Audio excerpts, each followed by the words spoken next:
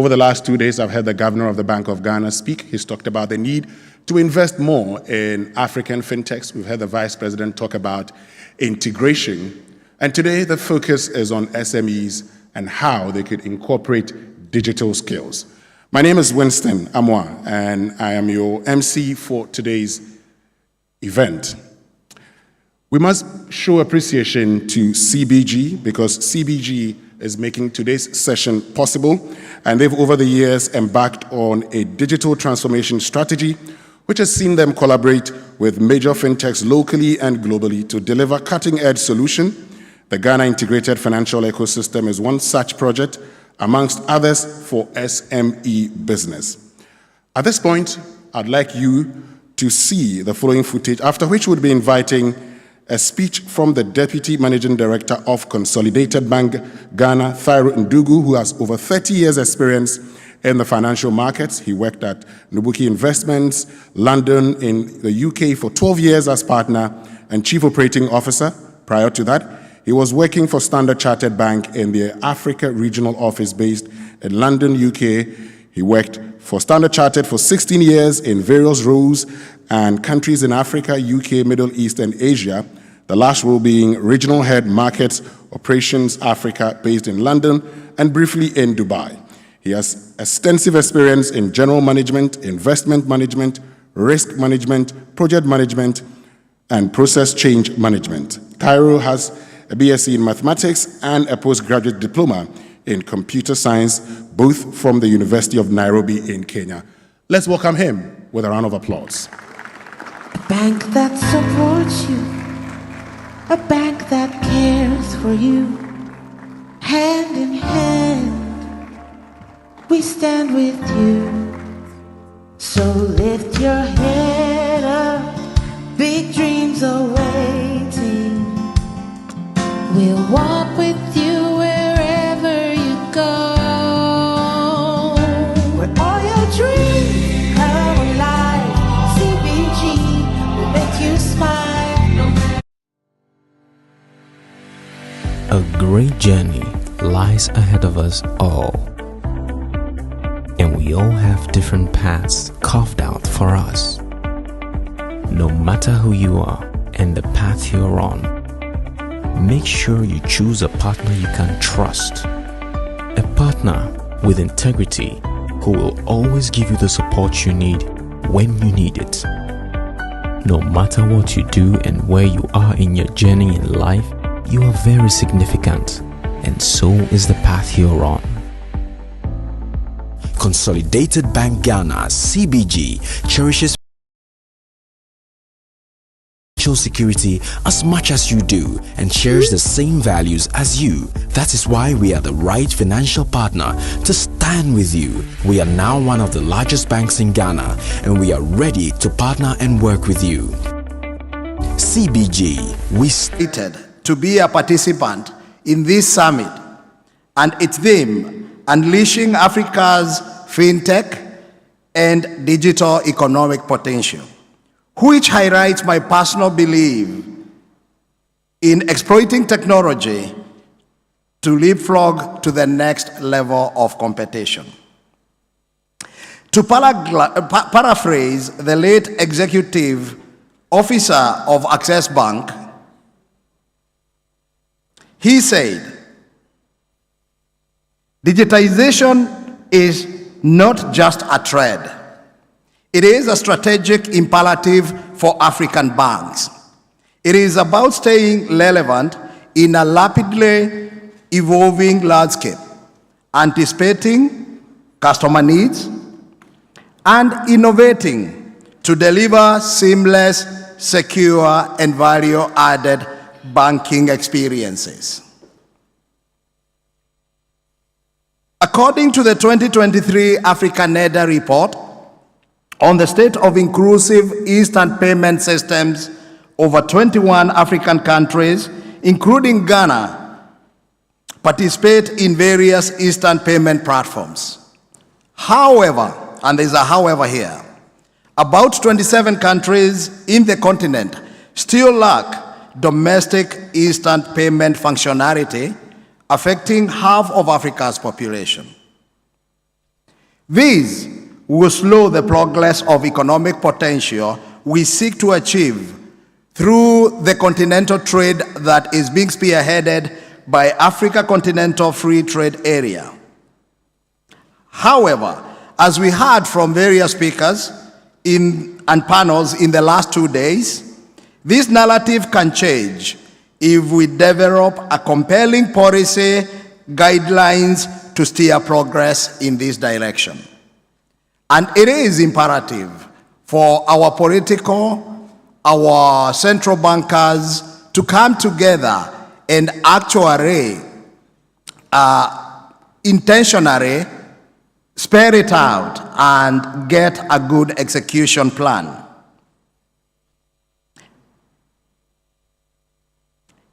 CBG is proud to be participant in this regard.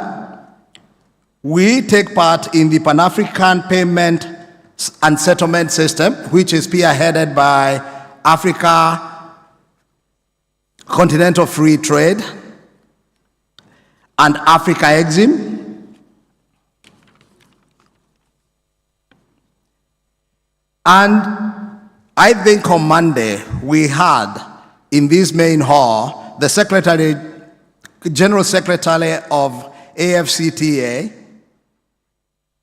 and he said the whole idea of connecting Africa through trade is exactly the vision of our forefathers in 1963. And so we are on that journey, and we are joining the entire continent to try and make it happen and a reality. In May 2018, the Vice President of Ghana, His Excellency Dr. Mohamed Baumia, launched the mobile money interoperability system in Ghana, the first in Africa. This mobile interoperability payment system has seen a tremendous increase, not just in volumes of transactions, but also the float in the mobile wallet becoming another way of financial inclusion. This has led financial inclusion, including ourselves in CBG, to offer nano and micro loans to some of our small, medium, and micro enterprises. It shows how the economy can benefit immensely when financial institutions, fintechs, telcos collaborate for the good of the national economy. Let me bring this nearer home. 3 years ago, CBG joined Bank of Ghana, Development Bank Ghana, to seek and Monetary Authority of Singapore to seek a platform that can enable fast funding of our SMEs in Ghana. This led to introduction of a company called Proxtella, who are taking part in this summit, who offer a platform which is built to open global ecosystem to be utilized by financial institutions and their SME customers to enable cross-border trade through the use of universal trusted credentials.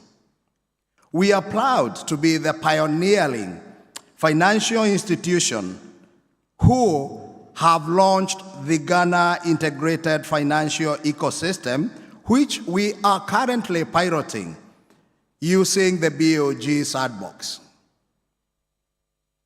So far, we have disbursed close to $1 million equivalent in Ghana cedis through this GIFI platform to our SMEs in various sectors of the Ghana economy. We anticipate this will result in fast cross-border trading, not just with Asia, which is the final intention, but across the African continent, which we all know about. In conclusion, The full potential of digitization can only be realized if all players in this space were to collaborate in the search for real-life solutions that not only support the economy, but also bring in both financial and economic inclusion. We must continue to work together to overcome challenges and unlock Africa's fintech and digital economic potential. With that, I say thank you, enjoy the remainder of the sessions here and the rest of the summit. Thank you very much.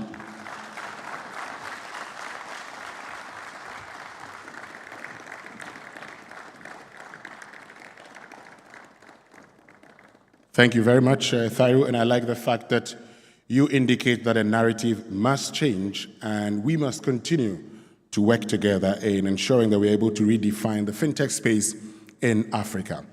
So we're getting into the panel discussions, and the first panel discussion will be on digital tools for African SMEs, new capabilities for growth and resilience.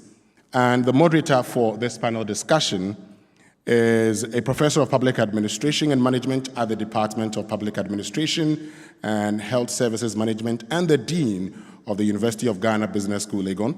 He obtained his PhD in Development Policy and Management from the Global Development Institute, University of Manchester in UK.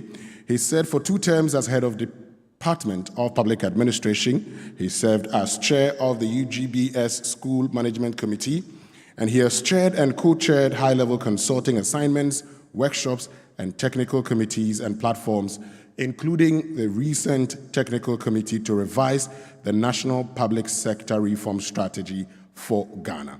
Let's welcome Professor Justice Bawuli.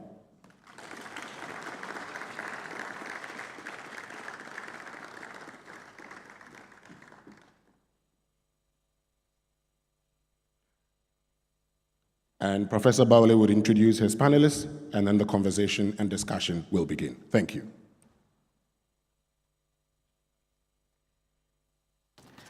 Thank you very much, Winston. I appreciate the generous introduction. Good morning, ladies and gentlemen, and welcome to this morning's panel. I'm really excited to be here and to see all of you. Thank you for making the morning traffic to join us. As has been told, ours is on the topic of digital tools for Africa SMEs, new capabilities for growth and resilience.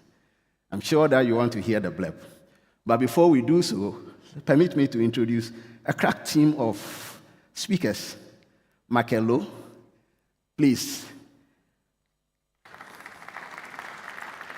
I am not proceeding with further introductions because I would want them to introduce themselves and tell us a bit about themselves. We also have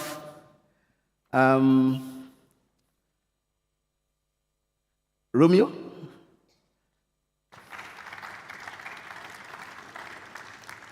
We have Kama. And then we have Nuno. Now, ladies and gentlemen, this is a team that comes with over 120 years of combined experience in diverse areas of experience, and I'm really excited and humbled to be your moderator. As we've been told, the entire 3 days we are getting ourselves busy with looking at these very vexed matters of innovation,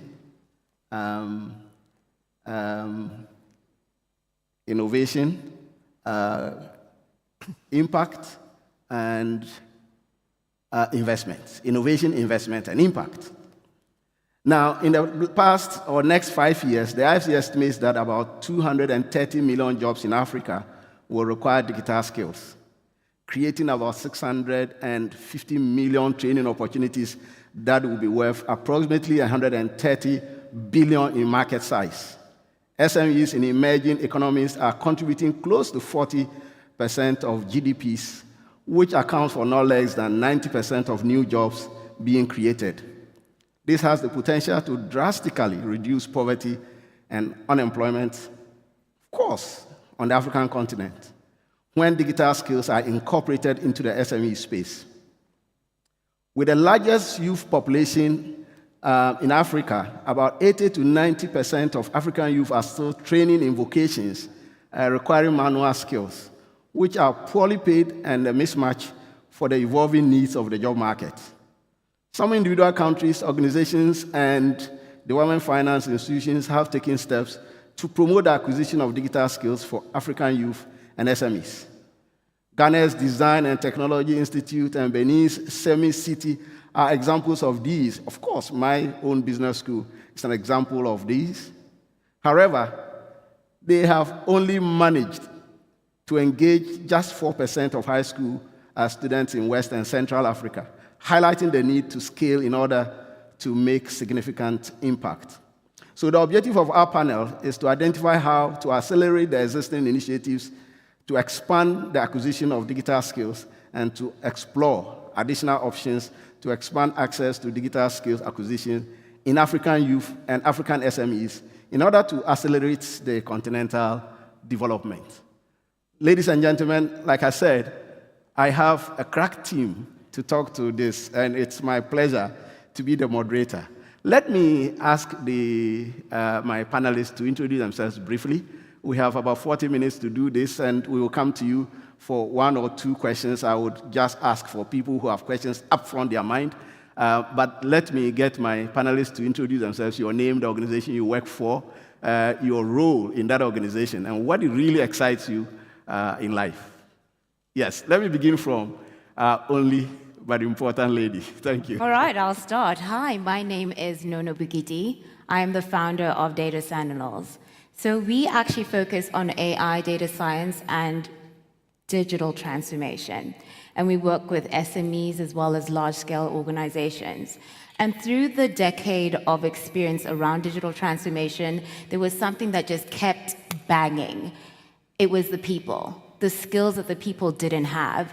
And because of that, I was so impassioned that we actually launched our Transformation Leader program, which is an online program. It's free for some and it's paid for others, that actually addresses things like, your data and digital skills that you need, as well as leadership. We shouldn't shy away from trying to create holistic people who are equipped to actually lead us into the future. Thank you, Nunu. Thank you. Let me go to you, Kamar. Thank you. So my name is Kamar Salim. I head the SME Finance Forum, which is a G20 initiative managed by IFC, the World Bank Group. Basically, the SME Forum was formed to scale SME finance and solve the SME finance gap, which stands at 5.7 trillion right now. So we have a member network. Our member network covers nearly 190 countries. Our network serves about 33 million SMEs, does $140 billion of SME finance. So we sit right in the middle of what should be the friends, the financiers, and the SMEs. Thank you. Absolutely awesome. Yes, please, Romeo. Yes, my name is Romeo Bujay, and I manage IT Consortium. IT Consortium generally started from the education side, where we were providing solutions for tertiary education, and then moved into payments. And we provide systems for SMEs and things like that. So looking at things that really excite me in that side of both education and then in the SME digital usage, I'm very passionate about financial inclusion. So Absolutely. the things that we do trying to hit the ordinary people to bring them into the financial space and how we can enable them to be able to use these digital services to better their life. Thank you, Romeo. And last but not the least, Michael. Thank you. Very happy to be here. In fact, thank you for having me. I've learned quite a lot over the last 2 days. I'm Michael from Singapore Management University from Singapore. So our unit actually focuses on upskilling, reskilling of the citizens of Singapore. So we are part of the universities where we do a lot of programs working with various stakeholders in the entire ecosystem to ensure upskilling and reskilling of the workforce. Something that I'm very excited about, I'm actually an educator by training, so to see people acquiring the right skills so that they can, so as to bring about improved performance at work. I think something that I'm very excited about. And this is what I do on a day-to-day basis. Thank you. Thank you. So, ladies and gentlemen, welcome again, and we are set to go. I would begin with you, Romeo. If you do a scanning of the digital skills ecosystem and the capabilities that exist there, you would typically come to the conclusion that a lot of these are initiatives that are led by the private sector. Especially within the African continent, it looks to me that governments have been very slow at being at the push end of the story.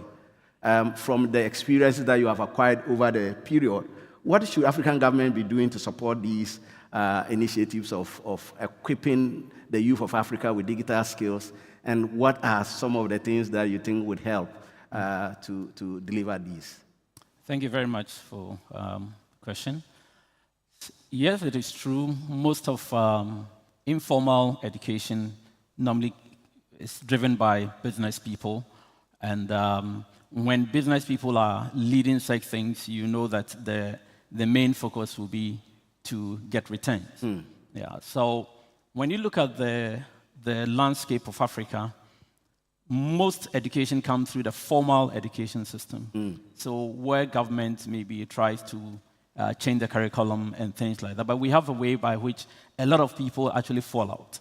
And that is where the problem is. So these people who do not go through the formal system to get the education that maybe Prof. You will give them, end up into the SMEs, end up into the informal sector that we are trying to reach with digital skills for them to be able to do their work, and yet they don't have that. So when we provide digital tools for these people to do their business, small businesses, one of the things that I think government could do in partnership with private sector would be it could be, normally we talk about tax incentives, where what you are trying to achieve with this informal sector and the small scale companies will be to add this part of training as a means of educating the people to be able to use it. As a company, we try to make our system very simple so that individuals can easily use it. But even with that, the uptake becomes very difficult without specific education for them to be able to use that. So whether you are targeting small companies, I mean SMEs, and you see when we define SMEs in Africa, it's very different from what is defined elsewhere. I was in Japan and the Prime Minister was talking about SMEs. And the SMEs he's talking about is actually the big companies in Ghana. Okay? So when we defined SMEs in Africa, we are actually talking about sometimes 3 people managing a company, sometimes even 1 person. And these people do not have the right educational background to be able to get these things that we're talking about. So if a government takes the initiative in formalizing such training, what is going to happen is that you have a lot of bureaucracy with it, and the people who need it might not have it. But when you use it through systems that have been developed by private sector to these people, then through that, if you have some skill education with it, government could sponsor it, international community could sponsor it. So carving down these kind of training, along with the program that we are giving, or tool that we are giving to them to be able to manage their system, will be, for me, very important. And also adding financial literacy program with it. So, because if you just shows me how to dial and or use a software to be able to manage, and I don't understand why I'm using this, at the end of the day, I won't find value with it. So combining financial literacy with digital skills for SMEs is a way by which I think government could partner private sector to be able to scale this across. And it's good business for business people. I mean, you could be focused on just the training and partner with another company that is focused on the digital tool that you are giving to them, and together we'll be able to meet these needs in Africa. Thank you. I think it's good for government as well, and it's good for the people. So in actual fact, it's good for everyone. Yeah. Thank you so much. Let me go to you, Kamal. You have had extensive experience going across the world and dealing with different things and working. And like you said, huge portfolios you manage. I'm sure that you would have realized that in other parts of the world, STEM education is becoming integral. But how do we ensure that within the African continent, we are able to push the advancements of these educational systems that allow us to be able to magnify the skills that we need to give to young people? I mean, when COVID broke, we all saw how everybody ran for cover, and businesses that had digital skills were the ones that survived. But how do we ensure, from your experience from elsewhere, how do we leverage this space within the African continent and to ensure that there are linkages with these to fintech and SMEs and the way that they can upscale? Thank you. So this is, I mean, we all say it's good for the society, good for the economies. 40-50% of the GDP comes from SMEs, but less than 5% of the global GDP, if you really look at the SME finance. So I think, I'll start with the context and then I'll come to specifically. Sure. Because there are 4 things and they need to be intertwined, what you were talking about, bundling it together. There's access to finance, there's access to skills, there's access to markets, and access to an enabling environment. All this needs to go hand in hand. You cannot have one and not have the other. And one of the areas that is most neglected is the skills area. But I think I'd like to point out that a lot of times we bundle up the whole SME space. You need to sub-segment and really understand where that is needed. So you have the micro, you have the cottage, you have the self-employed, you have the very small enterprise, you have the small segment, medium segment. I think the needs are very different. When you go to industries, textiles, leather, other retail, the needs are very different. So how do you build this ecosystem in a new digital age? So when you look at the skills that are needed by the SMEs, I can put them in 5 buckets. One is the business management skills, accounting skills, CRM skills, cybersecurity management skills. Then you come to financial management skills. How do you do online payments? How do you do online loan origination? Then you come to sales skills in terms of really going out through digital market skills, digital collaboration skills. And then you look at the technical skills, which are needed for your specific business lines. So I think that's another set of skills that is needed. And then the new area that is emerging is the trade skills, the e-commerce skills, the supply chain skills, the ag tech skills. Now, you talk about all that, SME must be, wondering, oh my God, I need to be a scientist to run a business. But, that's not the case. At the end of the day, I think we need there's a 5-corner model, I always say. The regulators, they have to play a role. The financial institutions have to play a role. The large corporations who have SMEs in their value chains have to play a role. The trade bodies have to play a role. So I think we and the SMEs themselves have to go to this. A lot of times we also find in some geographies, SMEs don't want to skill them up. They are stuck in their legacy systems. It's very hard to graduate them to a more skills program. So, I'm sure Michael will talk about the Future Skills Program, that is running in Singapore that talks about STEM and some other new technologies. But I think it's important that we build the digital skills systematically in the SMEs. It's not just about having them do their own business better, but it's also having them do commerce better, do finance better, and do their sales better. So I think we are seeing a lot of interesting programs. I'll give you an example of a bank in Turkey, for example. They run a training program which is bundled with their financial programs. And they have like 850 videos, they have 450 tutorials, they have about 50 different experts from industries. So they've created an ecosystem. And I think that allows them, so they measured the non-performing loans of that portfolio where they actually did the training to the ones, and a lot of that is digital training. And they felt the non-performing loan was nearly half of the other portfolio that they had. So there is actually a business case for doing training and skills development, and we are seeing this increasingly that once you combine the finance and skills together, that's a very powerful combination, because access to finance is the major challenge and access to skills is a major challenge for SMEs. So the nexus of this is really where a lot of future solutions lie. Thank you. Thank you, Kama. Ladies and gentlemen, I guess that you are enjoying the session like I am doing. Currently, the Bank of Ghana, the Development Bank Ghana, and the University of Ghana Business School have just commissioned a research project where we're looking at innovative financing.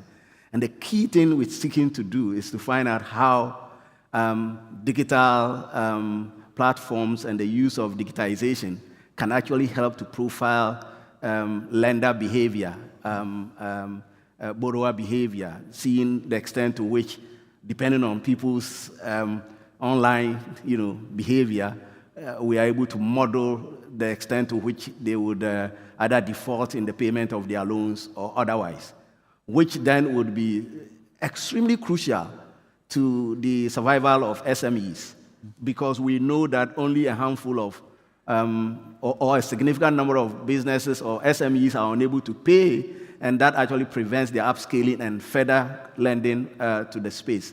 So this is something that I think it connects to the point you just made. Can I make a quick point on this before you move on? So I think I wanted to give an example of a company called Silver Lining in Canada, US, LAC. They operate in that Americas region. And they do trainings for SMEs, but they use that data to model that data and to lend against it. So a lot of times, the trainings that you're conducting, digital trainings, is actually leaving a data footprint. Yes. And if you're able to use it, model it, so they've actually now started lending based on that data. So I don't think we can separate the finance and training, and the moment you combine, it's a very powerful combination. Thank you so much. Let me come to you, Michael. If you look at the space of digital skills and the way that they are evolving within the African continent, how do we implement strategies? And in fact, what strategies do you think that we would help to speed up the rate at which skills are being deployed? We've had the conversation. We have often done the tokenist approach. We do, if you look at Ghana's population, you look at the African continent and the number of young people, a drop in the ocean is good enough, but as much as a lot of them cannot have the skills, you are still lagging behind the global indicators. How do we push this agenda much more faster?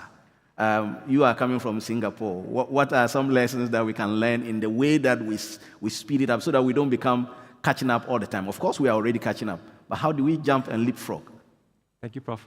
I'll probably just share perspective from Singapore, and hopefully the esteemed speakers can just chime in anytime, if you feel like it. We are from SMU. I'm from SMU Academy. We train about 33,000 individuals on a yearly basis. So there are a couple of things that we look at overall as a nation. I think this has to be done strategically in a very systematic and systemic way. All right. So one of the key things that we talk about here is actually I think we should prioritize digital education. Yeah, in terms of education policies. All right. So government should prioritize digital education by incorporating it into the school curricula right from a very early age. All right. And this will form a strong foundation that can be built on with more advanced skills as the student or as a child progresses in his or her education journey. At the same time, I think the whole education system has to be dynamic enough to adapt to the kind of fast changes that's happening in a technological age. I think this is important. So in Singapore, at a very young age, we will teach at primary school level. We teach them digital making and no-code programming. So as they progress, it depends on the school. Some are more science and tech focused, so they would be taught things like blockchain, smart contract, simple things, artificial intelligence. And there's this approach now, in the whole nation, there's a focus on using Gen AI into the whole teaching and learning process. Yeah, I think this is key. Following that, I think there's this whole culture of continuous learning is key. So, based on research, right, more than 40% of the employers around the world felt that the workforce is not ready for the digital world. So even though you can teach them, but when they step into the workforce, probably technology has actually advanced even further. So what do? I think continuous upskilling, reskilling is key. So that's the next phase. So in Singapore, this is done in a very systemic way, from policy to frameworks to kind of whole support mechanism. So we have this skills framework, a skills taxonomy, that's actually applied across with a very heavy focus on digital skills. All right. So for us, because we support the government, so whatever program that we design has to be aligned to the skills framework, which spells out very clearly the skills and abilities that in each of these competency, what are we expecting? How do we measure? All right. And following that, I think it's also in terms of policy, it's a top-down approach. All right. It's probably one of the more successful cases so far we have seen across the world, because if you want it bottoms up, it will take a long time. All right, so the top down, by actually giving a lot of incentives in terms of cost funding, cost-free grant, So in terms of other than the funding, if an organization wants to build capability further, there's some grants that you can tap on, as long as you are very clear, you have a plan what you want to do with it. And the whole support mechanism comes from the fact that all the universities, it's mandatory that all universities are supposed to have CET, which is a continuing education and training centers, to help support. So we're all given KPI every year to fulfill. So every year you're supposed to train a certain number of people over a kind of plan of like 3 to 5 years, usually 5 years now. Yeah, so this is what we do. And I think following that, I think public-private partnerships is key. Yeah, so You talked about yes, that. probably I elaborate a little further from the institution, from academia perspective. So we believe that partnering large tech firms will give access to digital tools, the latest digital tools. All right, so for instance, we actually incorporate the use of certain latest digital tools by partnering like Google or AWS into the school curriculum. So the students at the university level will be early adopters of all these tools. So when they actually go to the workforce, they are already there and they know what to use, how to use it, and how to go about doing certain things. And I think particularly in Africa, this could come in a way of direct investments into educational programs and infrastructure. For instance, in supporting broadband connectivity and digital learning platforms to facilitate digital learning in, say, for instance, rural areas of Africa. Yeah. Thank you. And I have two more, very fast one. Right, yes, sure, that's fine.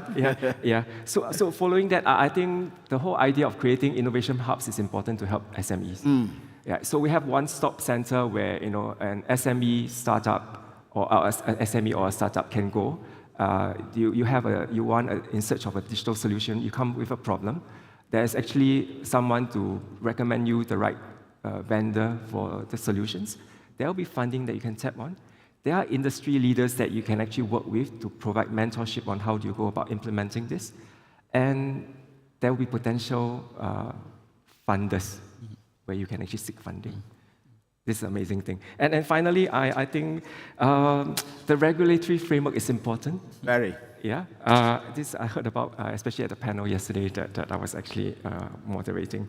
So I think government needs to create a regulatory framework that will encourage innovation and at the same time providing the kind of protections for SME. So what does that mean? It probably includes policies that will help support secure adoption of new technologies.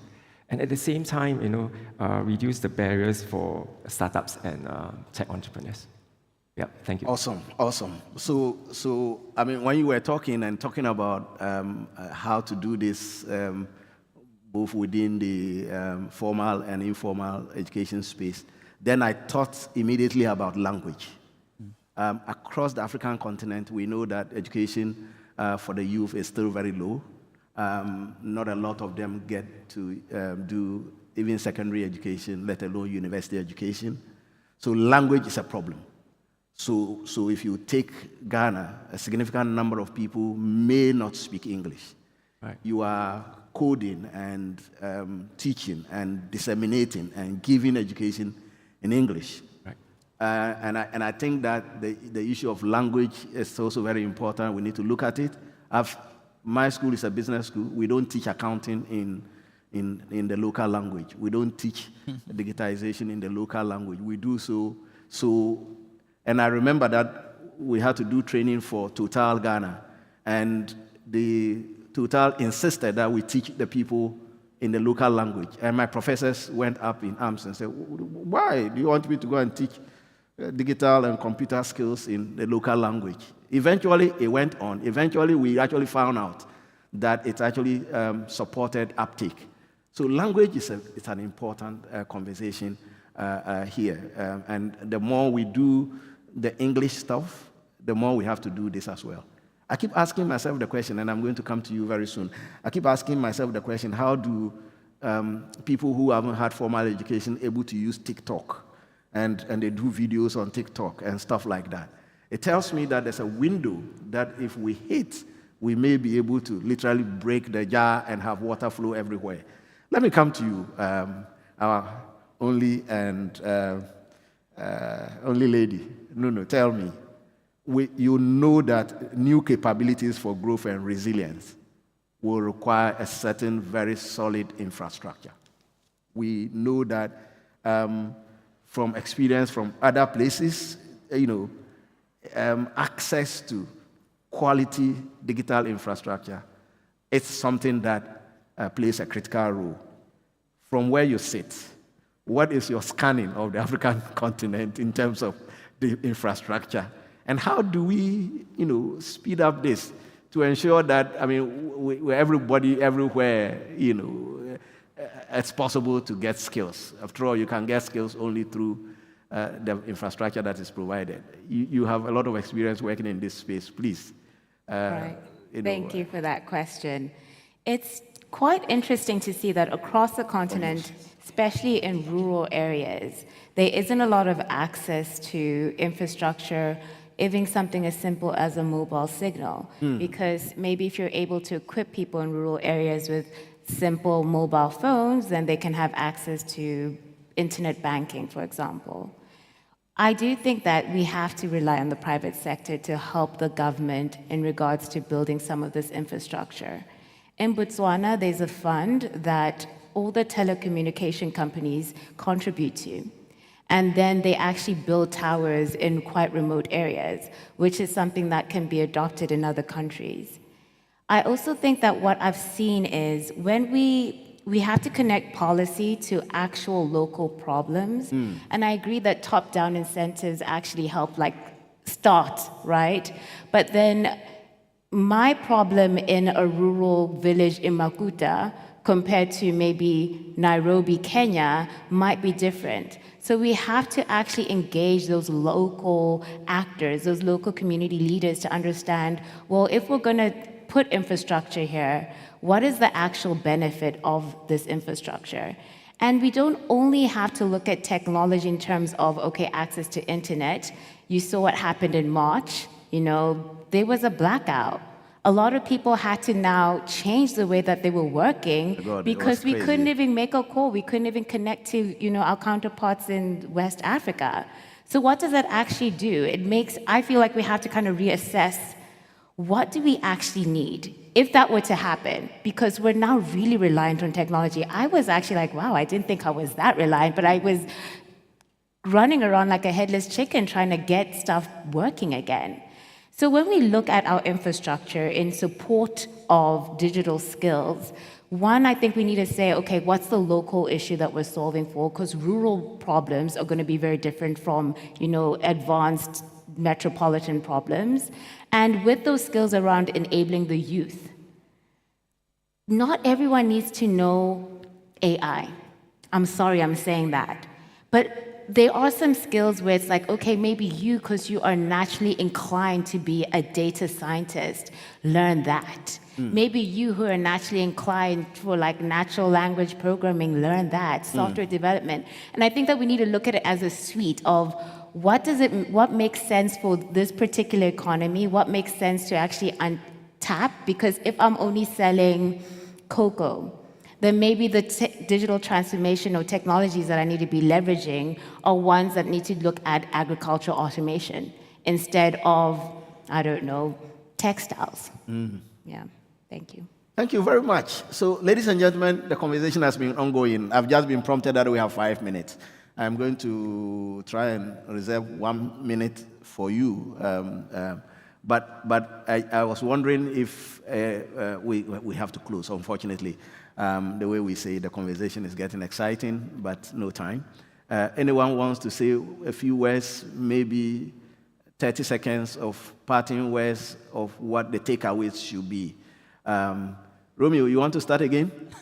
Yeah, quickly, Yes, and then I'll go I think to my... that from the private sector, I will advocate that people look into this space well. Okay. Because very few companies are actually there, and just maybe about 4% is actually being covered. Right. We need to be able to scale, and there's an opportunity to make money in there. And then the government also, our government should keep a focus there with policy. Sure. And help the private sector to be able to scale there. Thank you. You want to, one word, 2 words, 1 sentence? Yes. 2 sentences. Yes. And I'll focus more on what we are going to do. SME Finance Forum. So Our member network is nearly $8 trillion. You know, it's one of the 300 really institutions in 190 countries. What we plan to do is leverage our 7 innovation hubs. Skills is actually a cross-cutting innovation hub, and help solve the industry problem. I think if there was a time to solve it, it is now, but it has to be a collaborative effort. It cannot be one institution. So we will bring everybody together to solve the industry problems. Great. Michael? Just riding on what Kamal is saying, I'm looking in terms of collaboration. I think I'm looking forward to this day where we can actually foster a strong industry-academia alliance, to help, in this whole digital transformation, not just locally in Singapore, but globally. I think in terms of knowledge exchange, in terms of mentorship for startups, for businesses, in terms of R&D to help, businesses scale. I think this is important. Yeah, that's a lot that the academia didn't do. So you guys are looking for trouble. Yes, my dear. I think my message to SMEs is just learn. There's a lot of information online that is free and easily accessible. You do not have to go to university to start a $1 million business. It's helpful, it probably makes it easier, but you can still great success by learning online. A lot of these large-scale organizations offer free digital skills. Get that, start. Don't wait for someone to solve your problems, solve your own problems. Thank you. Thank you very much, ladies and gentlemen. And let me just add, first to you, gentlemen and lady, that this was a very exciting conversation. I extend a hand of invitation to you to drive past the University of Ghana Business School, where I am the dean, and we have great partnership for you. Our innovation hub is actually looking for a lot of support to be able to do this. Currently, ZPay is partnering us to set up a digital innovation hub, and we need a lot more capabilities and support, both in terms of technical and cash. Ladies and gentlemen, unfortunately, I'm not able to come to you, but the team would be in that corner. And please, if you have a very burning question, come over, let's have a conversation on the sidelines so we can have some engagement. Thank you very much, ladies and gentlemen, for your attention. Let's give them a round of applause. Please, let's take the photographs outside, okay? Yes, let's just take them outside. So thank you very much, Prof. and the team. You'd go outside and have the photographs taken, but first of all, the microphones, will be removed, and then you go out there and take the picture. Thank you very, very much, Professor Justice Bowley and the team. Just as the lady said that, don't wait for someone to solve your problem, start solving your problems. Professor decided to remind all of us that he set up a scheme, and so he's not waiting for anybody, except that you must all come on board and help him solve it. Let's give another round of applause. And I've been following the conversation. Learning a lot of things. The fact that, look, government should assist the private sector to enhance digital skills and financial literacy. It's important because here we're talking about the need to assist the private sector. But this is the point. While one speaker believes that government should, not be involved because of the bureaucracy and everything, there's a talk of actually incorporating that into our education and our school curriculum. However, we must be dynamic to adapt to the fast-changing environment.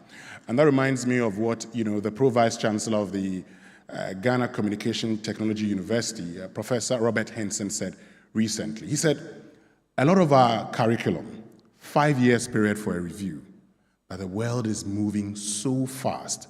You just cannot wait 5 years before you seek a review.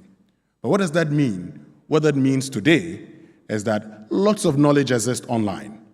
And so you would have to look out for these knowledge online, which one best suits your need, and then take advantage of it. You heard one of the speakers make the point that today we'd have to think about, business management skills, that's accounting and bookkeeping. You'd have to look at, financial management. You'd have to look at e-commerce skills.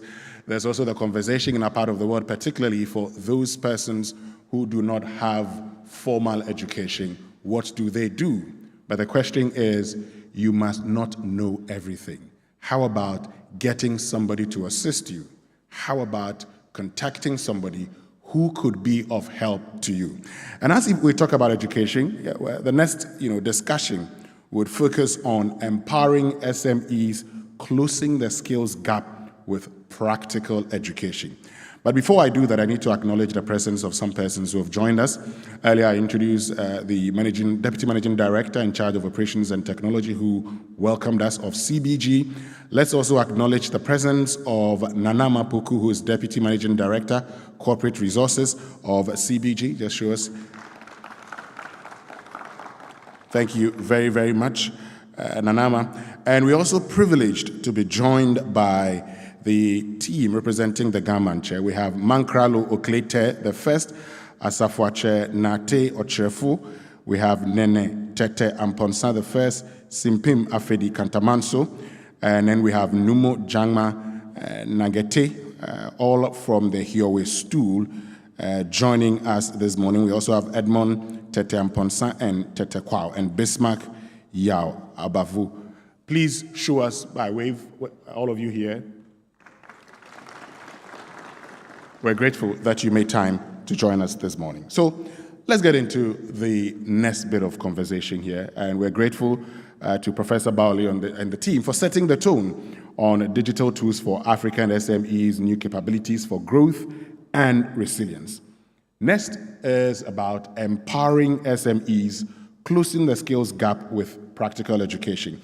And this is very important for a simple reason. During the first conversation, lots of talk about education. One was a talk about government assisting the private sector to enhance digital skills and financial literacy, because we believe that government would engage in a lot of bureaucracy. There's also the need to even divide these skills into subsects, being business management, where you look at accounting and bookkeeping, financial management, and e-commerce skills, that's supply chain skills. And also there's a talk about incorporating this into the school curriculum must be dynamic to adapt to the fast-changing environment and the need to have public-private partnership, which is very, very key. So the critical question is, how do we close the skills gap with practical education? I know there are many of you who've talked about this over and over again. There are many of you who've consistently reminded all of us that in Africa, one of the things we must do is to have practical education. You've said we need to let industry lead the process. You said industry must actually indicate what it is that they want, and then academia would implement. But how does industry and academia come together? How do we ensure that in all the talk about education, there is practical education? For those of us who may have schooled in other jurisdictions, we may acknowledge that a lot of emphasis is on practical education, something we don't do. So for this conversation, the moderator is an unconventional entrepreneur with 2 decades of experience in financial services, constantly referred amongst the top executives in the industry. He spent 13 years at Swift, where he co-founded InnoTribe, the innovation arm of the cooperative, launching the first global startup challenge.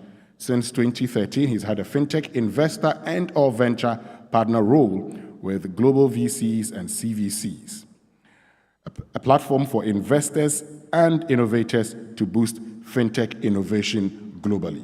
Ladies and gentlemen, let's welcome the co-founder of FTS Group, Matthew Rizzi, with a round of applause. Good morning. Good morning. Yes, we'll introduce his panelists, and then the conversations will begin. Please sit here for me. Great. Thank you very much. Okay, so I will start by inviting Katia, Jiba, Nicola, and Jerry on stage with a big round of applause, please. So this panel is going to be particularly interesting because we have represented, and they will introduce each other for a minute, but whilst they get settled, sit whatever you want, guys. We have represented function and developing our sales pipeline. Before that, I was in communication, journalism, and teaching and coaching as well. So education is a passion for me. Thank you. Nico. Thank you. So I am very happy to be here. I am in education and especially training IT talents for the last 30 years.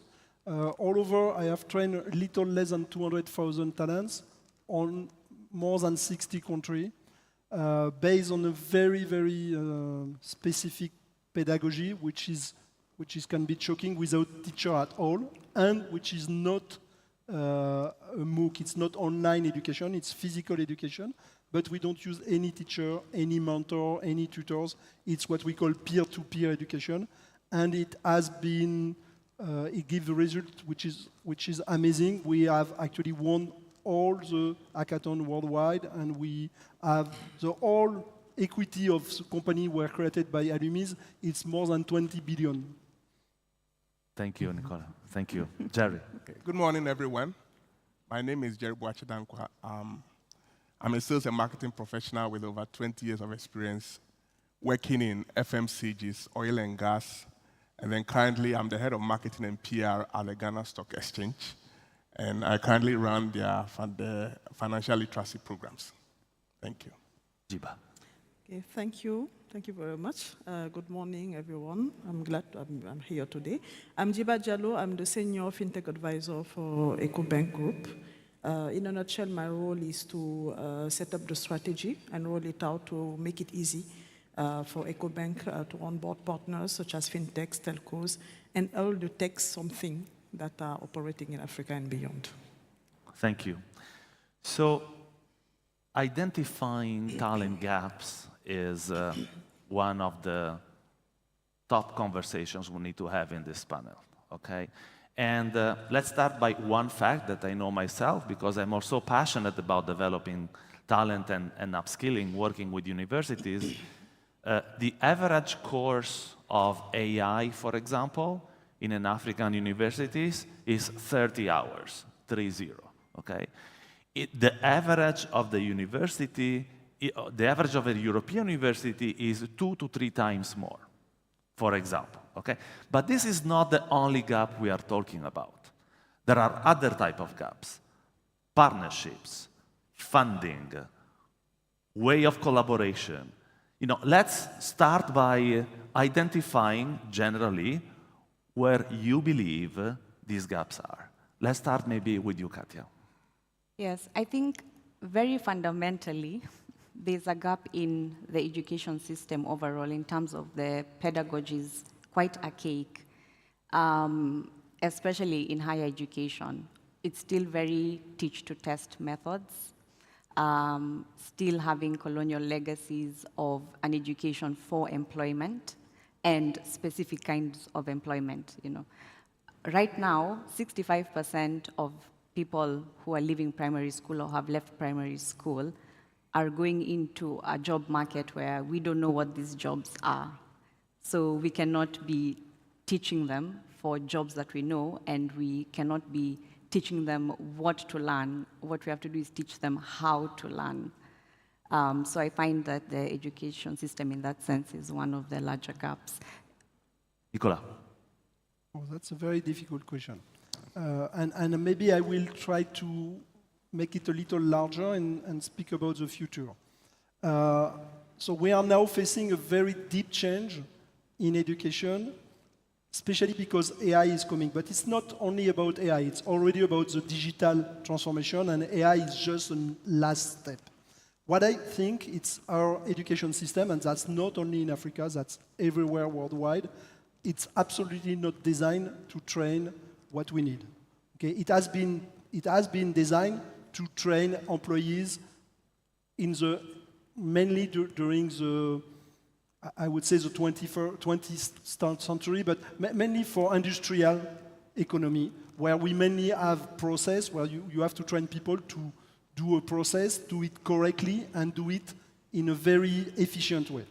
Now that we have AI and robot, all this part can be done by a software or by a robot, which means that we mainly design our education system to replace the lack of AI, okay? Because we did not have AI, and as we were more and more dense, we did a lot of logistic, so we had to AI, I would say, to AIify humans, okay? But now that it's getting out of that, there is a new set of skills which is totally different, and I wouldn't say it's totally opposite to the previous, but it's very different, and most universities are not able to deliver that, and I am even myself convinced they won't be able to change. There is one wonderful word of Jack Ma, who said that our university are training bad computers, okay? And that's exactly what we do. So I think the gap, it's not only about the way we teach, but really the gold of teaching, it's totally different. What we used to spend a lot of time to put knowledge in people and put, I would say, reliability on people, this time it's totally unuseful today. So we have a very big gap on that, okay? Now, going to Jerry and Jiba, you have the perspective, or can you please add also the perspective of the ones who are actually looking for these talents, right? So because you are large employers, you know, of these talents. So talk a little bit as well, or add on a little about this gap. Even if, Jerry, you are also responsible for the financial literacy program of the Ghana Stock Exchange, right? So I know that about you as well. Please. Okay, so I think one of the major gaps we have is financial literacy. And in all the programs that we've run, I mean, we actually ran financial literacy programs for students. Last year, for instance, we reached over 10,000 students in our outings.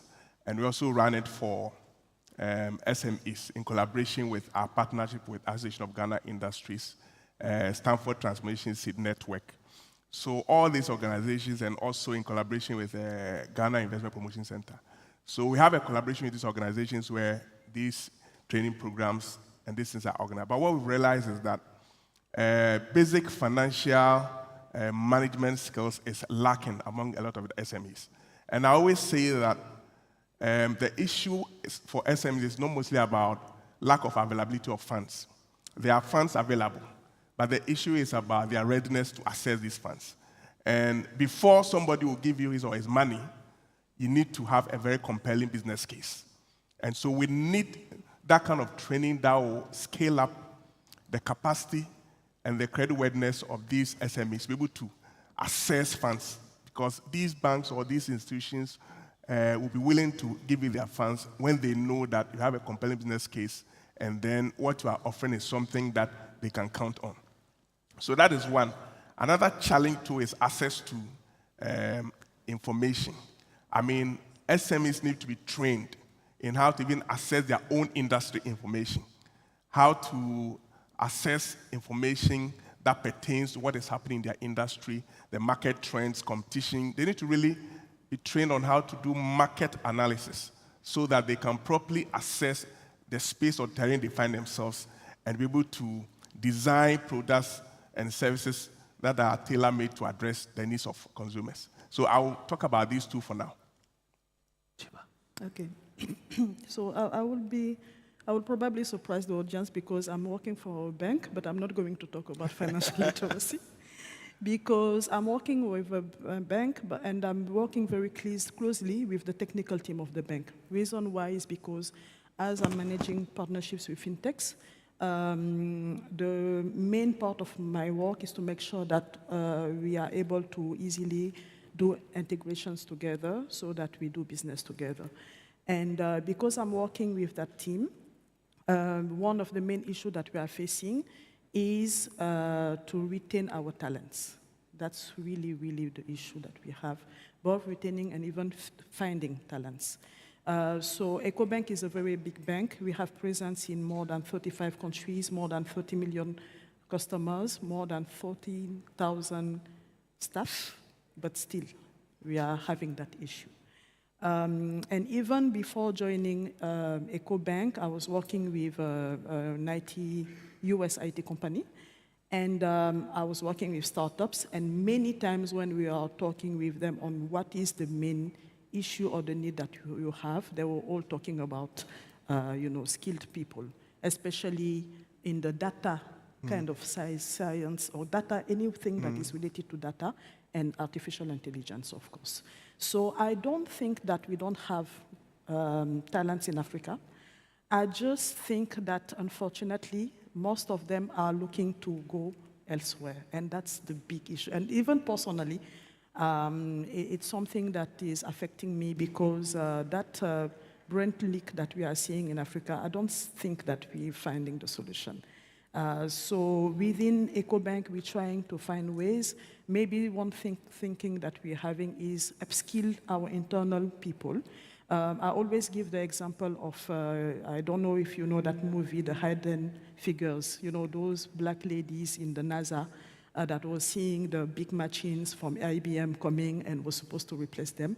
And one of them was smart enough to kind of be the master of the machine instead of the other way around. So how can we make sure that internally we are upskilling our people, we are making them ready to be ready for the next generation of IT, because at the end of the day, many of the future of the industry will be based on technology and IT. So how can we make sure that internally we are upskilling ourselves, but how can we also partner with outside organizations to have more capacities in the continent and make sure that everybody is served. Okay, so let's imagine the talent as a pyramid, okay? So we have, let's say, the bottom of the pyramid, who are the unskilled people, okay? And we can teach them some coding, okay? And, Nicola just told me, hey, there is a farmer, I think it was in Morocco, you told me, right? There is a farmer in Morocco that went into the one of Nicola's 01 Edo school and now is a better engineer at Google than someone who graduated at the university. This, we wish we had millions of them, but that, it's likely to be more an exception than the normal. But let's say that these are the non-skilled to skilled. And then the more we go up into the pyramid, this is where the upskilling is needed, right? So people or students who have already some knowledge, okay, but maybe the ones that they get that knowledge, they want to go abroad. So how do we create an ecosystem that make them stay? So first I will disagree. I will explain you that it's not easier to make a great AI engineer from someone who is educated in universities and someone who is selling water in the street. Because it's a totally different set of skills. And I would even tell you that the knowledge is something which harms you. I wrote a book, I just published a book about, which is called Prepare to Surf AI. What is important to understand that knowledge is not something which is neutral in humans. It changes the way you think. Okay? So when you educate someone in one way, you also change his way to be able to adapt. Okay, that's very important. And for example, I was speaking about this Schaefer who is working in Google cybersecurity now, but it's not an exception. I have trained 100,000 of people who were, most of them, outside of the education system, and now are part of the best IT companies worldwide. And it's very important to understand when you try to train an engineer, I have done a lot of upskilling. The most difficult part is to remove what they know. Because the way they know changes the way they see the world. And it's very difficult because I would maybe spend a little more time to explain. But for example, I have been training old engineers from France Telecom, the telecom company in France. So you have those engineers are very smart people. Okay, they are very smart. Of course, they have been trained. So they are obsolete. They don't know the new technology. So you teach them the technology. Very good. You make it. You make exam. They use the technology. Everything is fine. You put them back in the company. Then they use the old technology. Why? Because as humans, we are not constant thinking. When we are stressed, we don't use the same process of when we are cool. In school, we are cool. We are in exam, it's cool. Okay? You are in company, you are stressed because you have a big issue, so you use a good old way that have saved you for 20 years, and that's very, very difficult to fight. It's very difficult to change someone who has had success with one methodology. So most of the time, and especially for this AI change, which is very deep, not in knowledge, in the way of thinking, it's much easier to take young people and even very, I wouldn't say not educated, but not very strictly educated, because the process of strictly education is to reduce creativity, it's to force people to follow a process, and that's a computer does it perfectly. So what you need is to be able to collaborate with this computer to co-create something. And if you make people who are very, very efficient to execute, most of the time, I wouldn't say all the time because humans are always complex, but most of the time we reduce this creativity part. Okay, so it's very complex to balance that, and it's much harder to reskill than to skill. Okay, always. And sometimes I have been in situations where the only good strategy is to change field. So you have people coming from programming, put them in network. You have people coming from network, put them in programming. It's much easier than to try to teach the new way. I can add to that employers actually have the big task of also rethinking how they employ. The World Economic Forum, I believe, there's a report that was released, and it said that up to 80% of the youth will now be part of the gig economy, meaning that full-time employment is going to become obsolete. And it's more of, I have this skill and I'm going to sell you my skill for the time that is relevant. And the question is, how do employers then adapt to this gig economy? And another aspect is like what we do at the African Leadership University in terms of retention and managing brain drain. As what you said, they look for opportunities elsewhere. We ask the students to develop missions, because even if you're learning coding, but you don't have understanding of the context that you're operating in, which is the African context, understanding the challenges and opportunities on the context, what can you leverage, why are you coding, what are you trying to create? And when they find purpose in their learning, we have found that then they want to stay on the continent and utilize what they're creating for the continent, both to create impact and to still be profitable. I wanna switch and go to Jerry and Jiba, talking about the following. So I don't know, but I would say it's safe to say that there are over 100 million SMEs in Africa. I mean, it is probably more than 100 million.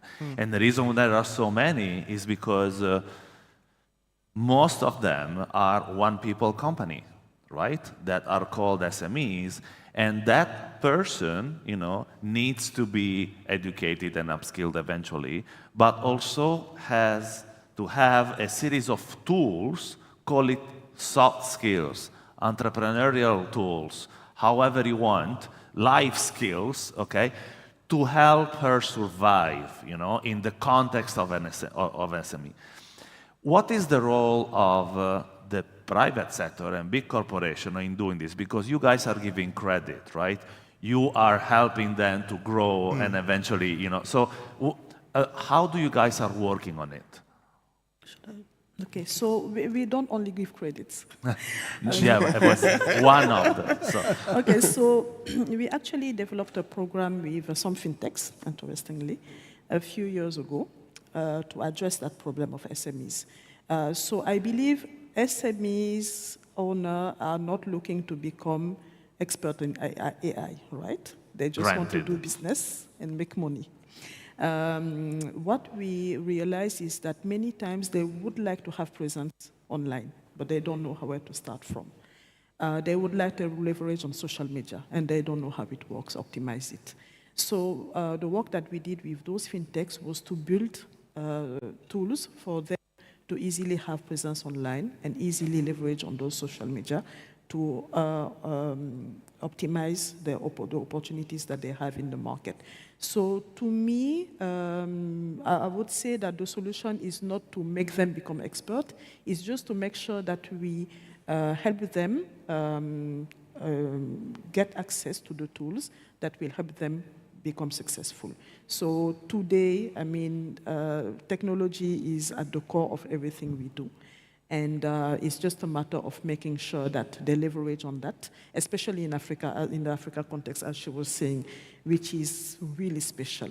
Like the way the population is adopting mobility and technology is quite special. So it's a very good opportunity for them. And that's the work that we've been doing with some partners across the continent. Jerry, I'm sure that the financial literacy program you're working on is exactly or partially about this as well, right? Yes, exactly. And I think that one of the observations we've made with SMEs is that, you know, SMEs are so much emotionally attached to their businesses. I mean, that sense of entitlement is there. So sometimes they build a lot of things around them. But in our training programs and workshops, what we have tried to tell them is that you're going to leave this world one day. And we have a lot of examples of SMEs where the owners pass on and then the businesses just crumble. So if we, in our engagements, we tell them that, for instance, one of the means that you can use to ensure the longevity and sustainability of your business is to consider listing on the exchange, where you get the right board, the right management team to run your business for you. Then you can take things a bit cool.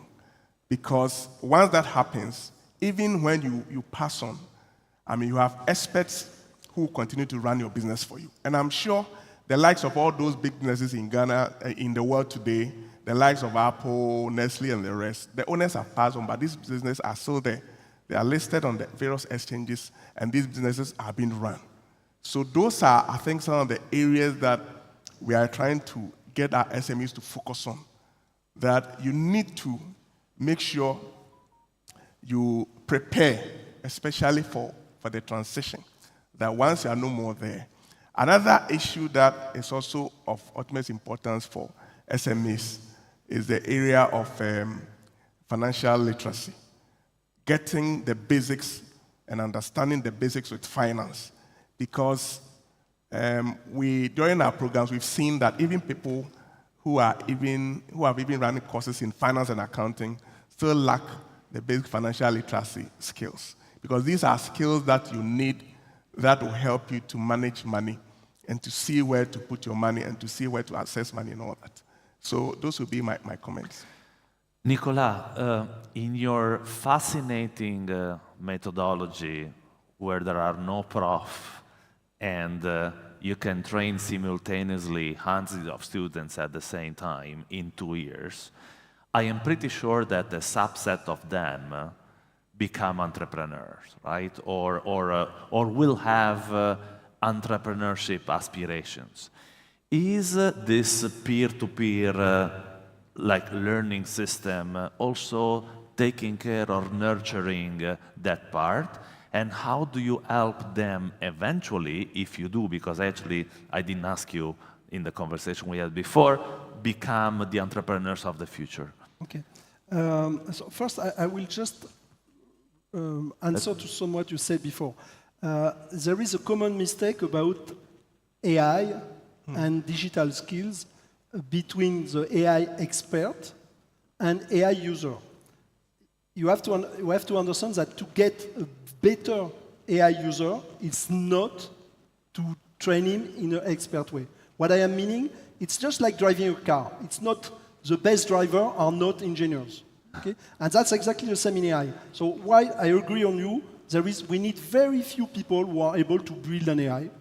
And it will get less and less because it's more and more automatized. We need very few people to understand how generic network and neural network are working. But we will need to have everyone being able to interface with them. Like today, no one would imagine that you are not scientific driven. The process of causality, which which is not natural to human.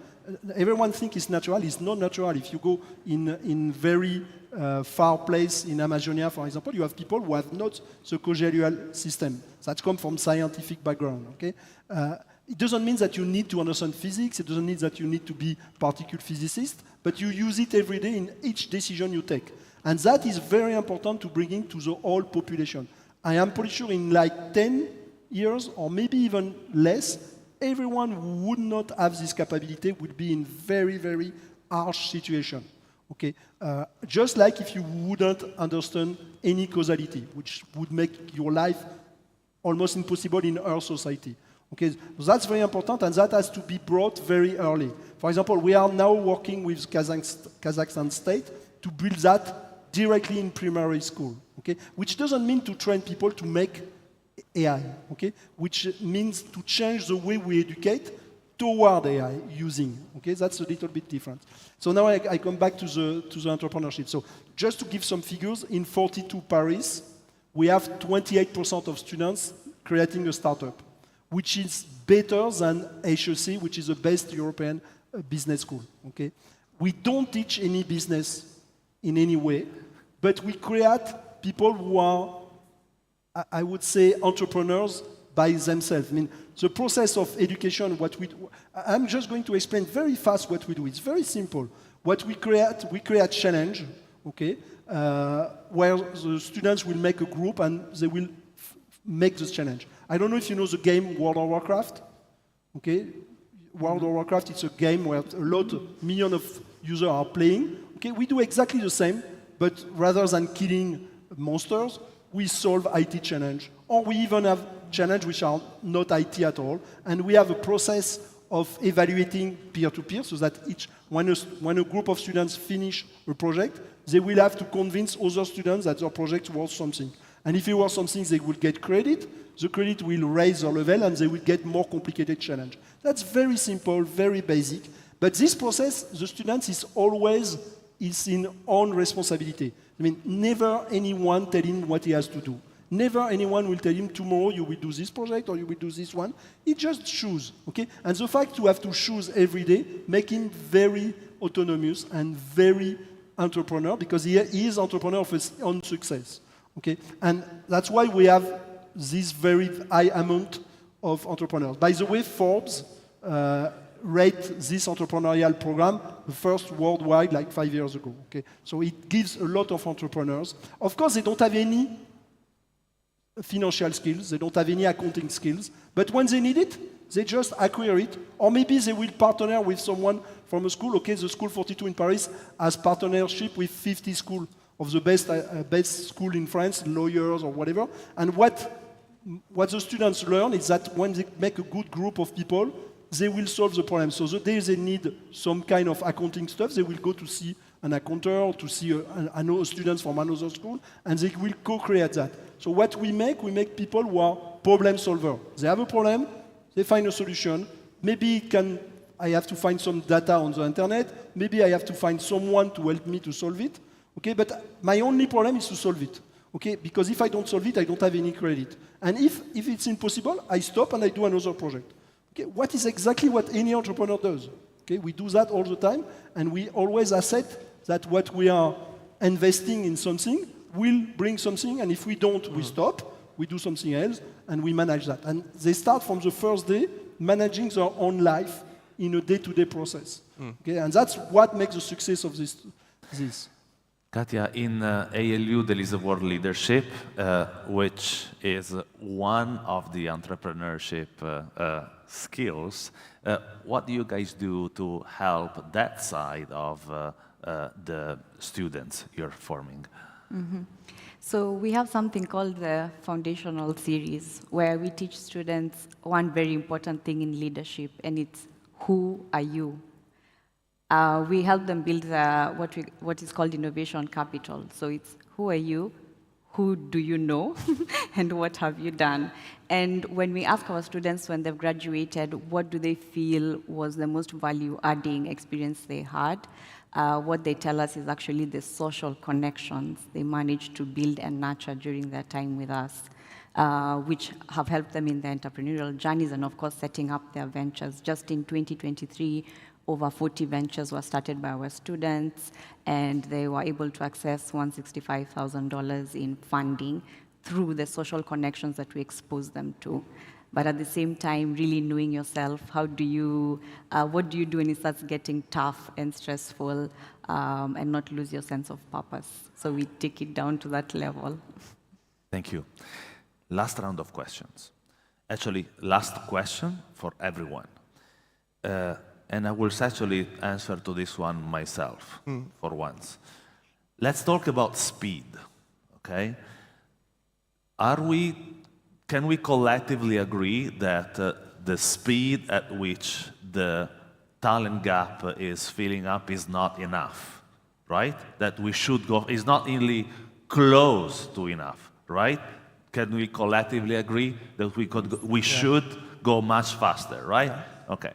So what is one thing that you think the ecosystem or one collaboration or one, let's say, no, suggestion maybe is too light, but you know, the one magic formula that today is missing and could be done in a better way? I'll start, okay?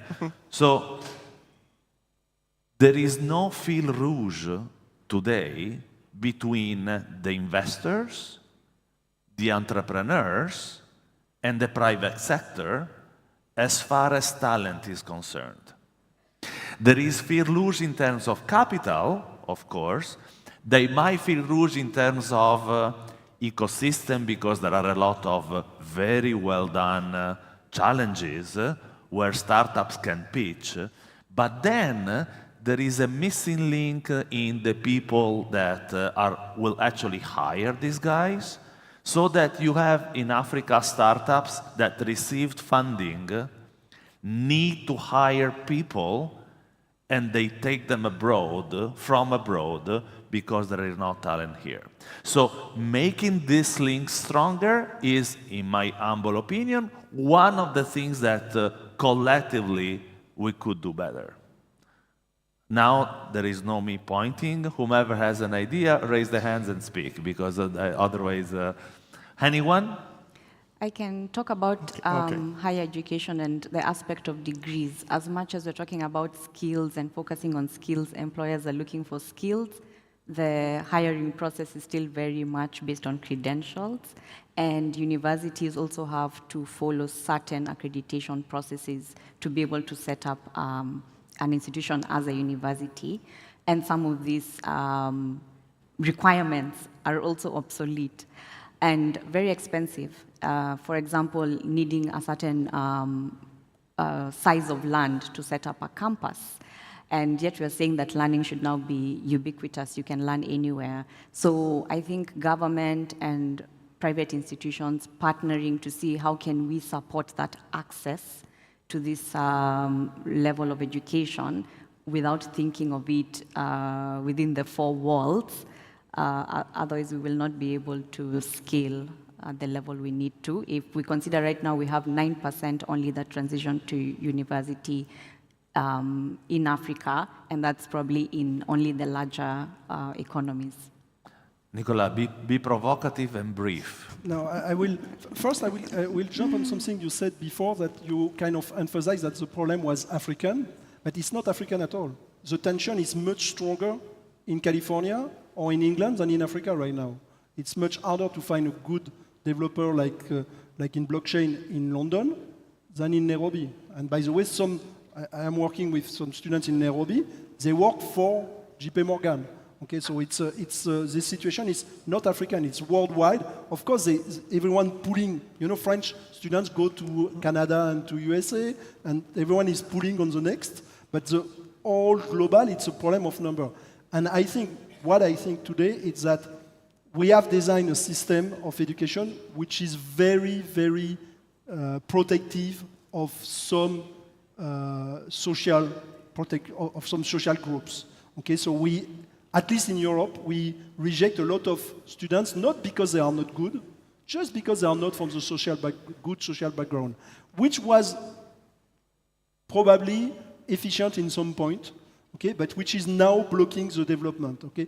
And you gave very good idea of saying that the gap, we are not shrinking the gap. No, the gap is growing, and if you look at the last figure from Gartner Group, they say we will need 30 million people in IT in 2030.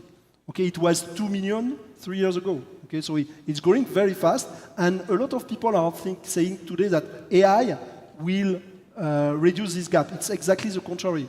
Okay, guys, you have to understand that most of these guys come from two phenomena. One, which is new opportunity, new things that we can do with technology.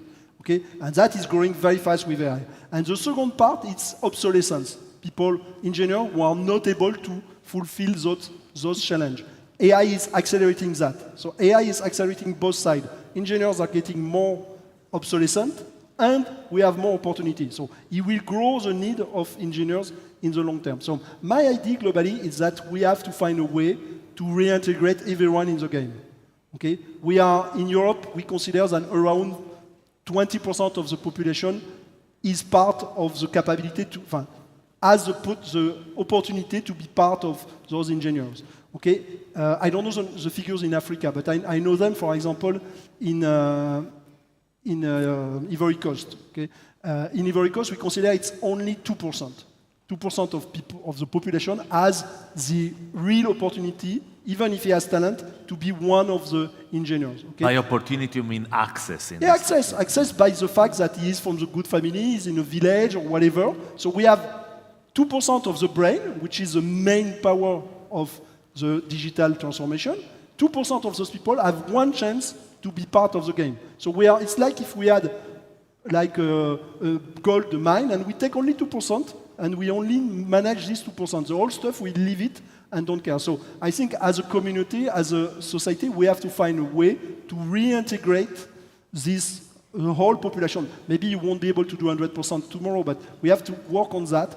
And one last figure, the World Economic Forum says that we are missing like around 5 to 8% of gross economy because of this lack of talent. Okay? So it's not just a social issue. It's not just a fairness issue. It's an economical issue. This is making wars. This is making a lot of people dying just because we are not able to reintroduce everyone in the game. So access. Okay, I think there has to be a very strong partnership and collaboration between academia, the policymakers, and the industry. Because we need to develop students or people with the right skill set that are relevant for what industry actually needs.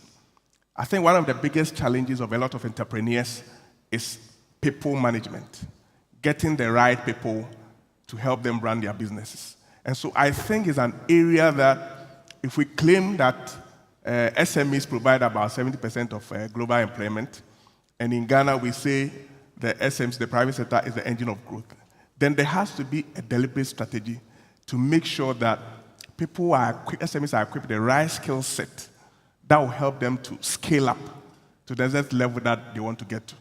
So I think that people management is sometimes missing. And SMEs, sometimes all their challenges are about access to finance, access to digital stuff and all that. But the people management thing is always missing. And that's where a lot of them got it wrong. So people management is an area that we need to actually focus on and make sure we train and equip SMEs on how to actually select the right people and to manage them to help them scale their businesses. Thank you, Jerry. Jiba? So I would say that if we had a response since then, we would have applied it, right? I've been in panels since years now, and we keep talking about that, but I personally don't have the solution.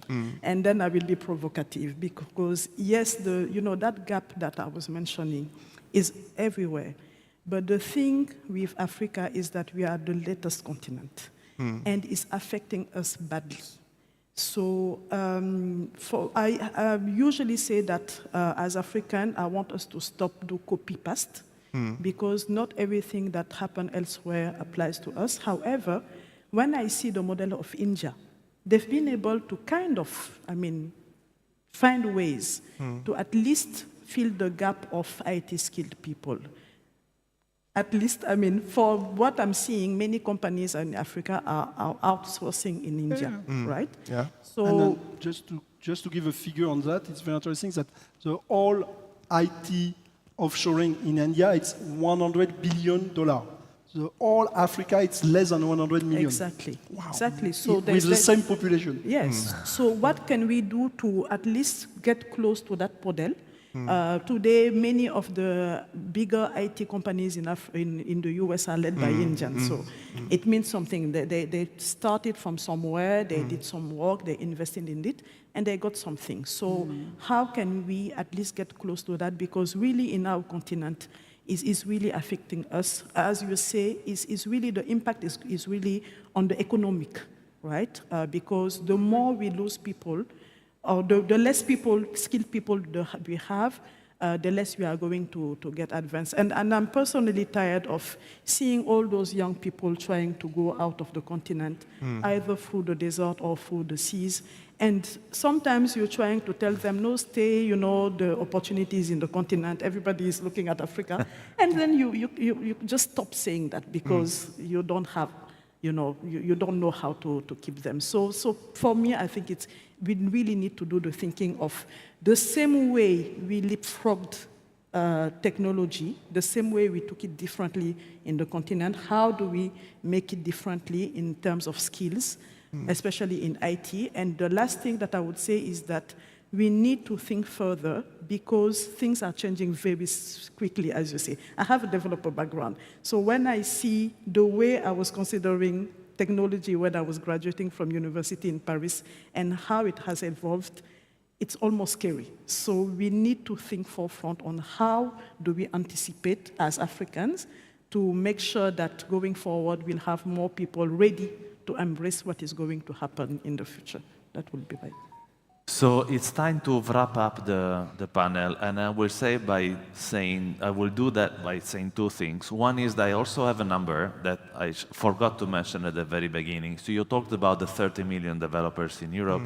Actually, there are 650 million people by now in 2030 that will need some form of digital skills upgrade. It's like 10% of the world population is a number that is astonishing, okay? So we do have a lot of work to do. It is also true, Jiba, that this is not the first panel that we talk about the theme. Truth is, though, and you and I have been in many of these events, that until 2 years ago, talent was not even part of any agenda. Right? Now, it doesn't mean anything. It doesn't mean that we are at the right speed, but it certainly gives a collective sort of consciousness or about being mindful about the fact that this is a problem that we collectively have to solve. Guys, thank you very much. It was a super nice conversation. I hope that you enjoyed it as much as I did. Thank you. Thank you very much. Thank you very, very much. Let's give them a round of applause. We can definitely do better. So you please go behind. You take the photographs up there. Great. So please go behind. Thank you very much, Mathieu and the team. And the fact that 650 million people need digital skills upgrade is a whole huge opportunity for all of us gathered here. What it means is that we also have a role to play in upgrading the digital skills of these persons. But even as we think of finding that way, I like what one of the ladies said, that as Africans, as we think of bridging or filling the gap, we must think differently. We must approach the conversations about technology differently and the conversation about skills differently. But how do you approach conversations differently if you do not know what you lack and what you need? You first of all must identify what that gap is and how whatever you are proposing will work for you. Is it a one-size-fits-all? Can we just go out there and say, this has happened in other parts of the world, so they can't happen in Africa? As we know, our environment is different, and so in most of the instances, we may have to shape these things to suit our African environment. But as we talk about changing them to suit our African environment, how do we do that? We must do that, as one of the panelists said, first of all, starting from policymakers who must facilitate the conversation between academia and industry. And I hear this all the time. Anytime we have a conversation about the need to bridge any gap, the need about skills development, we say, oh, academia and industry must come together. However, nothing seems to be done. For all of us who are gathered here, it's important today we're having this conversation. The next time we meet, I want us to be talking about what has been done and the impact of what has been done. But most importantly also, we've talked about the need to identify talents, the need to identify persons who can fill the gaps that we have. In starting a business, it must not be you and you alone. Sometimes you must collaborate with other persons in ensuring that you are able to succeed. You may not know it all, you may not have all the skills when it comes to financial literacy. Somebody may be an expert in technology, somebody may be an expert in sales. You must bring all of these persons together so that at the end of it all, together you will be successful. This will lead us into our third panel discussion, and our third panel discussion is about talent investing in Africa's youth. And I like how the organizers of the SME and Digital Skills Forum arranged everything, because we have ended on the need to upgrade the more than 650 million people who need skills development. The critical question now is, how do we invest in Africa's youth? What sort of investment will the youth need? Skills training, of course, we're talking about it. But even as we talk about innovation, investment, and impact, how about investment? What sort of investments will they need? Would it be investments in the human capital or human resource? Or will it be pumping finances into their business? But before we even pump finances into their business, do we know the sort of people that we're training? Do we know what they have and what it is that they bring on board and how that could impact the continent going forward? We've consistently talked about how, the Ghanaian economy, largely informal, and the fact that they form about 88% of the Ghanaian economy. The question is, how do we identify the right people? What sort of investments will they need? And are we prepared to invest in these people to ensure that going forward, it just doesn't have to become a talk shop, and like my friend will consistently say, we don't have to make it social studies. As in, would learn, would recite it, go back, come back the next year, and it is the same thing. So let's get into the moderator who's going to be moderating this conversation about investing in Africa's youth, talent investing in Africa's youth. And the moderator for this conversation is the director of the MEST training program. Now, she oversees EIT experience, manages the teaching fellow team, and ensures a dynamic training curriculum. She has experience working with entrepreneurs from around the world, managing training, social impact, and education abroad programs, and implementing community-based projects. She's previously taught communications at MEST from 2014 to 2016, holds a master's degree in higher education and student affairs, and a bachelor's degree in international development studies and political science. Let's welcome Emily Fiagbeji, who is Director of Training Program at MEST, to moderate this conversation. Thank you very much, Emily, and you may now introduce your panelists. All right, good morning, everyone. Pleasure to see you here. I have a really dynamic panel that I'm very excited to introduce today. So my first panelist is Joel Gasper. He's the chair of the board of directors for the Alliance of Digital Finance and the FinTech Association. Next panelist is Hassan Kazmi. He's the head of digital partnerships and ventures at Visa. Leah Nundati, the Accelerator Lead at ALX Ventures, and Audrey Abaka, the Director of SME and Agency Banking at APSA. Let's give them a round of applause as they come to the stage.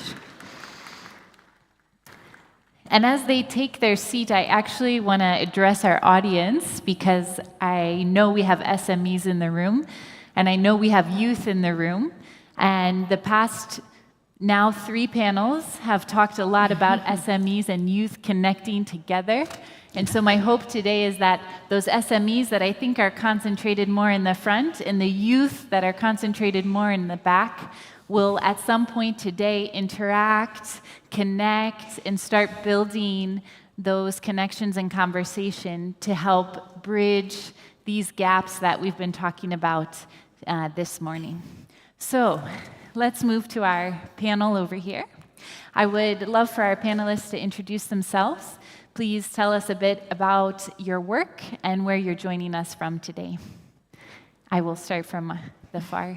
Thank you very much, Emily. I look after the SME business in APSA. I look after over 14,000 of them across the country. And I'm at the forefront of driving SME finance in the country. And recently, we have developed an innovative SME lending solution that is enabling youth entrepreneurs, fintech, women and agri-businesses to borrow at 10% per annum. Amazing. Thank you very much. Great. Oh, thank you so much. My name is Leah Nduati. I lead an accelerator where we support tech startups from across Africa. It's called ALX Ventures, and it's part of the African Leadership Group. So we started off with educating young people pre-university through the African Leadership Academy. Then we went on to the African Leadership University. You heard from one of my colleagues here. And then we discovered that we need to scale this model. And so we came up with ALX, where we train hundreds of thousands of young Africans in technology. Now, out of those people, some of them want to do entrepreneurship, and that's where ALX Ventures comes in, and that's where I sit, where we support these young people to build their tech solutions and to go to market. Thank you. Hi, everyone. My name is Hassan Kazmi. So I lead digital partnerships for Visa. And digital partnerships for us means all fintechs, regardless of size, and also our large technology partners. And the region I cover is all of Africa, Middle East, Pakistan, and Eastern Europe. So altogether, it's about 85 plus countries. We have a number of people on the ground here in Africa. And in terms of working specifically with fintechs and smaller size businesses, we run a number of programs, but 3 of them I'd like to highlight. So one is the Africa Accelerator, where any young startup company can apply for, and we put them through a extensive coaching program, and then the winners receive some prize. We also have a Visa Everywhere initiative, which is something similar but a shorter program. And then we also have She's Next, which is specifically focused on working with female entrepreneurs. And we'll talk about that a little bit more later on. Thank you. Hello, good morning to everybody. My name is João Gaspar. I'm based in Mozambique, but I'm the president of Fintech Association in Mozambique and also the chair of the Alliance. And what is the Alliance? The Alliance of Digital Finance and Fintech Associations is a worldwide network of associations. So we are not a target, or we are not directly connected to SMEs or the entrepreneurs itself, but the associations in each country. Right now we have 25 members. We have just started 2 years ago, so we are quite young in terms of enterprise or company or the alliance. We have 25 members across the 3 continents, Africa, Asia, and Europe. And we are growing, and we expect to have all the world cover in the next 2 or 3 years. Our goal, principal goal, is to upskill the capacities of the associations in each country. We are talking about digital finance associations or fintech associations, because there are both. In some countries, there are also 2 associations that are our members. Wonderful, thank you. So for our conversation today, we are exploring how we invest in Africa's youth to fill the skills gaps of our SMEs.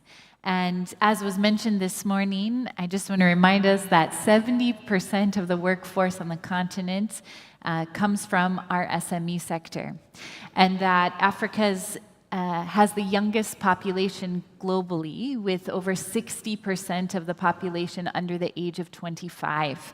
And that's an amazing resource that we can help shape and coach and upskill to fill our gaps. So let's set a bit of a foundation. Audrey, can you share with us first a bit about the strengths of the SME sector and some of the challenges or skill gaps that exist, and how you think we might be able to start filling those gaps? Okay, so the SME sector is strong in their job creation capabilities, and I'm sure many of the speakers have highlighted on that on the continent, they create over 60% of the employment.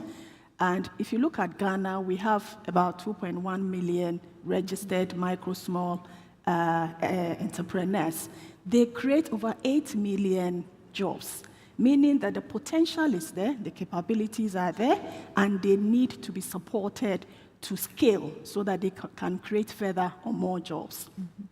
The other strength is in the ability to contribute to the GDP of the economy. We know that the GDP measures the health and performance of every economy, and then indicates the financial value of the product and services within every nation. The SME contributes across Africa about 50% to that, and in different countries the numbers could be high. So they are very, very important, and also the sector is very resilient. Even COVID-19 did not collapse the sector. Regardless of the many challenges that the sector faces, it is able to resist the shocks of economic crisis, the shocks of even pandemics. So this is a sector that definitely needs a lot of focus and a lot of support. And I'm very happy that this whole conference has focused on SMEs and the youth. In terms of the skills gap, a lot of some of the speakers I was sitting there, I've heard about some of the skills gaps with these entrepreneurs. But we need to have, a concerted effort in addressing this. We need to be very deliberate about the solution, the financial solutions that we develop to address the challenges that they face. The SMEs face huge challenge in accessing finance. And the constraint is largely driven by their inability to provide, most of the requirements from financial institutions like us. And the banks have very good reasons, to put in place stringent criteria or requirements to sell their money, because it's a heavily regulated industry, and then also they are custodians of depositors' funds. So they have good reasons. However, how can we reimagine or remodel our way of lending to these SMEs? Can we revise our frameworks, partnering with institutions like the government, development partners, who would give us some level of comfort by providing some risk-sharing instruments so that we can, revise some of these lending requirements? For example, lending without collateral, lending without audited financial statement. How many SMEs can give you an audited 3 years financial statement for you to analyze their capacity to pay your loan? Most of them cannot do that because most of them are informal. Their structures doesn't support some of these information. So we need to be very innovative about how we invest in that. And then the skills development, I think that institutions will have to collaborate again. Because it requires financial resources to be able to invest in their capacity buildings and upskill them. And one institution may not be able to do. Even if they decide to do that, they cannot make that level of impact that we all expect to see. So collaboration is very key. Financial institutions collaborating with the government institutions, collaborating with development partners. I believe that we will be able to upskill them and scale the level of impact in these young people. Great. Audrey, thank you. I think what stands out to me is the reimagine, the remodel. and the collaboration, which brings us to our next question. I'm very interested from Joel and Hassan, if you can share with us, what are the opportunities in the partnership space, in the digital finance space that can meet some of these gaps that Audrey mentioned and fit into that reimagined model? May I go first? Okay. Well, the word is collaboration, as my colleague says, and the collaboration must be present in everywhere, between individuals as a network, a social network, as enterprises in an association, for instance, or globally in the network of association, because sharing knowledge is the way of upskilling the capacities of doing business and making profits, okay? That's one way. But also collaboration between the government and between the universities and the private sector. I think it's very important because, you know, the curricula on the universities are not completely covering the digital financial services economy, let's say. I don't know, well, I know in several countries that most of the curriculums don't have one unique matter about digital financing. And we are talking about the need for managing the companies, managing the SMEs in this area of fintech. I'm just referring to fintechs because that's my beach, as we say. So we insist that most of the young people that are trying to put in place a new enterprise, SME, in this area of finance, don't have the necessary skills to manage the companies and to pitch, for instance, for investment. So there is a lack, there is a gap that we must fulfill, and that will be done by partnerships between other companies, mentors like ourselves. If we give 1 hour of our time each month to support a new entrepreneur, for sure we will grow their skills and we will contribute in the future for him to be a better employee and a better partner in terms of the digital economy. That's one thing. Other areas is the collaboration between the enterprises and the government in terms of policies. This conference has 3 eyes. One is innovation. But, you know, there are lots of countries in Africa, mostly in Africa, that it's not allowed to use cloud services internationally. So you must use your data center in your country. And most of the countries don't have the technology and the new technologies like blockchain, big data analysis, machine learning available inside the country. And we can use that through the cloud service providers. The Alliance has just finished a study, an international study with our members, and we are launching a report about this. And that's very important because that has a huge impact on innovation, but also on the cost of the services, so the end user in terms of financial inclusion, and also on security, okay? So I will stay here for now, but we can explore more details in the future. Okay? Thank you very much. Hassan? Yes, to build on the discussion so far, so I'll start with an example addressing one of the concerns that Audrey raised, which was around SMEs. If when they go for financing, they don't have audited statements. One of the ways to address that is if they start using digital payments, then you may not have an audited statement, but you actually have transaction history, which in many ways is a lot more predictive of future success of that business. So you could, there's some quick wins that could be implemented by digitizing just the payments ecosystem, which will then allow the SMEs to grow by starting off getting funding, because a bank could look at that and say, well, this is a profitable business, has good inventory turnover, and you can grow from there. Now, if I were to take a step back in terms of the collaboration, I think it's very much needs to be an ecosystem approach. And the way to think about this is governments have the ability to drive the agenda for their respective country to say, okay, we want this country to be a leader in X, Y, and Z, whatever those 2 or 3 industries are. And then you work collaboratively with the academic institution to make sure that you have a pipeline of that talent. And linking back to the prior panel, it doesn't always have to be around a degree. If you look at some of the countries around the world that have been very successful in small businesses or growth of small businesses, the focus is very much on vocational training. And then, so the country sets the overall vision. We want to be a leader in, let's say, these two industries. You work with academia to make sure you have talented graduates that start developing those skills. And then, obviously, in the private sector, we have a responsibility to make sure that we tap into that talent. And there are a couple of ways to do it. In the US, the co-op program is quite common at universities. So as soon as you finish your first year, your freshman year, you have the ability to go work for 6 months. And you basically alternate 6 months working and then 6 months back at university. If you look at Germany, which has a very robust small and medium-sized business ecosystem, they have a very robust apprenticeship program where the government works with small businesses, places these graduates or people who are about to be graduates into those industries. And coming back to that concept of defining what industry you want to focus on closer to home, you could look at Morocco. So they are now developing their aerospace industry with the idea being that they want to become a hub for aeroplane repair, aircraft maintenance, and things like that. So that's something that the government has decided as a policy framework. And working with the private sector and academia, they're now developing a talented workforce that will specialize in that.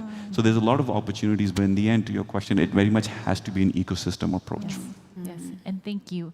That ecosystem approach, the youth are very important in it, and organizations like ALX are helping to build that ecosystem. So Leah, I want to know from you, how do we bring in our vibrant youth population? How do we leverage technology, digital innovations, these partnerships to support the SMEs? Awesome, thank you so much. So actually, it's funny you mentioned I just arrived from Morocco this morning, and we were at a Deep Tech Summit, and it's looking at, Deep Tech is at the intervention of science and technology, traditional technology. And this university is working with government. They have their own ventures lab where they support these young people, a lot of young PhDs under 30, to develop innovations, and then they help them to access funding, and then they bring ecosystem players from across the globe like us to see what they're doing and to help them to support. So I think one of the ways, for example, institutions need to do or need to approach this is to make sure that they're leveraging technology to help their students to build solutions, give them spaces where they can experiment and fail. So one thing that came up, for example, is in Europe or in the US, you'll find the learners are given a lab, they can experiment, they can fail, it's not a problem. Mostly in Africa, it's like, you have to get it right the first time. And if you didn't get it right, then you're a failure. Then go and look for something else to do. So I think one of the ways is using technology, help these young people to experiment and come up with solutions that work for Africa. And then leveraging technology for accelerated learning. So like I mentioned, we had the African Leadership Academy and the African Leadership University. These were brick and mortar universities where you go in person. But then for us to scale this kind of learning that we're offering, we had to leverage technology. And in leveraging technology, we looked at who is offering tech training on the globe at a good quality. And we found a school in Silicon Valley called Holberton. So our founder acquired Holberton, and then we used that model, which is training software developers that work at Google, and now we're training Africans in the same model and in the same curriculum. So we are building, Google-worthy developers in Africa. And as we do that, we also look for opportunities for them where they can work remotely and still gain benefits, still remain in Africa and still make money in Africa, but work for global companies. So that's where we leverage technology for accelerated learning. The other thing is leveraging technology for innovation. So just like I mentioned, this example where use technology help young people to come up with solutions.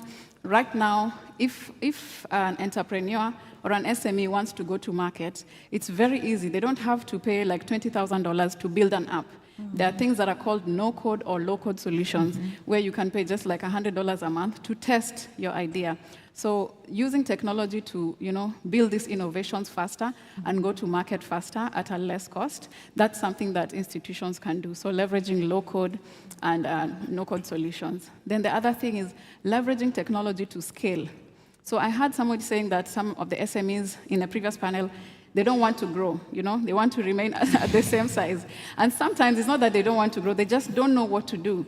There are so many tools now that will help you to scale. CRM tools that will help you to manage your clients, like Salesforce. You know, now there's Canva. You don't need to hire a graphic designer to sit in your office, you know. There's things like Zoho, where you can now monitor all your financials and your transactions, and then you can use that to validate why you need to go to the bank. So in terms of looking at technology, there are those ways. You can leverage technology to accelerate learning, you can accelerate innovation, and you can accelerate scale for the businesses. Thank you for that, Leah. I think for Audrey and Hassan, and I would like to know, I know both of you have some innovative programs that you've worked with and on. Can you share a little bit about those and how you've seen those transform the youth and the SME sector? Okay. Yeah, thank you very much.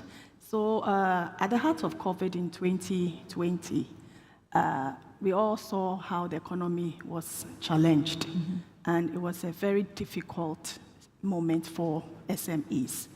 And fortunately for us, MasterCard Foundation had just entered the Ghanaian market, and they were looking for partners, you know, to upskill the young entrepreneurs and also invest in them, and also in women and fintech. So we were the first bank to have, you know, reached a landmark agreement with MasterCard Foundation, because it was first in Ghana and then also first in Africa. And ABSA committed to invest $100 million into 5,000 SMEs for 5 years, and also build the capacity or upskill these entrepreneurs within that 5-year period. The overarching objective or goal was to create 50,000 jobs for young Ghanaians, especially the young women. And there was a risk-sharing arrangement, you know, within the contract that gave the bank the comfort to now review its lending policies, the lending framework, because hitherto, you know, we were a bit stringent with SME financing.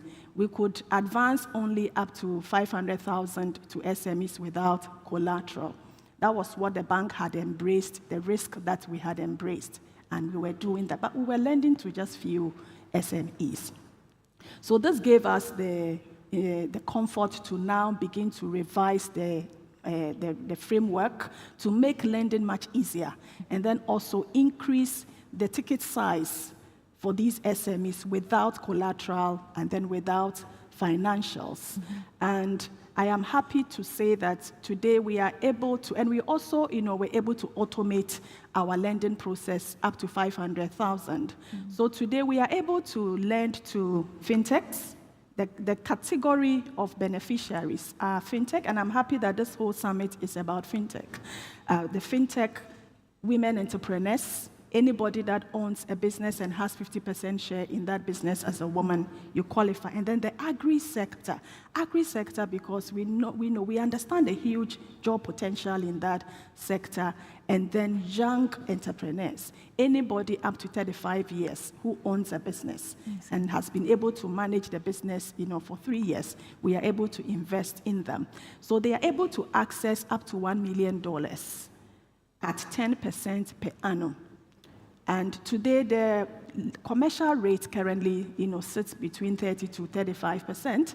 So to borrow at 10% is like a grant that has been given to you. And it's something that I encourage every SME. I encourage the fintech community in this business to take advantage of, the women entrepreneurs, the youth, to take advantage of. We have been able to invest over $65 million in the past 3 years into over 5,600. We have actually exceeded our key performance indicators, whatever we committed to do. And then on the capacity building, we worked with the likes of CEIBS, Empretech. We ensured that we selected the top business development services providers in the country and worked with. We have been able to upskill over 6,500 SMEs, including smallholder farmers. And noting that ABSA is not, you know, everywhere within the country. We worked in collaboration with microfinance institutions so that we can scale up our reachability. So now we are also able to support very micro businesses, at various districts that we currently are not present by giving these microfinance up to $1 million. And we are also able to regulate their interest rate because the microfinance, they charge no less than 5% per month. So some of them can charge up to 60% per annum or even more. But when we invest capital into these microfinance institutions, they lend at 20% per annum to their clients. We have a strong monitoring and evaluation system in place that ensures that the funds that we invest in these SMEs are being utilized for intended purpose because we want to see real growth. And we have seen that the capacity building component is very, very important because it has helped them to understand how to better manage their businesses and also manage depositors' funds to scale their businesses. And there are so many stories, impactful stories to share about this project. So it's something that I think, other financial institutions can tap in. And I'm very happy that currently we have 3 other financial institutions who have also partnered with MasterCard Foundation. And the idea is to scale it across the country. And the foundation is also looking at how they can scale it, across the continent. So I would end here, and then, if there are further questions, happy to address them. Thank you, Audrey, for sharing about that innovative model. And Hassan, I'm curious about some of the models you've seen or the programs you've been a part of. Yes, so Visa has 3 main programs where we work with startups. So for Africa specific, we have something called an Africa Accelerator that was recently launched. And any startup in Africa can apply to be part of that program. And if you're selected, we go through 2 to 3 cohorts per year. It's relatively new, so we're now in the process of finalizing a second cohort. They go through a 3 to 4 month mentorship program where we have different people from Visa and then also from some of our partners come and coach the startups on a range of different things, but it's quite customized. And then at the end of that cohort program, there's a competition, and then we select some of the winners who get some additional prize money. The other thing from that program is, depending on the startup, if they want to then enter into a formal partnership with Visa in some capacity, that's certainly possible, and my team specifically takes the lead on that. Then we have another program, it's called Visa Everywhere Initiative. That's a little bit country specific. So we had one last year that finished up in Egypt. And it's a similar model, but a little bit of a shorter timeline. And again, multiple startups can apply for it. And at the end of it, there's a selection process. The startups that win get some funding, and they have the opportunity to work with a Visa. And the last program within this space is called She's Next, which is, again, very similar, but the focus specifically is on female entrepreneurs. So companies run by female entrepreneurs. And then outside of those 3 programs, we also run a number of different fintech-specific programs that are primarily for businesses that are a little bit more mature, and they might look to launch a payment-related solution. So then my team would work with them, and we have a thing called a fast-track program, where we can very quickly enter into a partnership agreement with them to help them launch. So there are a number of different avenues that startups can take working with Visa. Amazing. Thank you very much for sharing that. Jo, I'd like to go to you because many of our youth are very interested in the fintech space because they see a lot of problems they can solve through financial technology.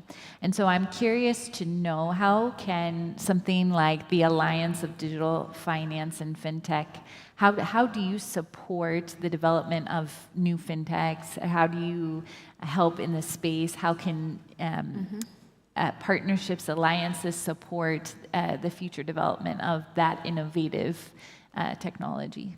Well, that's a good question, but we have to be conscious that the alliance, the members of the alliance are the association itself, not the fintechs, okay? But when we empower the associations, and we have several programs for doing that, at the end of the day, the associations are more able to support local fintechs thrive in the market. Okay. One of the programs that we have implemented last year, so we have done the first cohort and now we are starting the second, is what we call the DFA Accelerator Program. It's like an accelerator program for enterprise, but that is targeted for associations. So most of the associations are in the initial status, and some of them are not very well structured in terms of management, in terms also of legalization in the country. So we can support them and to give all the skills in terms of management, in terms of value proposition for the ecosystem and for the members, the fintechs that they represent, and also things like producing a guide for marketing strategy, also some indicators to record the achievements, because it's important to know at the end what will be the impact that those associations are doing in the market. So that's the way that we are pushing for the fintechs in each country, but through the association. So we have several partners, and we are looking for more, that can support the alliance to give more support to the local associations. Right now we are just finishing a program, a small program. We call it the Small Grant.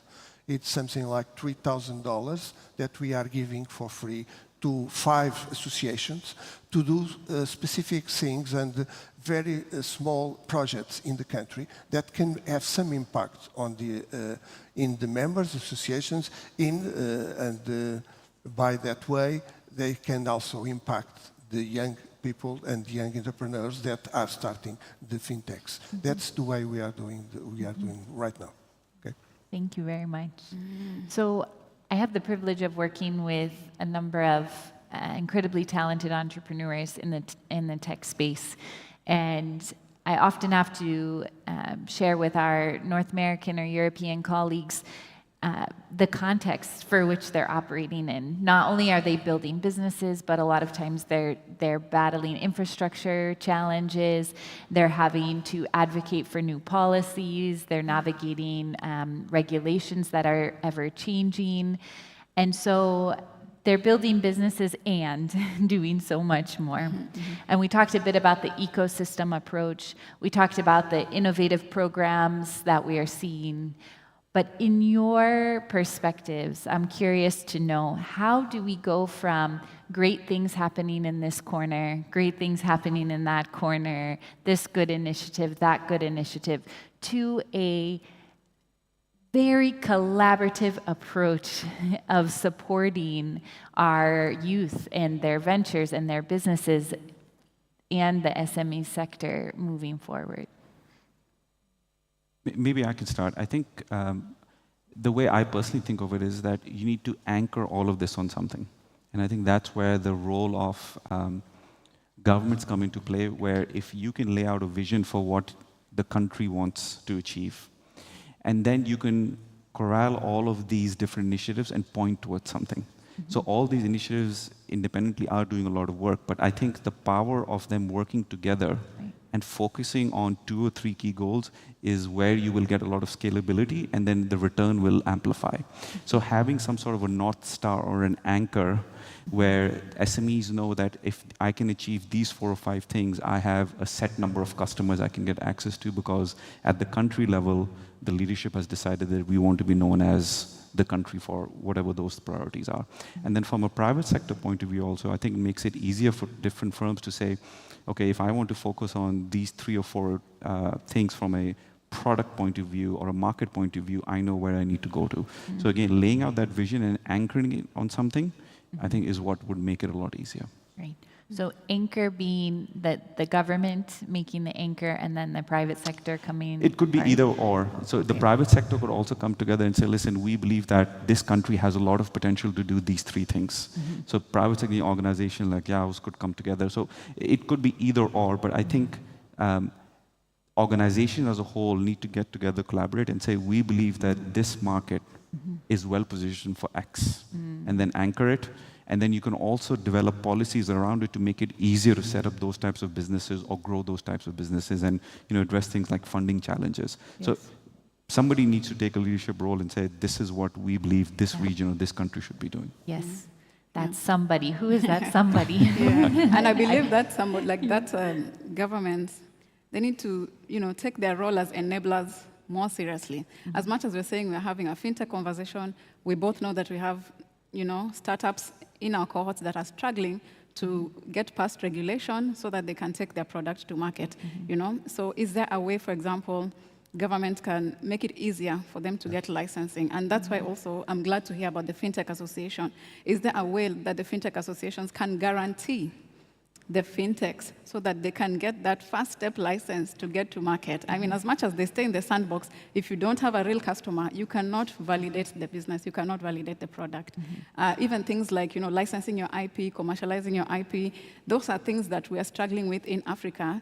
People are having good solutions, but how do they go about registering their IP? Then they have to say, oh, we'll go and register in Delaware and do all our business registration in Delaware, and then we, again, lose all our talent outside because of that.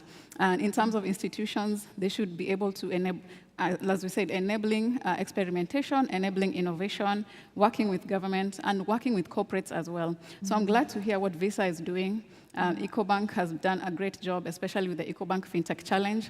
Last year, I remember being at a FinTech Challenge, and the MD at the time of EcoBank was asking one of the companies, how is it going with your regulation? Are you going to market?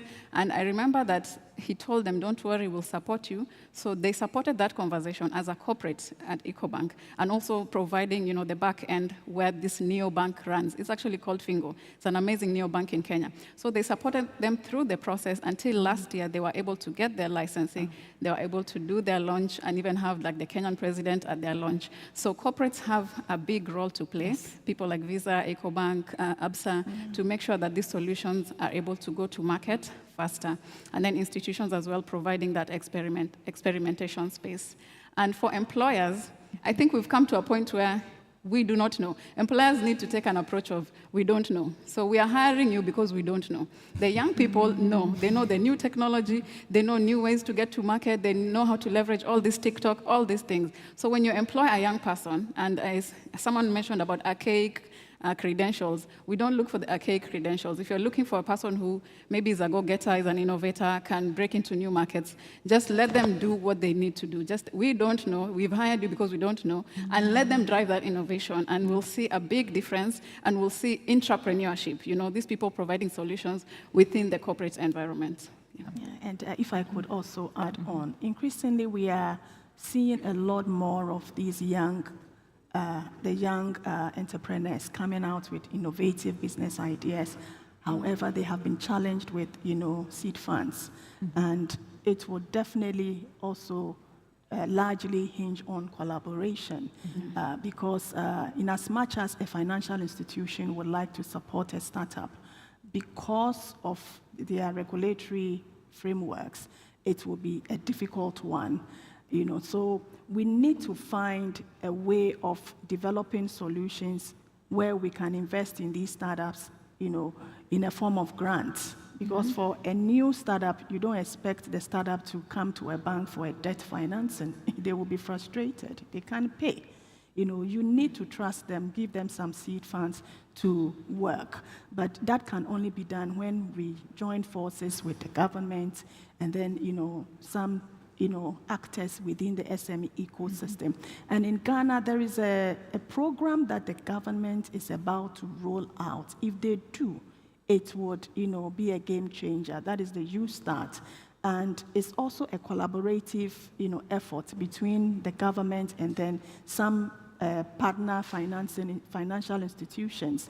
The government contributes 70% of the capital, and then the financial institution contributes 30% of the capital. There is also a risk-sharing arrangement, in the framework, and that actually has brought down the interest rate, which is considerably low, below the JRR, the Ghana reference rate. And besides that, before you even access the funds, you would have to go through a comprehensive business development training to upskill you, to appreciate how best you can manage your business, manage your finances, and turn around your business to be able to pay back the money. And I think it's a very fantastic program. Actually, in my company, I'm driving that if it comes to, fruition. So these are some of the things that we can do to scale up the investment and also the upscaling of our younger generation. Amazing. We're wrapping up our conversation. Let's just add go two ahead. things about what my colleague please says. do. First one is about what my colleague says about the partnership with the government and knowing what is best for the country and focus on the one strategy for the future in each country. That's good. That's what we need to do. But also we need to have collaboration between countries to come together. What are the best in each country and put the enterprise, the companies, fintechs and other companies, SMEs, working in a common space in this region of Africa. That's the first one. The second is related to regulation. That's a problem for fintechs, and now I'm talking about fintechs. And I think it's more or less all over the continent, the African continent. The regulation is very strict, is very complex. It takes too much time. It costs a lot of money for startups. There are countries that you need to have something like $200,000 to start a fintech, so to get a license. But on the other side, for instance, in Brazil during the pandemic, they opened 70 million accounts, digital accounts, because the government of the central bank just lowered the level for granting a license. That's not called a license, it's called a no objection letter for a small company to start in the market. So I think that all of us knows that for knowing our customer there is levels, tier KYC, that's what we call it. In terms of legislation, I defend that the same must be applied. We must have a tier legislation. If we are a startup, if you are a small SME that is working and is trying to put in the market a specific product for financial product for a specific region or a people, why do they need a license like a bank? Okay? They can have some kind of approval, a first approval, and until they reach such number of customers or such value of transactions, then you must apply for a license. So that's the way of the government to push for small enterprises in this area of finance. Okay? Thank you. And I think just one more, the role which we play where we support entrepreneurs and SMEs, we need to kind of build global partnerships. He mentioned something like maybe some AWS services are not available in Africa, yet we have the pool of entrepreneurs here in Africa. So we need to be able to show what our entrepreneurs are doing in Africa, to show that there's a market. So some of these services can actually come to Africa and our SMEs can benefit from these tools that will make them easy to manage and build their businesses. Incredible ideas, important ideas. And to close, I'd love to know from each of you very quickly what excites you most about Africa's youth and the future of SMEs. So for me, for us to have such a mega conference focusing on SME and the youth excites me. It tells me that, we are directing efforts to that sector and that category of population in Africa. And for me, it gives me a lot of hope for the SME and the youth.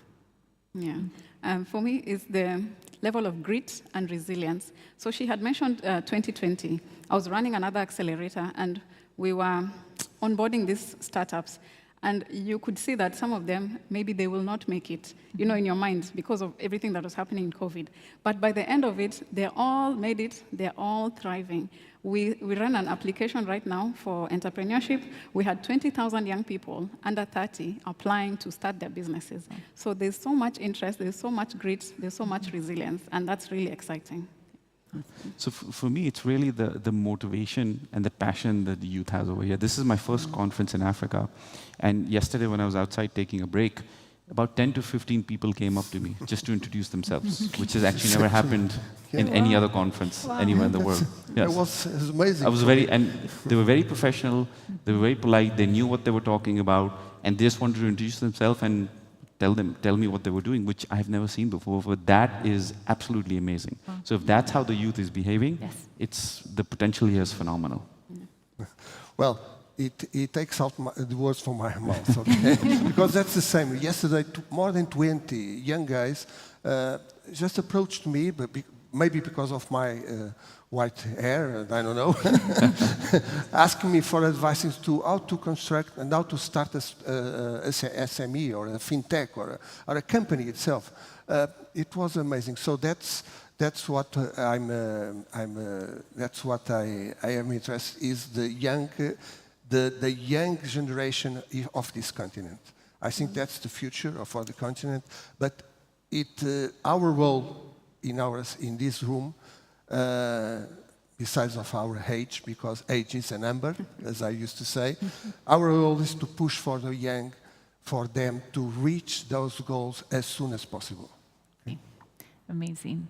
So much excitement about the future of the continent. And as I said at the beginning, I hope those youth concentrated in the back engage with our SMEs, make those connections. Thank you, panelists, for your wonderful contributions. It was a pleasure speaking with you. Thank you very much. Thank you.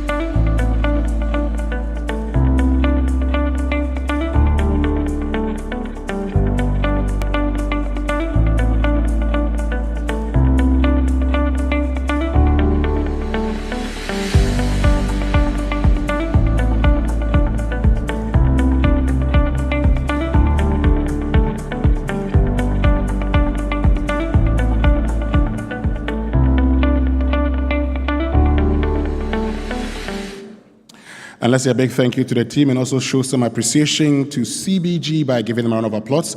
They are your SME-centric bank, providing lots of support to SMEs, as you can see. And even as we talk about the fact that there are a lot of opportunities here, I like the fact that the panel indicates the level of reach and resilience, and also the fact that there's a lot of motivation and passion of the youth, that many of you are excited about this whole summit. Many of you are interested in enhancing, your firms. But even as we talk about enhancing of your firms and everything, many of you are talking about the need to have finances. This morning before I left Joy FM, I was talking about the fact that, we have a lot of funds in this country, giving to the NEIP and Maslow and everything, and I said, why don't we give them to financial institutions? Why don't we give them to the CBGs, who are SME-centric or focused banks? We believe they would help all of you, providing you the support that you need, guide you even as you go through the preparation of your business plan. Because one of the challenges that we see, and most of the times when you pick these plans, that people actually talk about so many things without even having sustainability plans in there. So you're talking about starting a business, and you don't even know how to ensure that a business survives beyond you. You heard the other panelists talk about the fact that you should be considering listing your businesses. In other jurisdictions, what they do is to look out for the initial public offer. They start a business, wait patiently till they get to the initial public offer. Anyway, we're getting to the last panel discussion. And it's about beyond the score, building a data-powered credit market for SMEs. And it's important because we've talked about all the financial needs, but how do we ensure that you have it? And to help us moderate this conversation, which will be our final conversation for this morning's session, is the Senior Credit Manager at Development Bank Ghana, Gertrude Kunde Kwalijam. Let's welcome her with a round of applause. Yeah. And Gertrude will be introducing her panelists, and then in 40 minutes, they have the all-important conversation.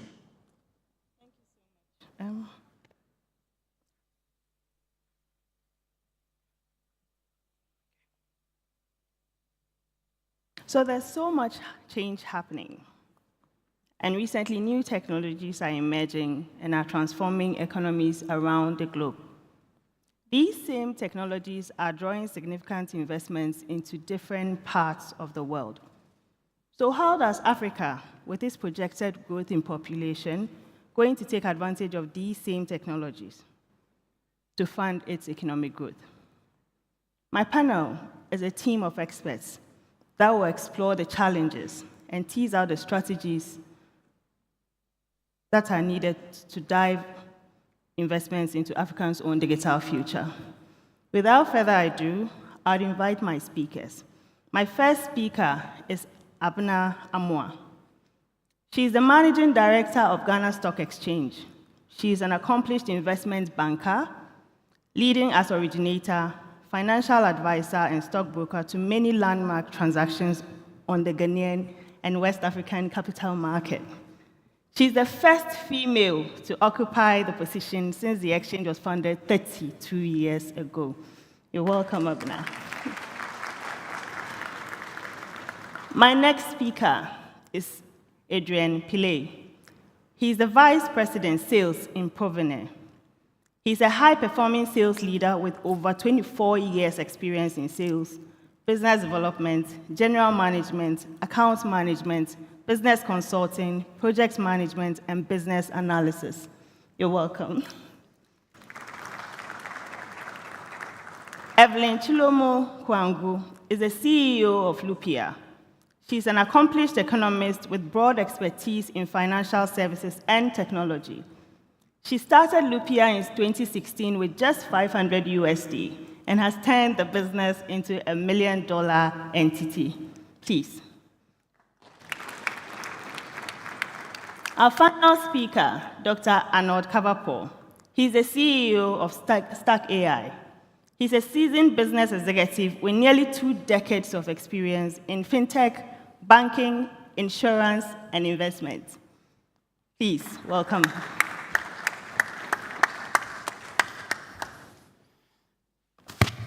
Before we proceed, we would have a 45-minute session, but by the end of it, I would like you to note down any burning questions you might have, so you can ask the speakers at the end of the session. You're welcome once again. Thank you. Thank you. I'm sure I might have left 1 or 2 things out of your intro, so I'd give you the opportunity 2 to 3 minutes to tell us about yourself and what you do. I'll start with you, Evelyn. All right, so my name is Evelyn Kaingu, and I'm the co-founder and CEO at Lupia. And Lupia is a credit-first neobank that's providing online loans, payments, and investments in Zambia, and recently just expanded to Tanzania.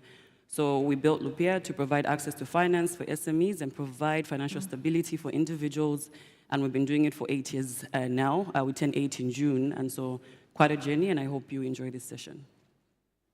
Thank you. Adrian? Hi, all. My name is Adrian Pillay. I've probably got about 2 decades of experience in credit risk.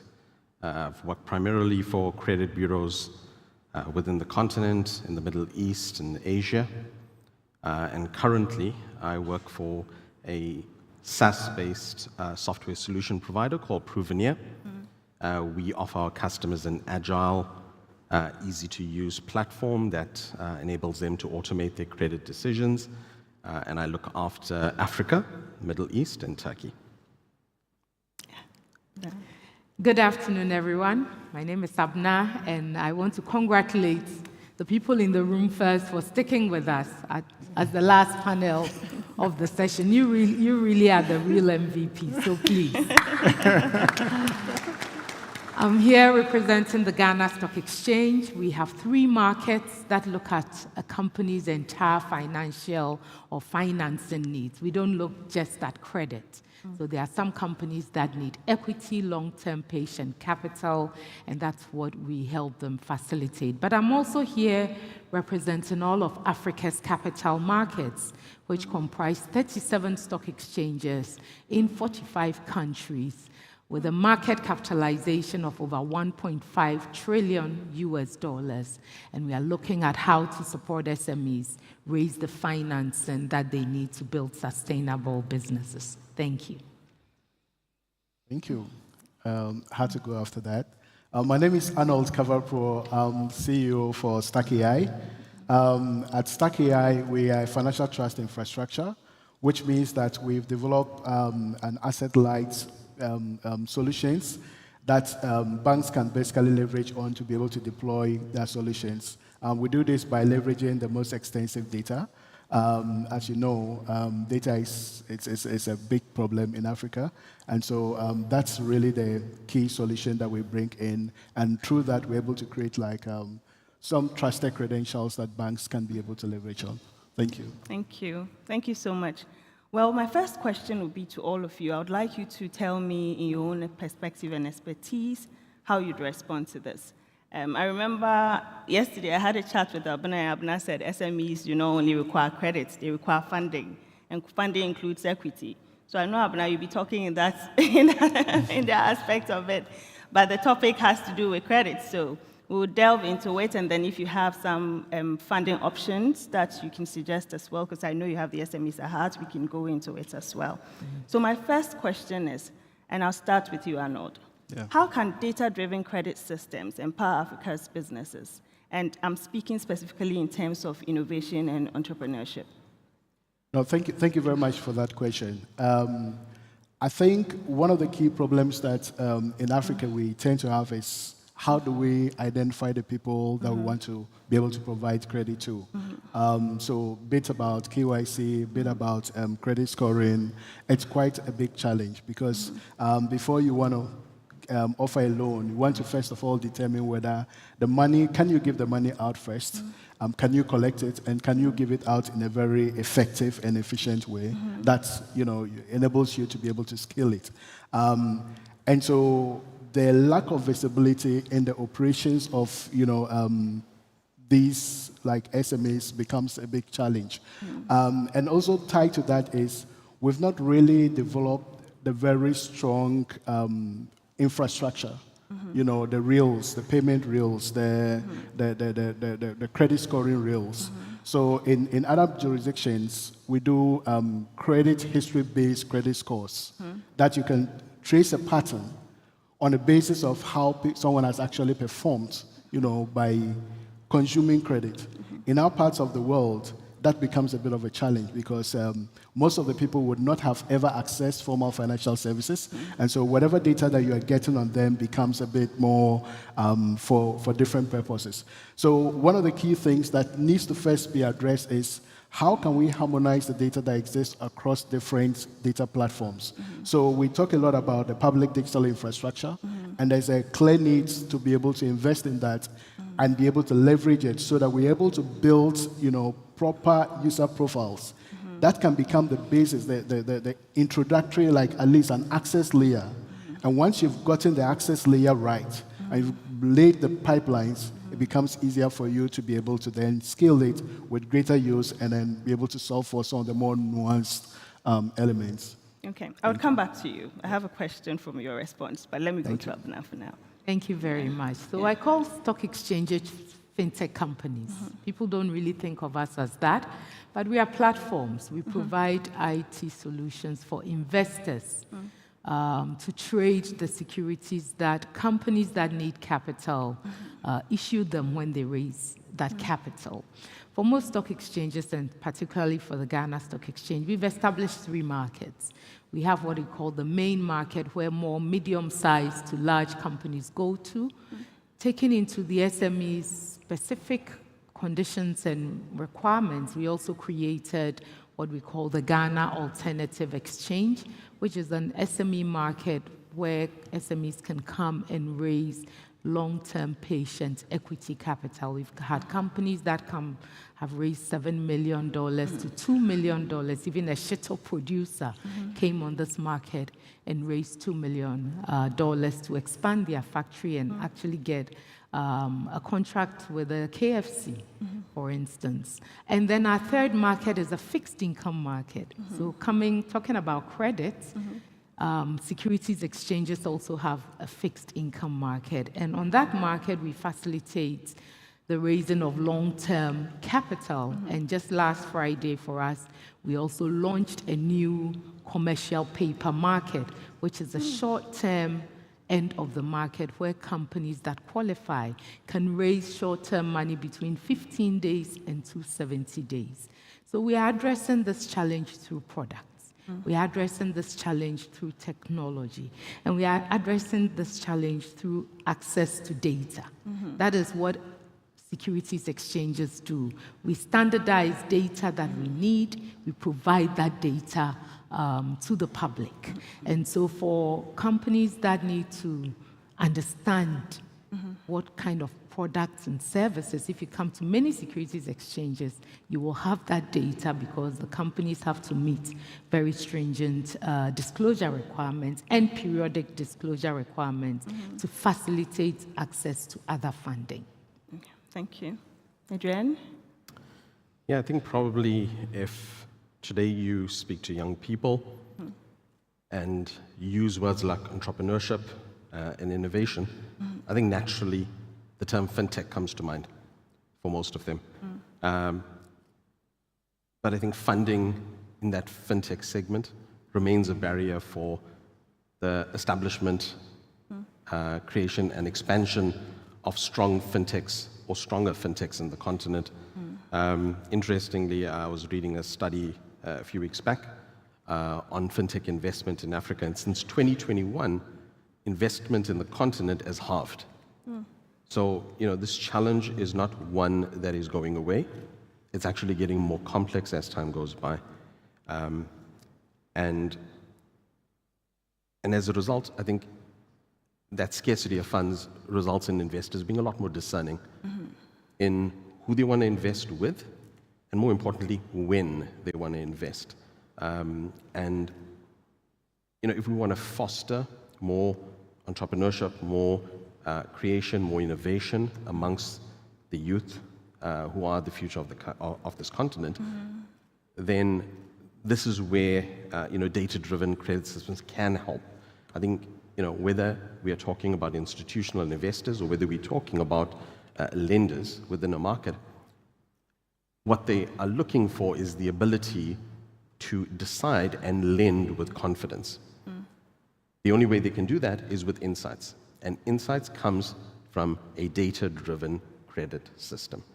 And I think that's the value that it brings.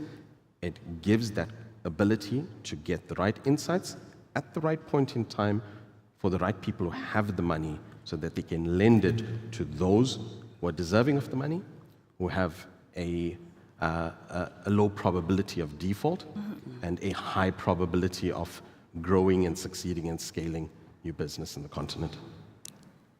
Thank you. Thanks for that question. And I remember starting Lupia, we came out of hard times ourselves in a business, looking for financing and setting up and saying we're going to build an SME platform to avail this financing with very limited requirements. And little did I realize that there's no one-size-fits-all product for SMEs, and it's very hard to date, even with data, to really scale SMEs to a point where we can say we've actually made significant traction to start helping SMEs and what they can do. And so we set out, we built the credit scoring engines and models, looking at the metadata of SMEs and seeing what's their mobile usage, who do they like to talk to, what can we leverage out of this data to actually extend financing. So fine, we hit the jackpot, we find this data. But then the SMEs now have big ticket sizes. And so whatever transactions, whatever data or mobile usage or information that we can find on these data points is not enough to sustain the credit that they need or the financing that they need. And so what is the right size fits formula for SMEs, right? And so now we find ourselves having to channel a lot of resources to really break down SME data points. And so you find that we carry about 7 different products for SMEs which require resources, experts to actually deal with those specific streamlined data points. And so we'll find ourselves looking at trade finance, we'll find ourselves looking at working capital, you name it. And then we've just got into the agriculture space, and we're only going to do solar irrigation pumps, and we're very excited. There's the one-size-fits-all product, but then with the solar irrigation pumps, the agriculturalists are in aquaculture. They are in grain and seed planting. They're doing poultry. And so how do you really now sit down and say, there's multiple value chains, how do we look at the data points, and how do we drive credit to these sectors is the real challenge that we're trying to solve and trying to make sure we can scale such products. But I mean, it's an exciting challenge that I enjoy doing. And so just as much as possible, we try to do a lot of digital literacy for SMEs to try and make sure that we have the alternative data points that we can actually use to leverage to give the financing. Okay. We still work in markets where traditional financing will still sit on mobile devices, unfortunately, but it's not significant enough to attract significant capital. And so what do we do now with this missing middle of ensuring that if we have the data points, how do we get the SMEs to give us the right data points to leverage more financing and bigger ticket sizes? And I think that's the homework that we're trying to solve for, other than just ensuring that the current data points and the metadata that we're looking at of the SMEs can give us something, but can it now give us something better for us to provide significant capital? Thank you. Apna, you have another perspective? Yes, Gertrude, I wanted to just challenge a point that is out there and that Adrian actually made, that the financing, there isn't financing in Africa, or that the statistics that financing into fintechs is going down. In Ghana, our pension funds, and many of us here contribute to the mandatory pensions, the voluntary pensions, and our pension funds today have 50 billion Ghana cedis, 50 billion Ghana cedis. Their regulator says they must invest the majority of these funds, because most of the contributors are young, in what they call variable return companies. Take more risk, invest in the productive sectors of the economy, invest in fintech companies, invest in all businesses. 99% of Ghanaian pension fund assets were held in Government of Ghana fixed income securities. 99%. And then there was a haircut. Nigeria next door has $35 billion worth of pension fund money looking for long-term investment to give to patient entrepreneurs. So the point I want to make is that there is money in Africa, and it calls on us as SMEs, as fintech providers, etc., to come together and work with the capital markets. Not every solution goes to a bank. You start a business, family and friends. When you're at a certain level, you go to the venture finance. At a certain level, you go to the other ends of the long-term money. When you have cash flows and can support payments of debt, there are now financial institutions that are actually coming to the fixed income market, borrowing money at cheaper than Government of Ghana rates. So my message for entrepreneurs, there's money here. As much as you engage Silicon Valley investors, let's work to engage our local pension funds. Let's do investor promotion tours across Africa, because there, no one's going to ask you about the political stability. We know what our issues are, but we are staying here. And it's our own money. Each of us in here must be concerned about what our pensions get invested into. So let's use that to leverage the growth and ownership. Because very soon, all of our wonderful companies, when they are big, will be owned 90% by people that are not us. So this, for me, is the challenge I want to throw out there. And let's not talk about lack of capital, because it is here. I did say at the beginning, Abna is all about the funding. Thank you so much. So I have a follow-up question on that, and I would be happy if any of you take it up. Credit scores determines creditworthiness. In the advanced countries, they have the data that creates these credit models.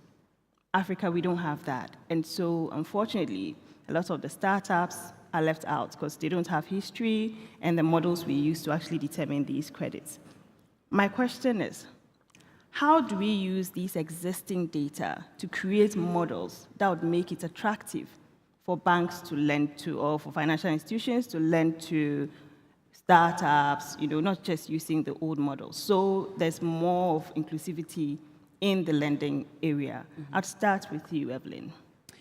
So I think banks are designed, and I must say, to really, they're very top-heavy, very heavy operationally, and so they lack the agility that perhaps small ticket sizes, they can't facilitate for small fintechs like ourselves, small entrepreneurs, to be able to get small ticket sizes just because of how they are structured as an entity.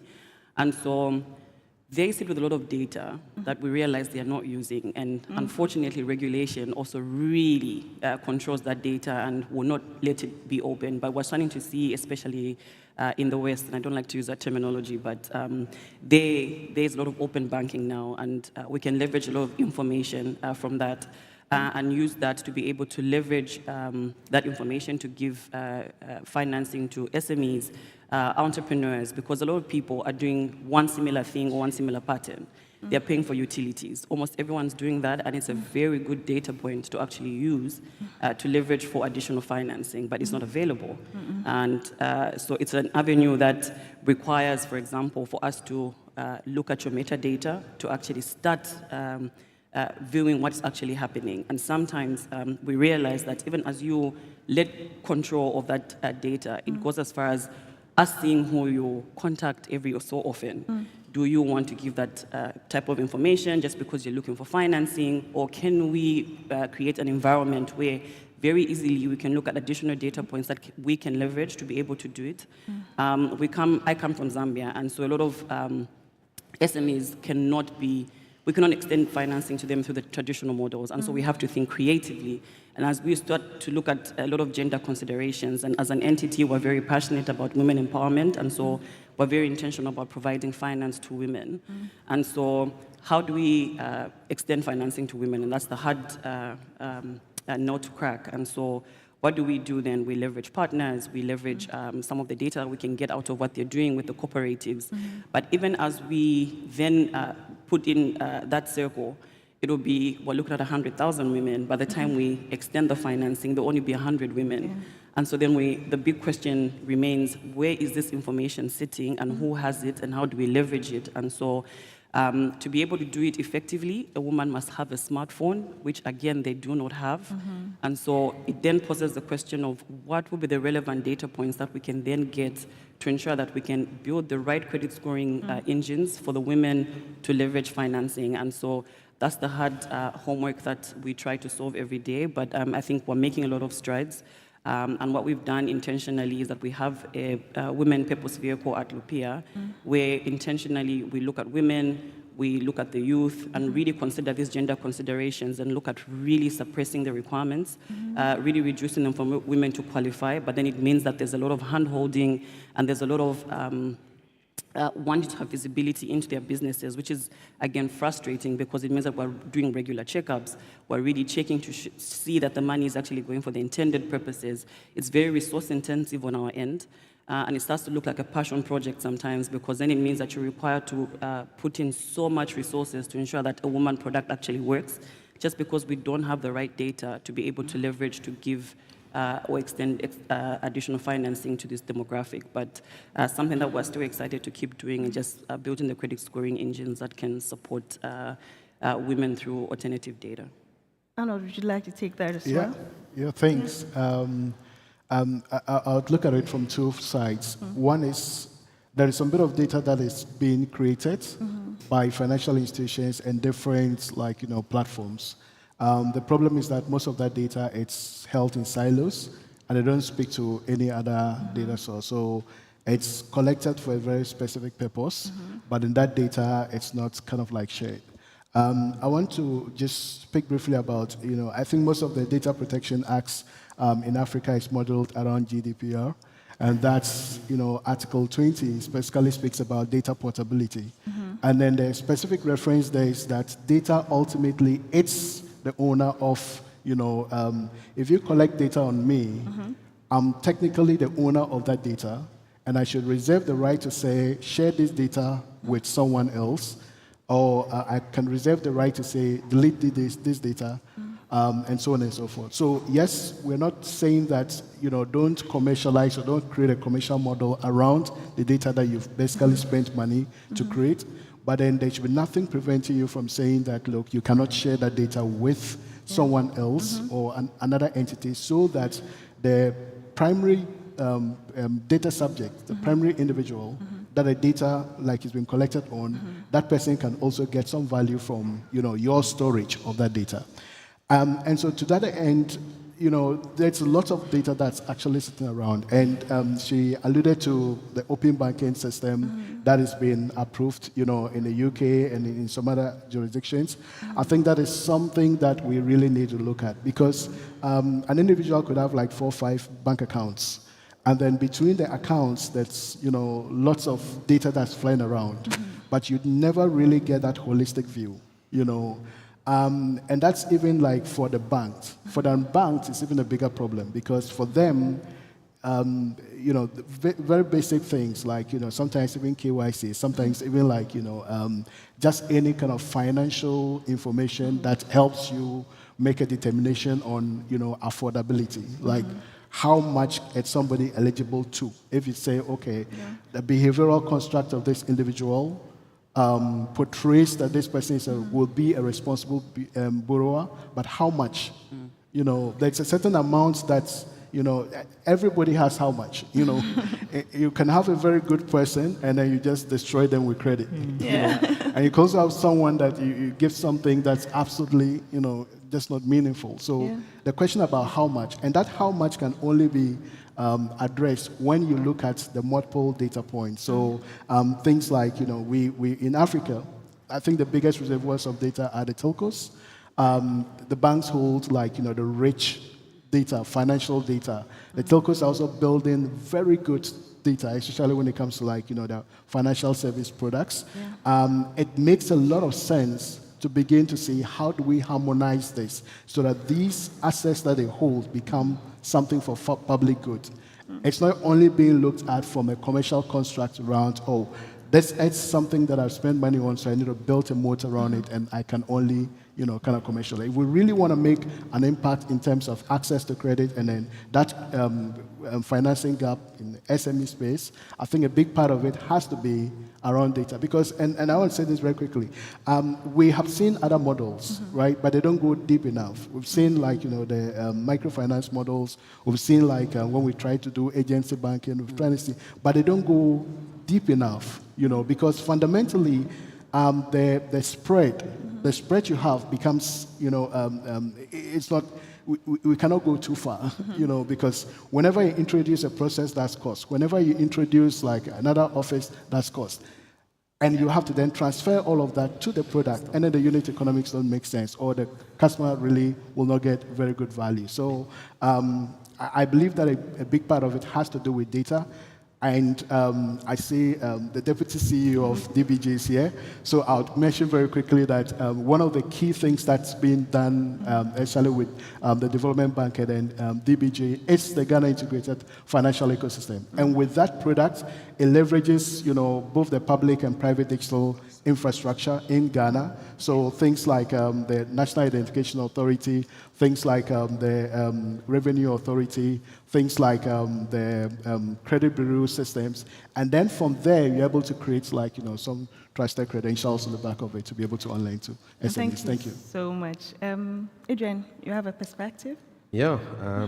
So interestingly, before joining Provenir, I worked for the world's leading provider of credit scores. That's a company called FICO, or Fair Isaac Corporation. And I think during my time there, I had first-hand opportunity to to experience the full end-to-end process of developing a credit scorecard, a robust credit scorecard, similar to what institutions use today here in Ghana, the rest of the world, when it comes to making credit decisions. And there's a few things I'll say on this. One, it's typically a very lengthy process. Scorecard models will take 2 years of historical data. They then take 6 months to clean, standardize that data into a format that they can begin analyzing and interrogating it. And they can then take something between 6 to 12 months to develop, test, push that scorecard through the internal governance processes of an institution and implement it in a production state. So effectively, by the time that scorecard is implemented, it's pretty outdated. I think what's happened over time, quite interestingly, in the credit scoring space are two things, two innovations. One, scorecard modelers like FICO and other independent companies out there have moved away from this traditional credit data as a foundation for developing scorecard. They've adopted alternative data models, whether it's mobile banking and mobile wallet data, whether it is open banking data, whether it is social media data.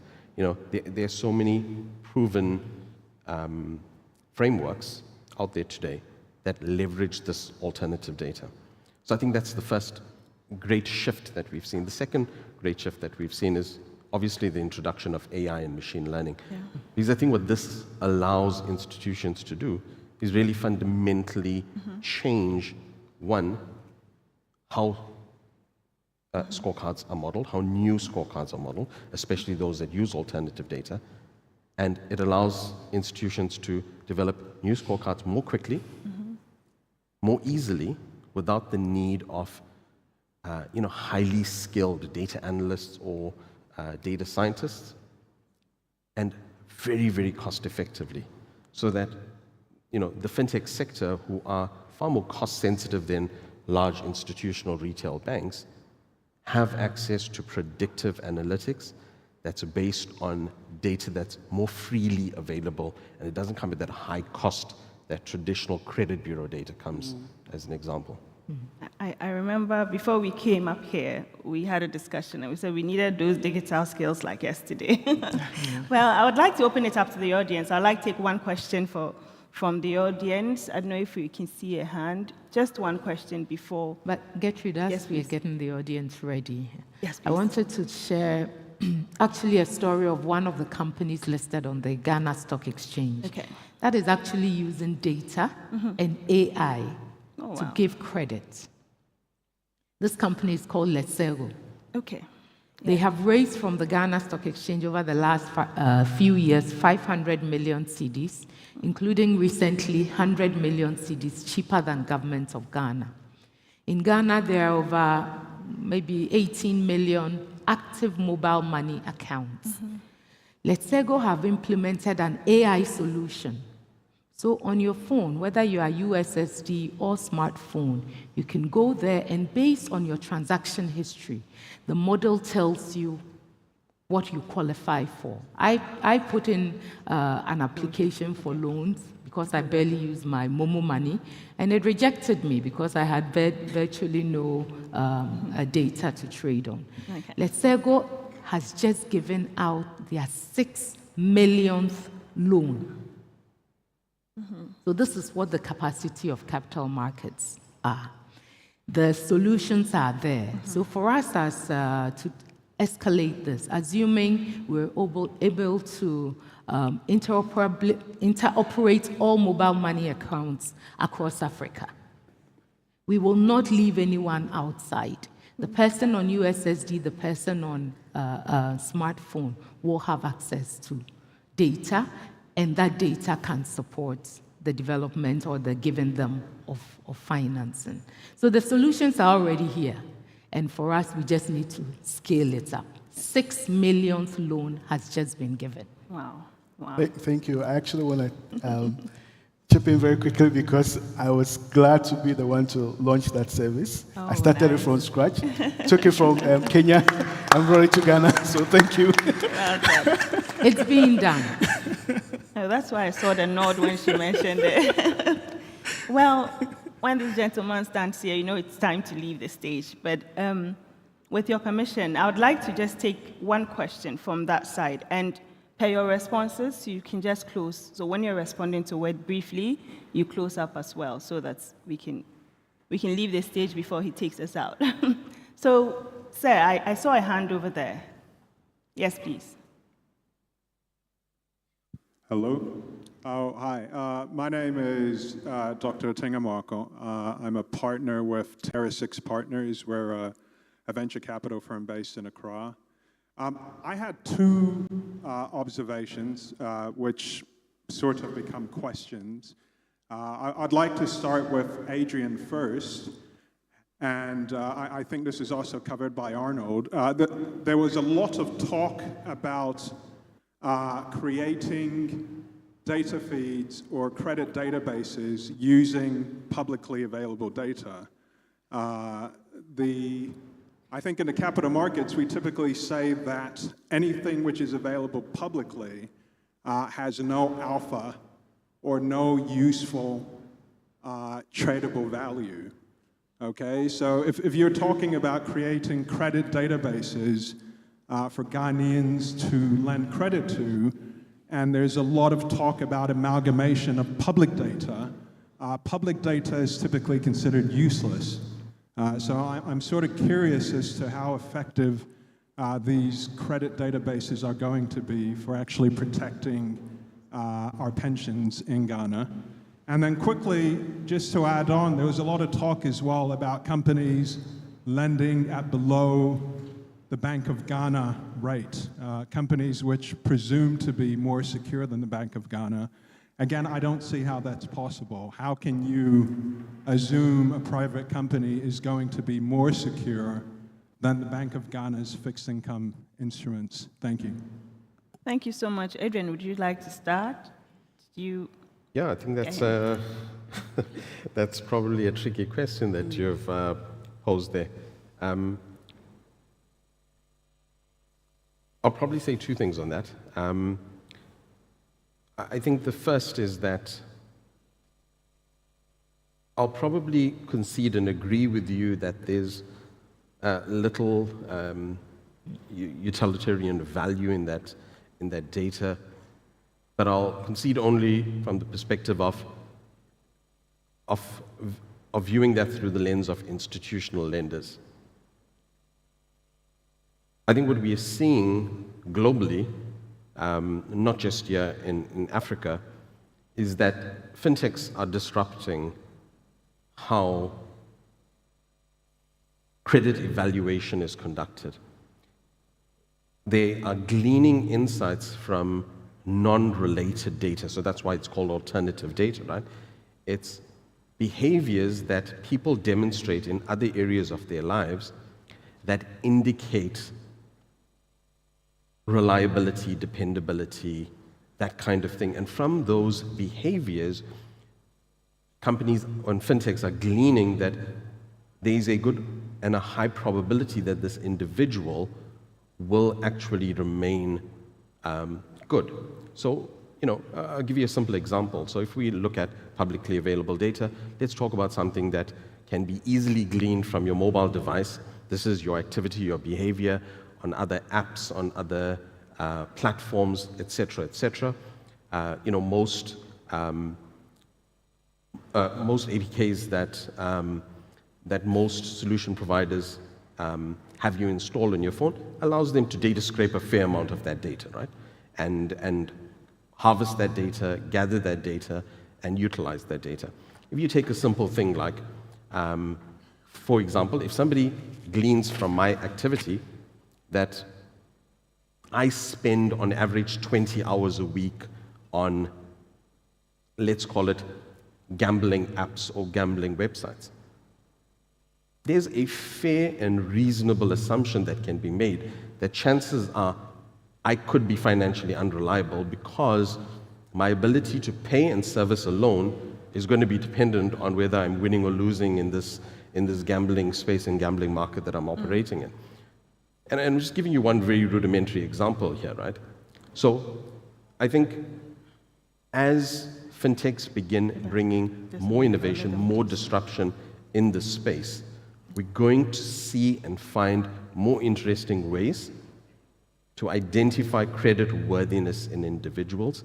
We're going to unlock the ability to lend to more people, meet them at the point of their financial and credit needs. And especially within the African continent, that is life-changing, that is transformational in the lives of so many people who have never in the past have had access to critical credit that they need, in some instances, merely to survive till the end of the month, to a next income or a next paycheck. Adrian, I'm sorry to cut you, but I'd suggest that you meet him on the app. He's a speaker there as well. Then probably you can have a one-on-one meeting on this, because it looks like it's going to be a very long answer.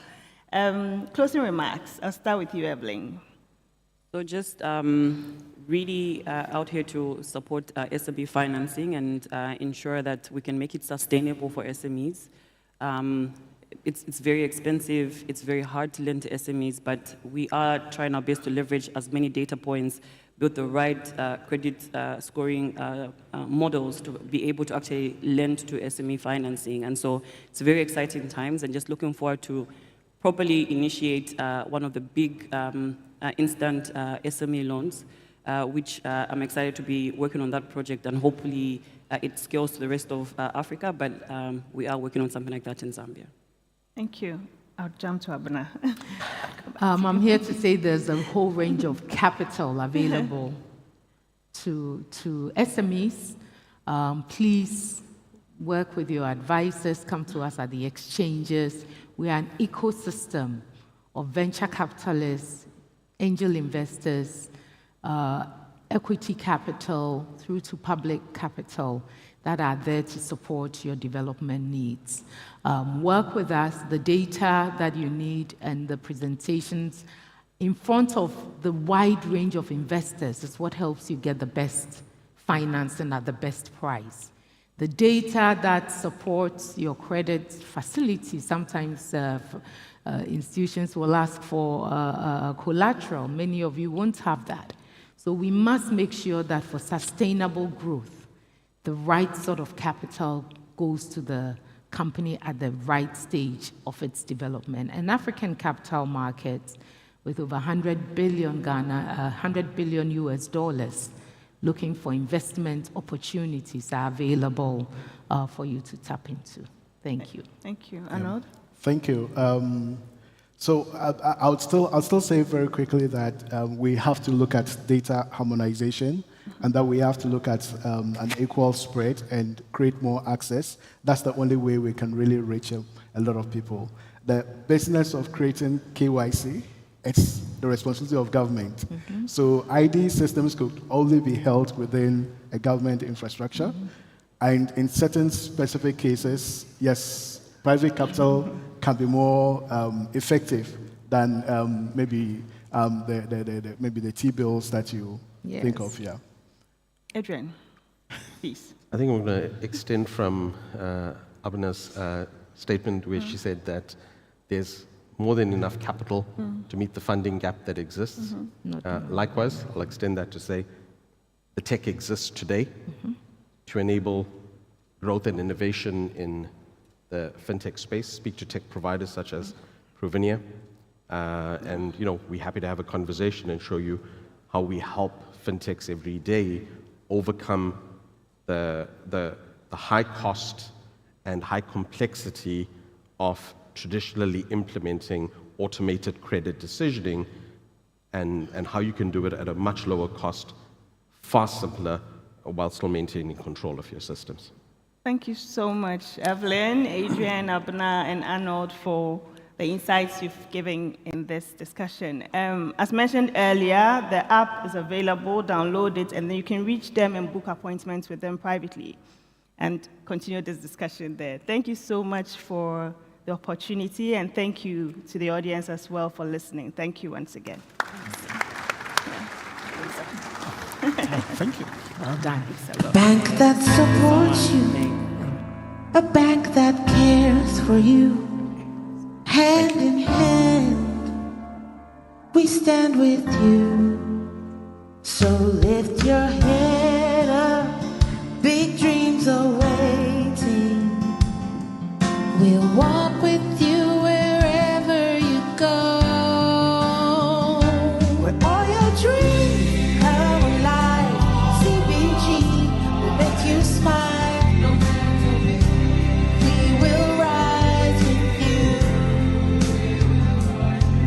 Your business will flourish, your name will stand out.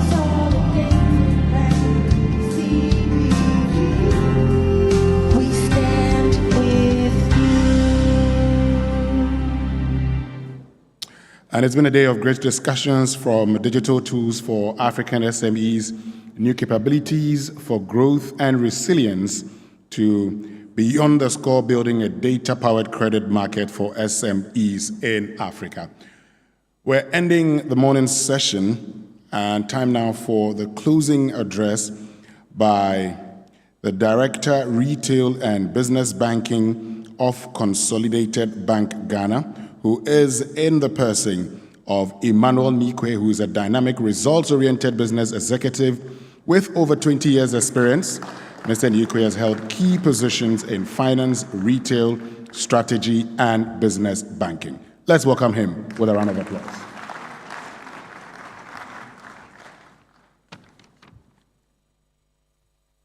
Thank you so very much. I have been given the very difficult task of bringing everything to a close. In doing this, as I was sitting there, I thought about something. We continue to say that in this market, for SMEs, we have micro, small, and medium. And we have said that in that micro, today we have about 1.7 million SMEs sitting there. They form about 80% of the SME market. The key question then to ask is, why do they then remain in the micro and not want to grow into small, medium? Why would I want to be a sole proprietor for a very long time and not want to register my business, or try to get into one day being an importer, exporter of some sort? That takes me to what I call the 6 eases. The first ease would then be the ease of doing business in Ghana and creating what we would call an enabling environment. That enabling environment starts from, one, how easy we are making it for that SME, and today our attempt to wear 2 hats, as an SME and as a banker. That registration must be seen to be seamless and must take a digital form of some sort. When I finish that, there is also a GRA conversation. I would want the situation where, as I said, as SME, there's a seamless synchronization between what is happening at Registrar General, what is happening at GRA, what is happening at NIA for Ghana cards, etc. When I move from there and I want to register my product or service, I also want to make sure that through a certain digital system, I also get that ease of whatever it is, whether it's copyright, whether it's FDA, etc. And so in that first box, I call the ease of doing business. Once I move from the ease of doing business, I come to myself, which is me, the SME. What I need to do to be able to make my life easy: one, how do I manage my inventory? How do I manage my suppliers? How do I manage my debtors? What kind of solutions are there to help me in this management? 2, what kind of solutions are there to help me in payroll, to help me in accounting, from invoicing all the way through receipting, etc.? What systems are there today to help in that digital conversation? Number 3, what systems are there to help not just in accounting, but simple things also to help in auditing, so that I become very attractive for banks? That I call, in the second box, the ease of me managing myself. The third ease is what I call the ease of banking. And now I wear the hats of a banker and I go into CBG. So what we have done as banks to make the lives of SMEs easy is about 4 or 5 things. Number one, the channels that we serve you today. We know as SMEs, some of you may not feel very comfortable coming to us because when you come to us, we ask you to use all forms of tablets which you are not very comfortable with, just to manage our queues, etc. And so what we are doing as an industry and as banks is to make sure that we provide agents for you that are next to your doors. These agents would also make sure that when we close at 4, 5 o'clock, they are working for you till 10 o'clock. They can accept your cash, they can give you cash, they can help you in bill payments, etc. In terms of channels, as banks, that is what we are doing for you. In terms of onboarding, to make your life also very easy, we are moving away from making you fill papers to be able to open accounts. And today, when you come into any CBG branch, or for that matter, some banks, you'll be able to open accounts very easily. Just sitting in front of a customer service person, digitally, you can open your account. When you move from there and you want to invest with us, again, through collaborations with fintechs, through collaborations with telcos, etc., you can move monies from wherever you are moving monies into to be able to invest in a few things, either in savings or in term deposits of some sort, etc. When you are done with that as banks, the way we are making life easy for you is also to ensure that when you need loans, again through collaborations, we can give you digital loans of any kind of amount, micro as it were, but we are still giving you digital loans. We have spoken about credit scoring systems, we have spoken about data, we've spoken about AI to help in that conversation. Those conversations, I can assure you, are ongoing to make life very, very easy for you. We know you need capital, and capital must come very cheap for you. We know when you are raising that capital, it can either come from local sources or relatives from outside. And so to make life easy for you again there, what we have done is to ensure that when a relative is outside and is sending you money, in the comfort of your home, you can receive that money.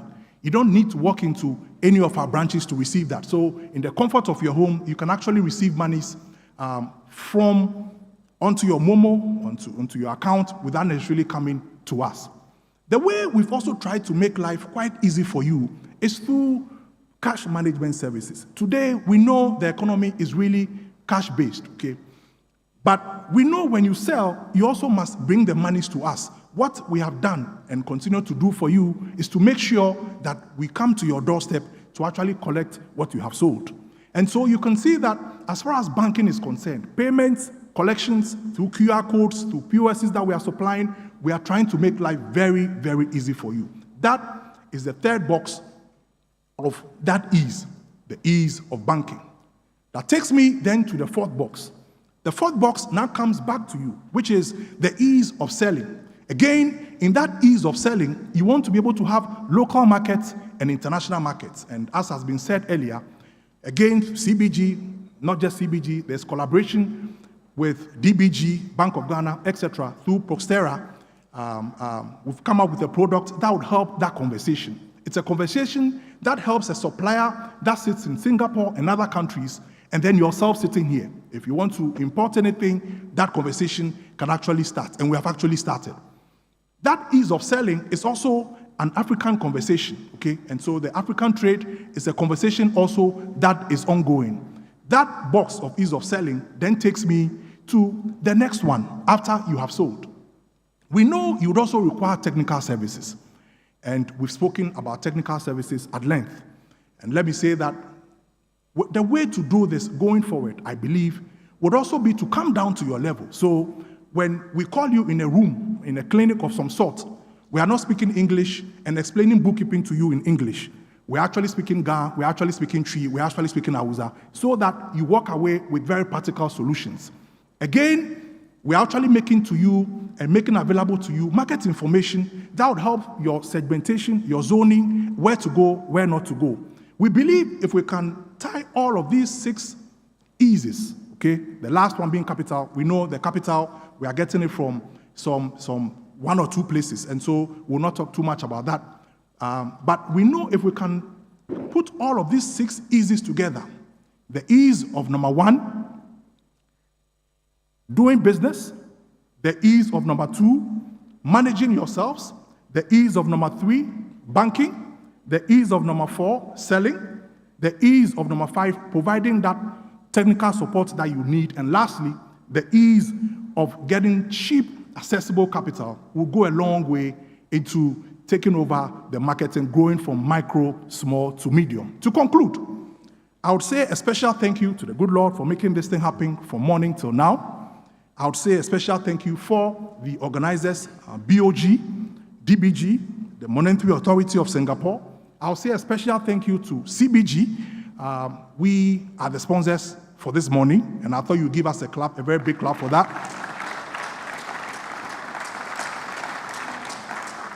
I would say a special thank you to all the speakers. I would say a special thank you to our MC. I would say a very special thank you to all our unsung heroes at the background. They've done an excellent job, and I believe they also deserve a very big clap. And to you, you've been with us for the last 3 days. You've actually been with us from morning till now. There was no break. We say a very, very special thank you to you. Come to CBG. We are a bank that will continue to stand with you. Thank you very much.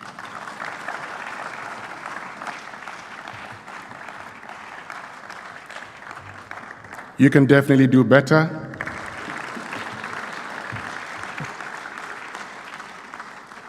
And as we bring this session to a close, let me remind all of you that we are reconvening in 30 minutes at 1:20. We'll go for a lunch break. What it means is that for the speakers, you go to the speakers' lounge where you would have lunch. And for all other delegates and participants, you would go to the hospitality center for a subsidized lunch. Thank you very much. Let's show up in 30 minutes for the last session before we close. We've been doing this for the past 2 days. Please, let's make sure we show up on time. My name is Winston Amoah, and I wish you all the best. I will not be the one in charge for the afternoon session, but of course you can tune in to Joy on 99.7 FM tomorrow on the Super Morning Show. The conversation will continue. Enjoy your lunch.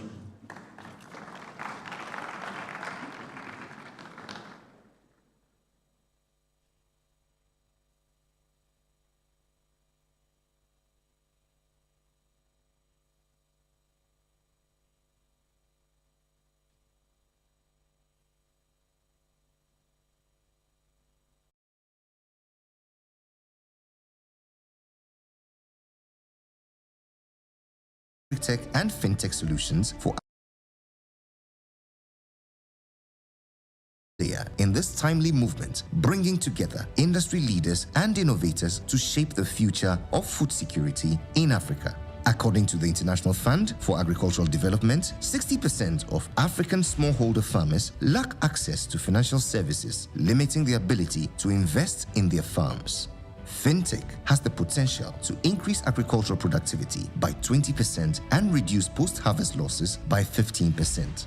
In 2021, African startups raised over $2.4 billion in funding, with a significant portion allocated to fintech and agri-tech sectors. Fintech platforms are playing a crucial role in providing access to finance for smallholder farmers. The 3i Africa Summit is a platform for farmers, fintech companies, and policymakers to come together and shape the future of agriculture in Africa. Join us to learn more about the impact of fintech on agriculture and how you can be a part of this movement.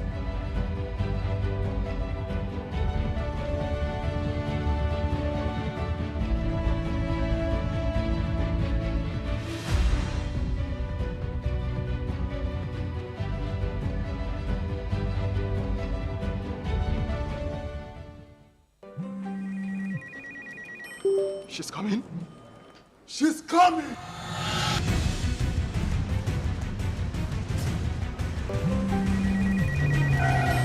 She's coming. She's coming.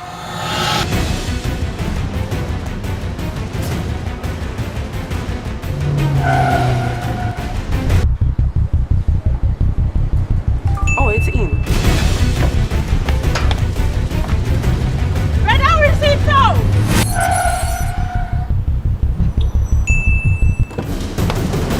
Boss, let's go back. Here, take this. Go She's coming. I know. Go to the pharmacy now. She's coming. Oh.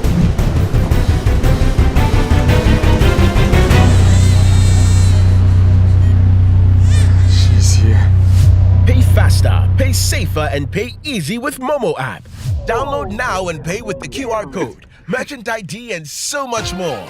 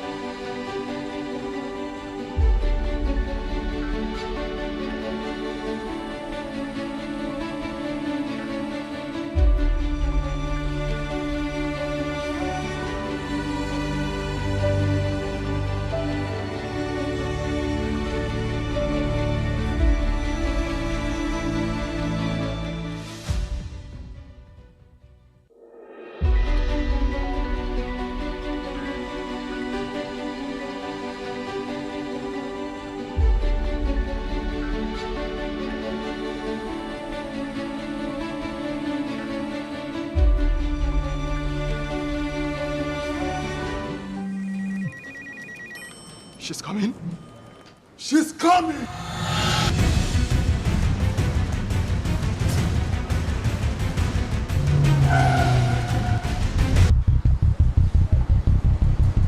Oh, it's in. Red Hour receive so!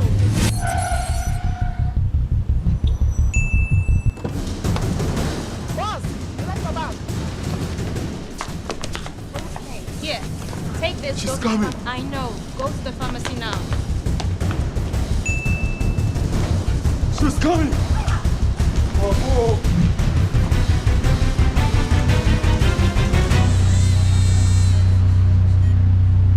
She's here. Pay faster, pay safer, and pay easy with Momo app. Download now and pay with the QR code, merchant ID, and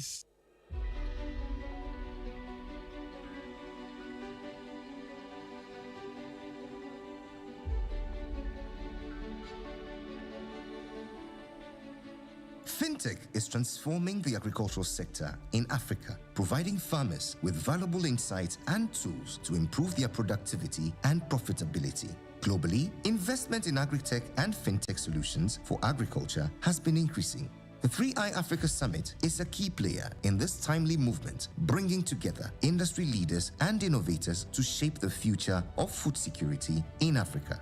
According to the International Fund for Agricultural Development, 60% of African smallholder farmers lack access to financial services, limiting their ability to invest in their farms. Fintech has the potential to increase agricultural productivity by 20% and reduce post-harvest losses by 15%. In 2021, African startups raised over $2.4 billion in funding, with a significant portion allocated to fintech and agri-tech sectors. Fintech platforms are playing a crucial role in providing access to finance for smallholder farmers. The 3i Africa Summit is a platform for farmers, fintech companies, and policymakers to come together and shape the future of agriculture in Africa. Join us to learn more about the impact of fintech on agriculture and how you can be a part of this movement.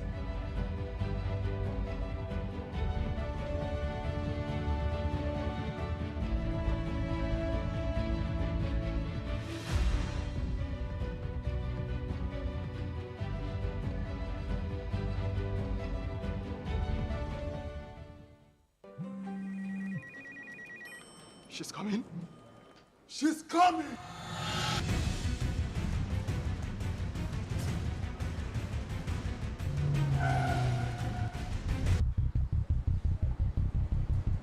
Oh, it's in. Red Hour receive so!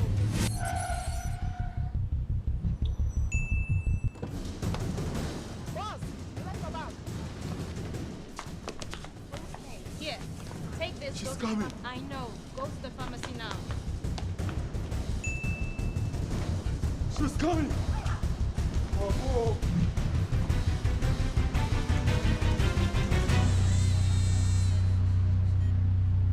she's here. Pay faster, pay safer, and pay easy with Momo app. Download now and pay with the QR code, merchant ID, and so much more.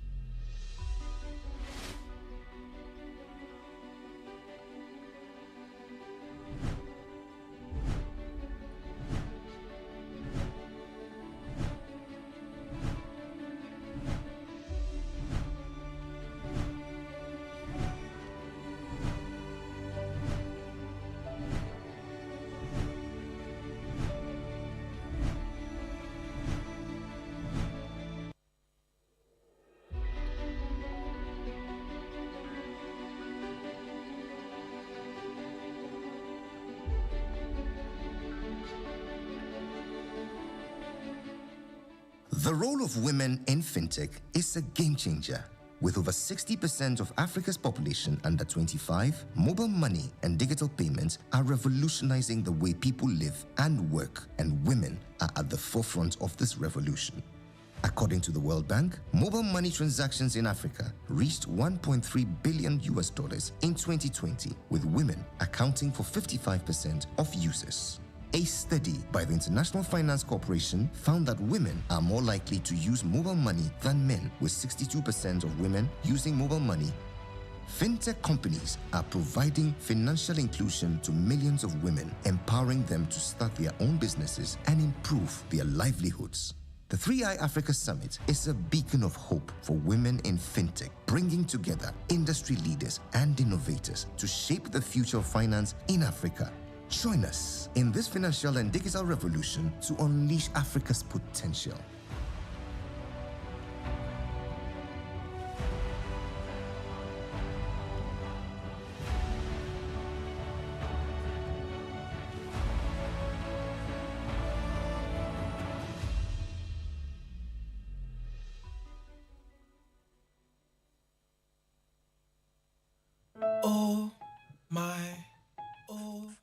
Everybody thinks my life just be enjoyment. Like you, I have to try over and over again to make it. Yo, Kitty, waiting on your new hits. Yeah, waiting, Kitty.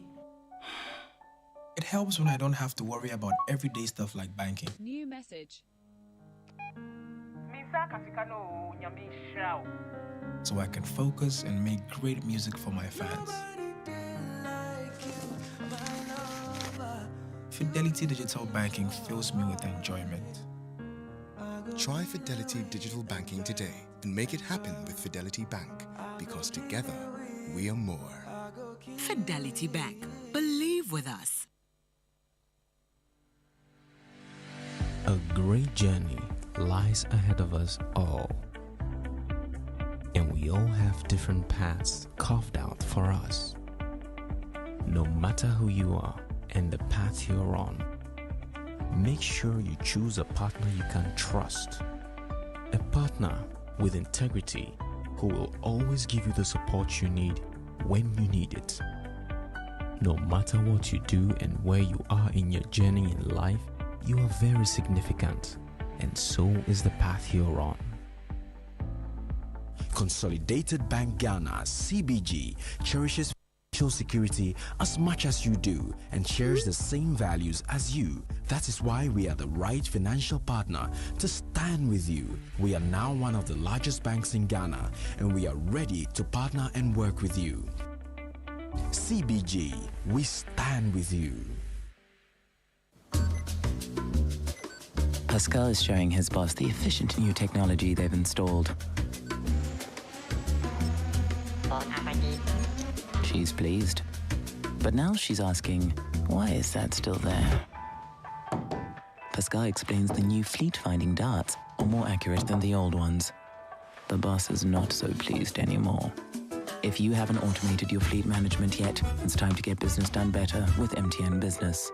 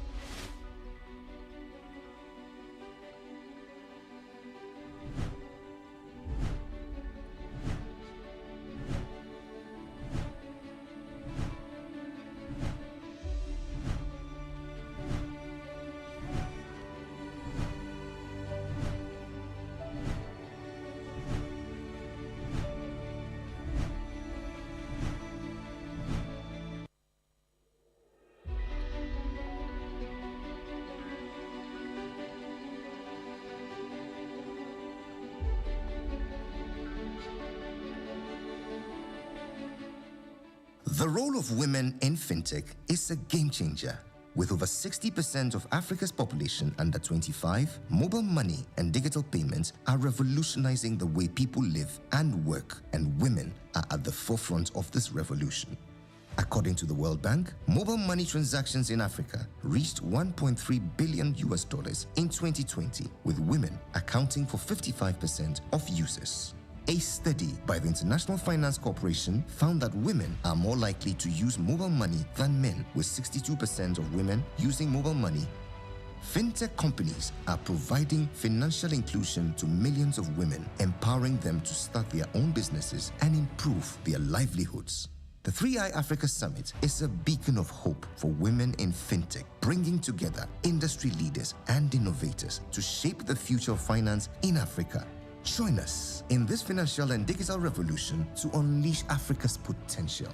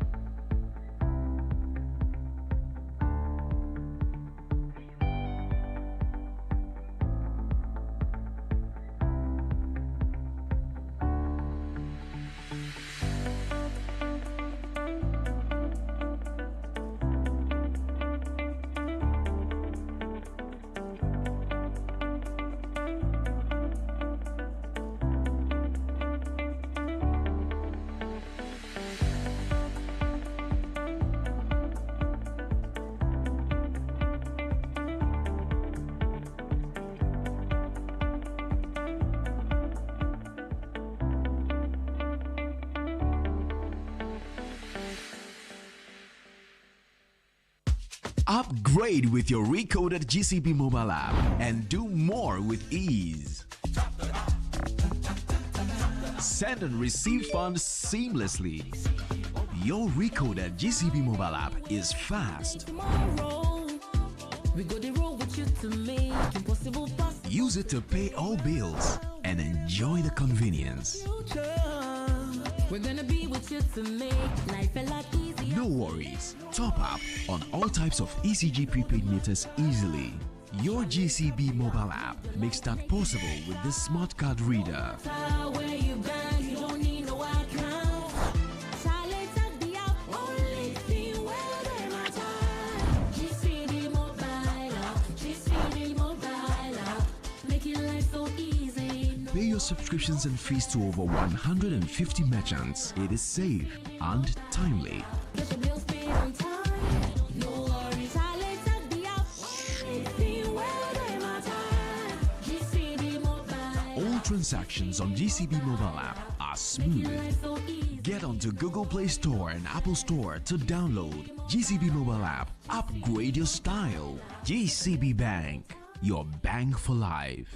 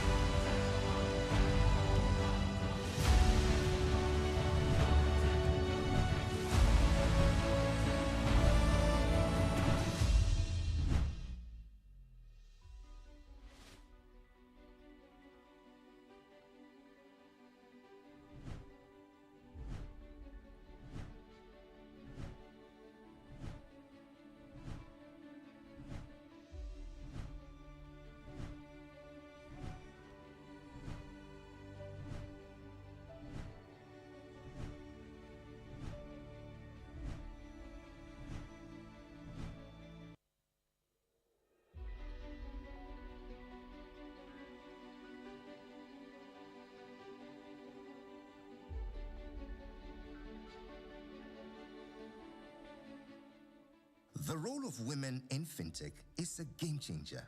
With over 60% of Africa's population under 25, mobile money and digital payments are revolutionizing the way people live and work, and women are at the forefront of this revolution. According to the World Bank, mobile money transactions in Africa reached $1.3 billion in 2020, with women accounting for 55% of users.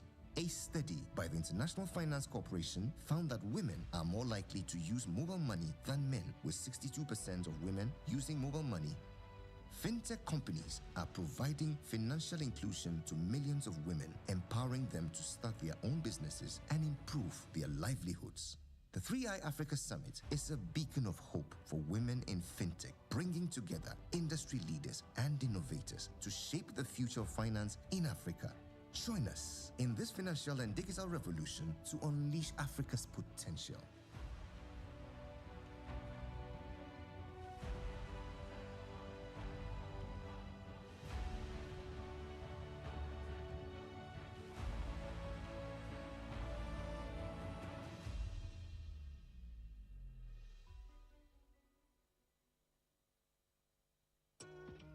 I want the world to see what is possible from Africa.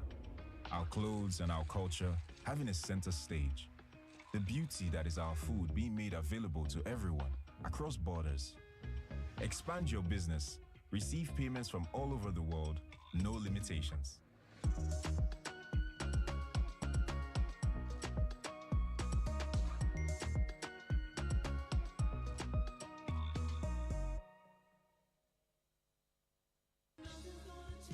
So baby girl, let me send you I'll take you to the moon one of these days, Makumemu toffee.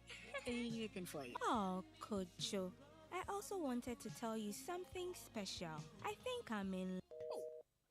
Hey, Massa, wouldn't credit. Massa, I didn't know for that.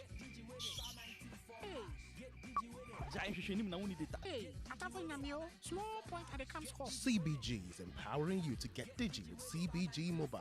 Simply dial *924# and you can conveniently perform your banking activities. Transfer funds without hassle, top up airtime, check your account balance, pay for your utility bills, school fees, request for your cards, and many more. Oh, baby, sorry. I had some small technical difficulties, so where were we? My ready. Oh, darling, don't worry. I will always stand with you. CBG, we stand with you.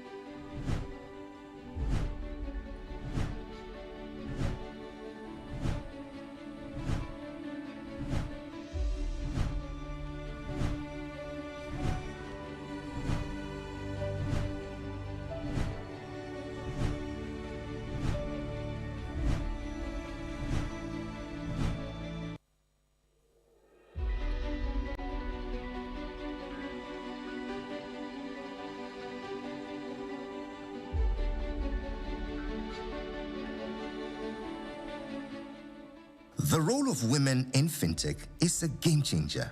With over 60% of Africa's population under 25, mobile money and digital payments are revolutionizing the way people live and work, and women are at the forefront of this revolution. According to the World Bank, mobile money transactions in Africa reached $1.3 billion in 2020, with women accounting for 55% of users. A study by the International Finance Corporation found that women are more likely to use mobile money than men, with 62% of women using mobile money. Fintech companies are providing financial inclusion to millions of women, empowering them to start their own businesses and improve their livelihoods. The 3i Africa Summit is a beacon of hope for women in fintech, bringing together industry leaders and innovators to shape the future of finance in Africa. Join us in this financial and digital revolution to unleash Africa's potential.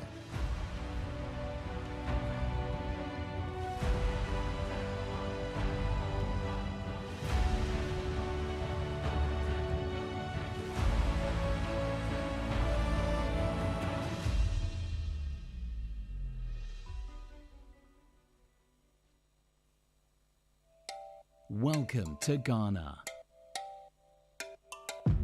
Go beyond the return to a home of a rich cultural heritage where nature is incredible. Adventure is everywhere and the people are warm. Go beyond to a home far from home. Visit Ghana.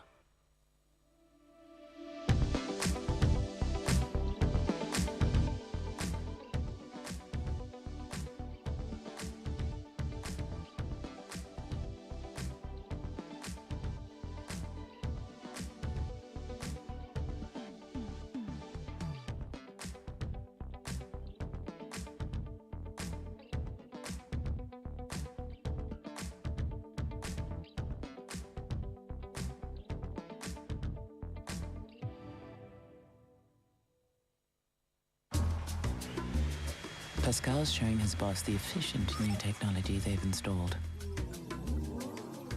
She is pleased, but now she's asking, why is that still there? Pascal explains that the wells can store many, many messages. The boss is not so pleased anymore. If you haven't upgraded your contact center yet, it's time to get business done better with MTN Business.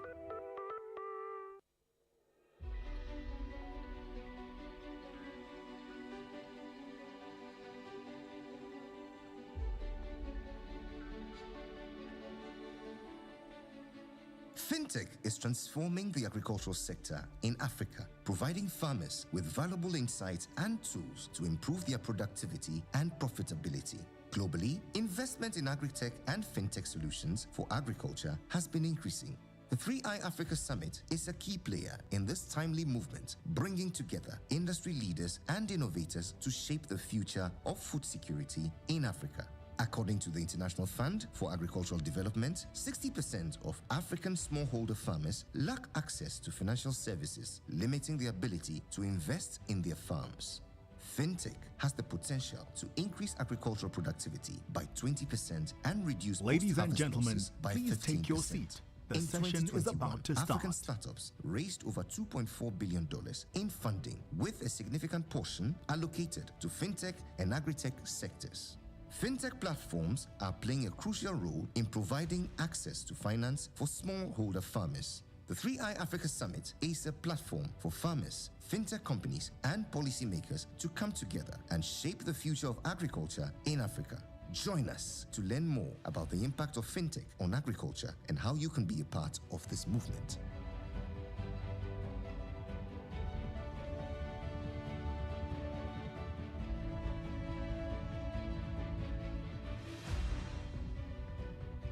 Ladies and gentlemen, please take your seat. The session is about to start. She's coming. She's coming.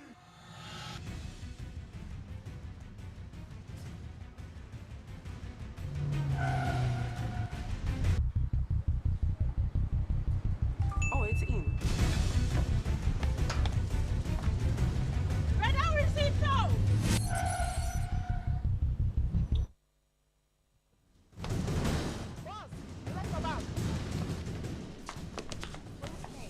Ladies and gentlemen, please take your seat. The session is about to start.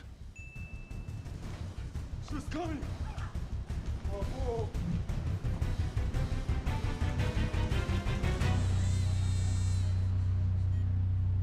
She's here. Pay faster, pay safer, and pay easy with Momo app. Download now and pay with the QR code, merchant ID, and so much more.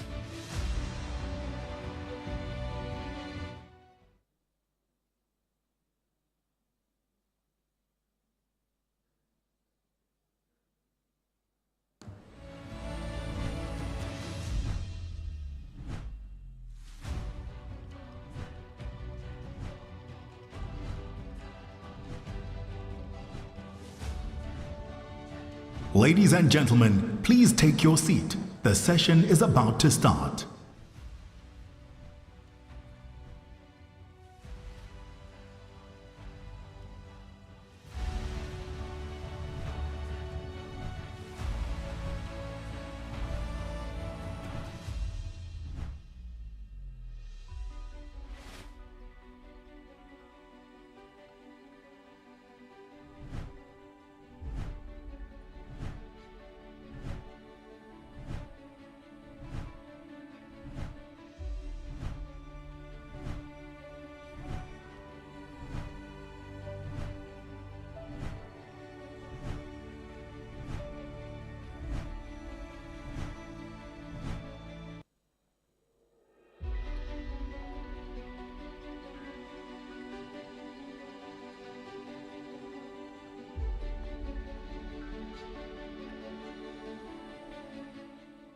The role of women in fintech is a game changer.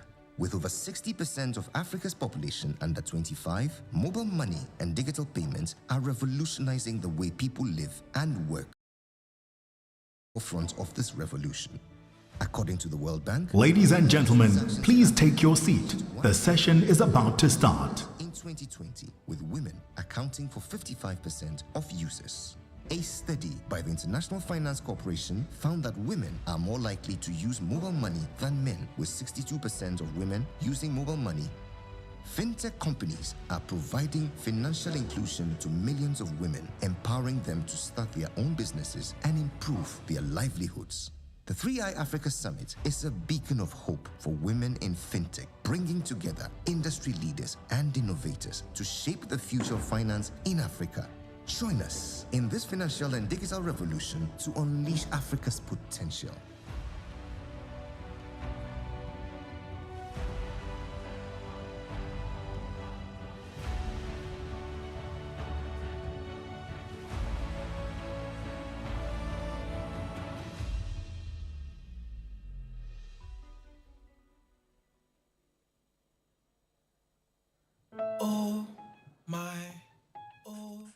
Everybody thinks my life just be enjoyment.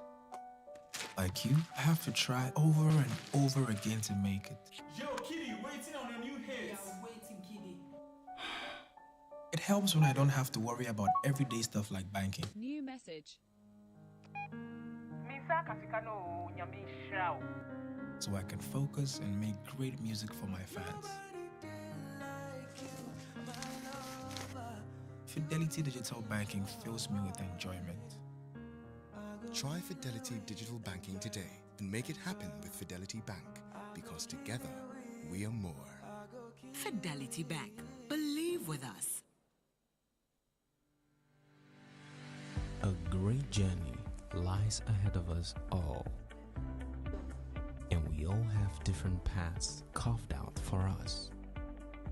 No matter who you are and the path you're on, make sure you choose a partner you can trust, a partner with integrity who will always give you the support you need when you need it. No matter what you do and where you are in your journey in life, you are very significant, and so is the path you're on. Consolidated Bank Ghana, CBG, cherishes financial security as much as you do and shares the same values as you. That is why we are the right financial partner to stand with you. We are now one of the largest banks in Ghana, and we are ready to partner and work with you. CBG, we stand with you. Pascal is showing his boss the efficient new technology they've installed. She's pleased. But now she's asking, why is that still there? Pascal explains the new fleet-finding darts are more accurate than the old ones. The boss is not so pleased anymore. If you haven't automated your fleet management yet, it's time to get business done better with MTN Business.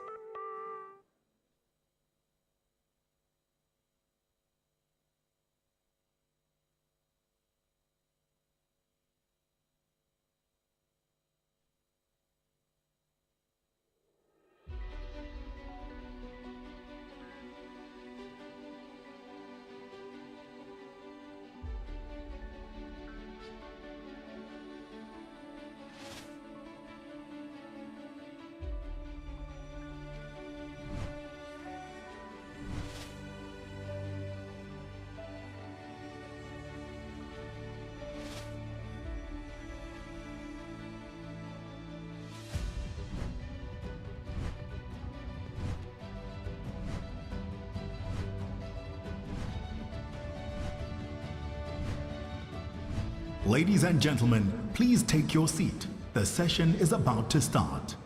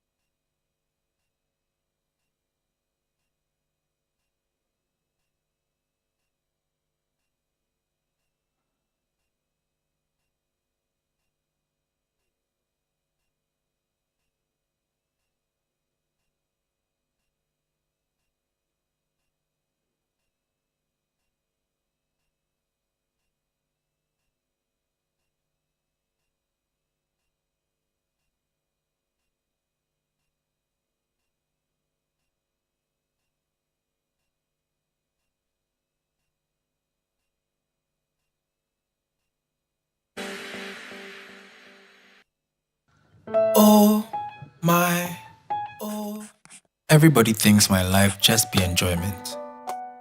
Like you, I have to try over and over again to make it. Yo, Kitty, waiting on a new hit. Yeah, waiting, kiddie. It helps when I don't have to worry about everyday stuff like banking. New message. So I can focus and make great music for my fans. Fidelity Digital Banking fills me with enjoyment. Try Fidelity Digital Banking today and make it happen with Fidelity Bank, because together we are more. Fidelity Bank. Believe with us. Araba, there are some people at the door. Go and tell them I have traveled to Russia. Yes, Daddy. Where's your father? My father said I should tell you he has traveled to Russia. Your father has killed me. I sent him money from America to complete my house for me.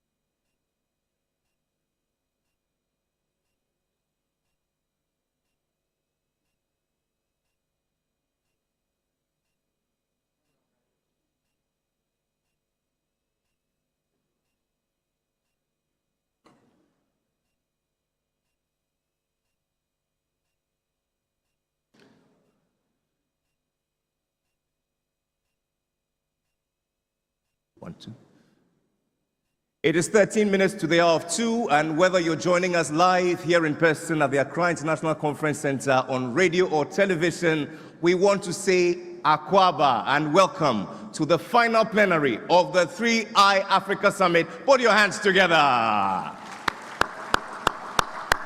And if your voice is yours, let's do it like we did in the beginning. Innovation, investment, and impact. Nah, I'm not feeling you this afternoon. It's hard to come back from lunch. I know you're seeing God in 3D, but let's shake it off one more time. Let's try it once more. Investment and impact. For the last time, let's turn up the volume. Innovation, investment, and impact. Give yourselves a 3i round of applause. It's great to be back here for this concluding plenary. My name is Jerry Ajololo. It is with such joy and great delight that I welcome you all to this concluding plenary. We've put together a gem of conversation to keep excited about what is going to go down. This afternoon, somebody is going to walk away with 10,000 Ghana cedis. Oh, come on, put your hands together. And we've also put together a very delectable performance from Africa's #1 dance crew. You don't want to miss that for anything at all. The day will end with a big announcement, so please stick and stay. But this afternoon, with joy, we receive in our midst traditional leaders from the Hiowe Blaka stool of Doyum Dodowa. They are represented by the Mankralo Okrete I and Simpim Afedi, Katamanso of Yilagbeye the first, the Simpim of Hiowe, and the Council of Elders. Please make them welcome with a round of applause. Nime, we welcome you warmly. We're joined also, ladies and gentlemen, by the Deputy Governor of the Bank of Ghana. Would you please make welcome Dr. Maxwell Opukwa-Fare, our host. We make welcome also the Governor of the Central Bank of Rwanda, the Honorable John Ruangomboa. Ladies and gentlemen, the Chief FinTech Officer of the Monetary Authority of Singapore, Mr. Sopnendu Mohanty, also joins us. We make welcome, ladies and gentlemen, the Executive Chair of the KGL Group, Mr. Alex Dade. A round of applause. But to welcome us warmly to this concluding plenary, it's my delight to welcome, ladies and gentlemen, the Deputy Chief Executive Officer of our partner, Development Bank Ghana. Would you please make welcome Mr. Michael Mensah Bah.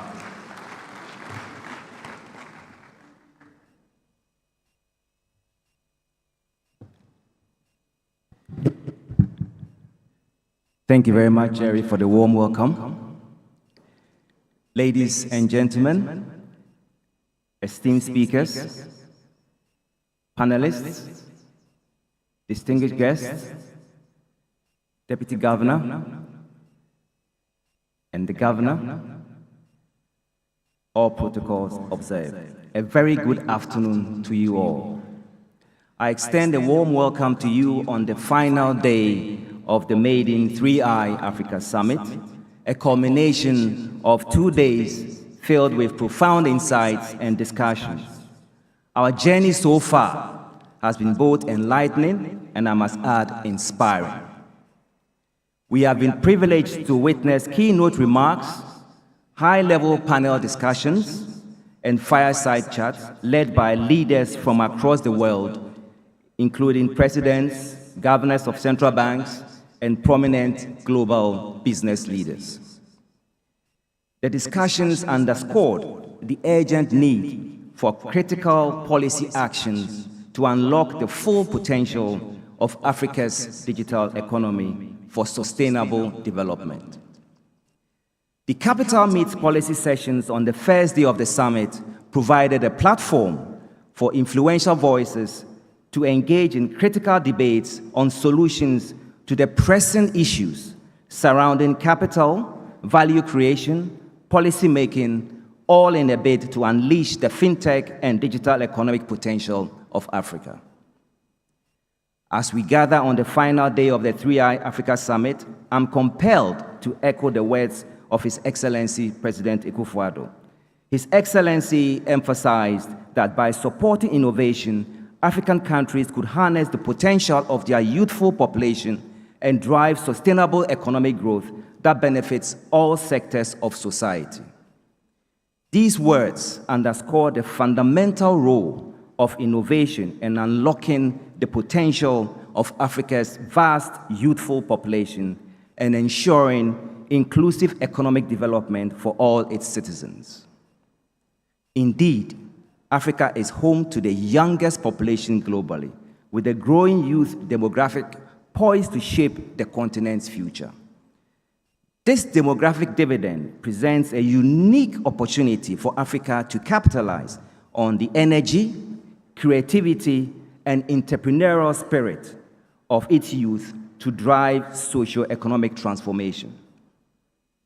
However, to realize this potential, it is imperative that we invest in education, skills development, and design policies that empower our youth to actively participate in the digital economy.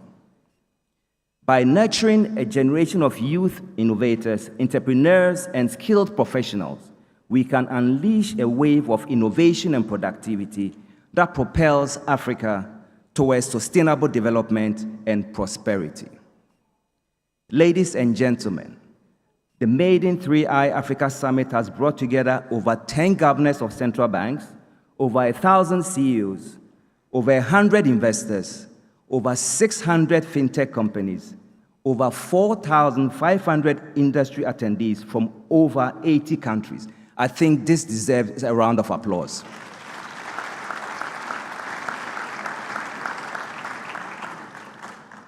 The various participants have had various meaningful discussions on different key issues that needs to be addressed to unleash fintech and digital economic potential of the continent. The Maiden 3i Africa Summit has truly been amazing. Today's discussions will highlight the pivotal role of technology and innovation in driving economic growth across various sectors in Africa. From empowering SMEs to transforming the creative arts economy, each session offers unique insights and opportunities for collaboration towards a more prosperous and digital-enabled future for the continent. In the panel on Africa Digital Trade Highway, Unlocking SME Growth Through Technology, we will explore how digitalization can enhance SME growth. The panel on Fireside Chat, Demystifying the Future, will present how AI and quantum systems are reshaping global economies. Understanding this concept is critical for policymakers and businesses to navigate the evolving digital landscape effectively. On international technology integration, the panel will address Africa's integration into global technology ecosystems. There will also be a conversation on fintech, the creative arts economy, and the role of technology in unlocking the creative potential of Africa's cultural industries, driving economic value and societal impact. Finally, the summit will be wrapped up with key takeaways, signaling actionable insights and potential collaborations to drive fintech and innovation forward in Africa. It's a critical moment for translating all these discussions into tangible strategies and initiatives. As we culminate this summit, I urge all of us in this room to reflect on the invaluable discussions and insights gathered over the past 3 days.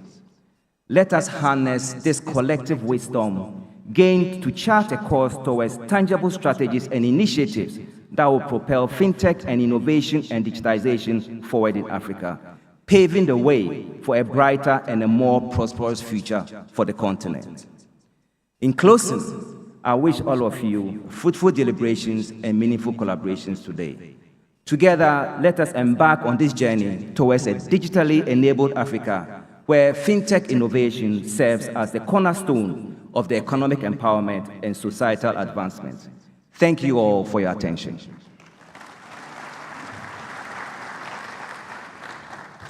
One more time, ladies and gentlemen, the Deputy CEO of the Development Bank Ghana, Mr. Michael Mensah-Bah. This afternoon, we want to ask a very simple question.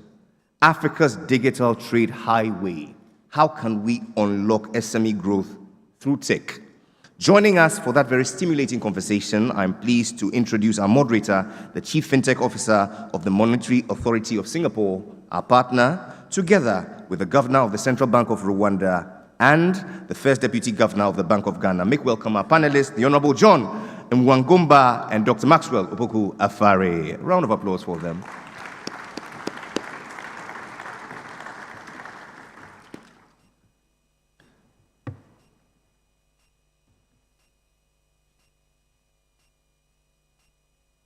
My honorable moderator and your panelists, you have 40 minutes. There are two panels, right? Total 40 minutes, two panels. Okay, good. You know why it's good? It's the most complex topic we're talking, so shorter the better. Okay. I said that it's a most complex topic. We are going to talk about tokenization, digital highway, followed by the most complex topic in the world of fintech called quantum. So get your belts tightened. Let's talk about this complex topic. Project, the digital highway. Today, we launched with Bank of Ghana, the most iconic project, I would say. I almost want to say that this is the M-Pesa moment for trade. What M-Pesa did in Kenya, mobile money, today this project, DESFT, is the M-Pesa moment for trade, which was launched here. And interestingly, this particular project is anchored around something called Universal Trust Credential, with both the country, Rwanda and Ghana, are working closely with Singapore. So, given this is such a path-breaking topic, I will start with Governor John on this layout for us. What is the problem we're trying to solve for? I think there's a challenge in this space. The trade is always the ultimate problem we're trying to solve. Payment is an enabler, but trade is the ultimate outcome. Give us a sense of where we are and what you're trying to solve. Yeah, thank you. Thank you, Sofu, and good afternoon to you all.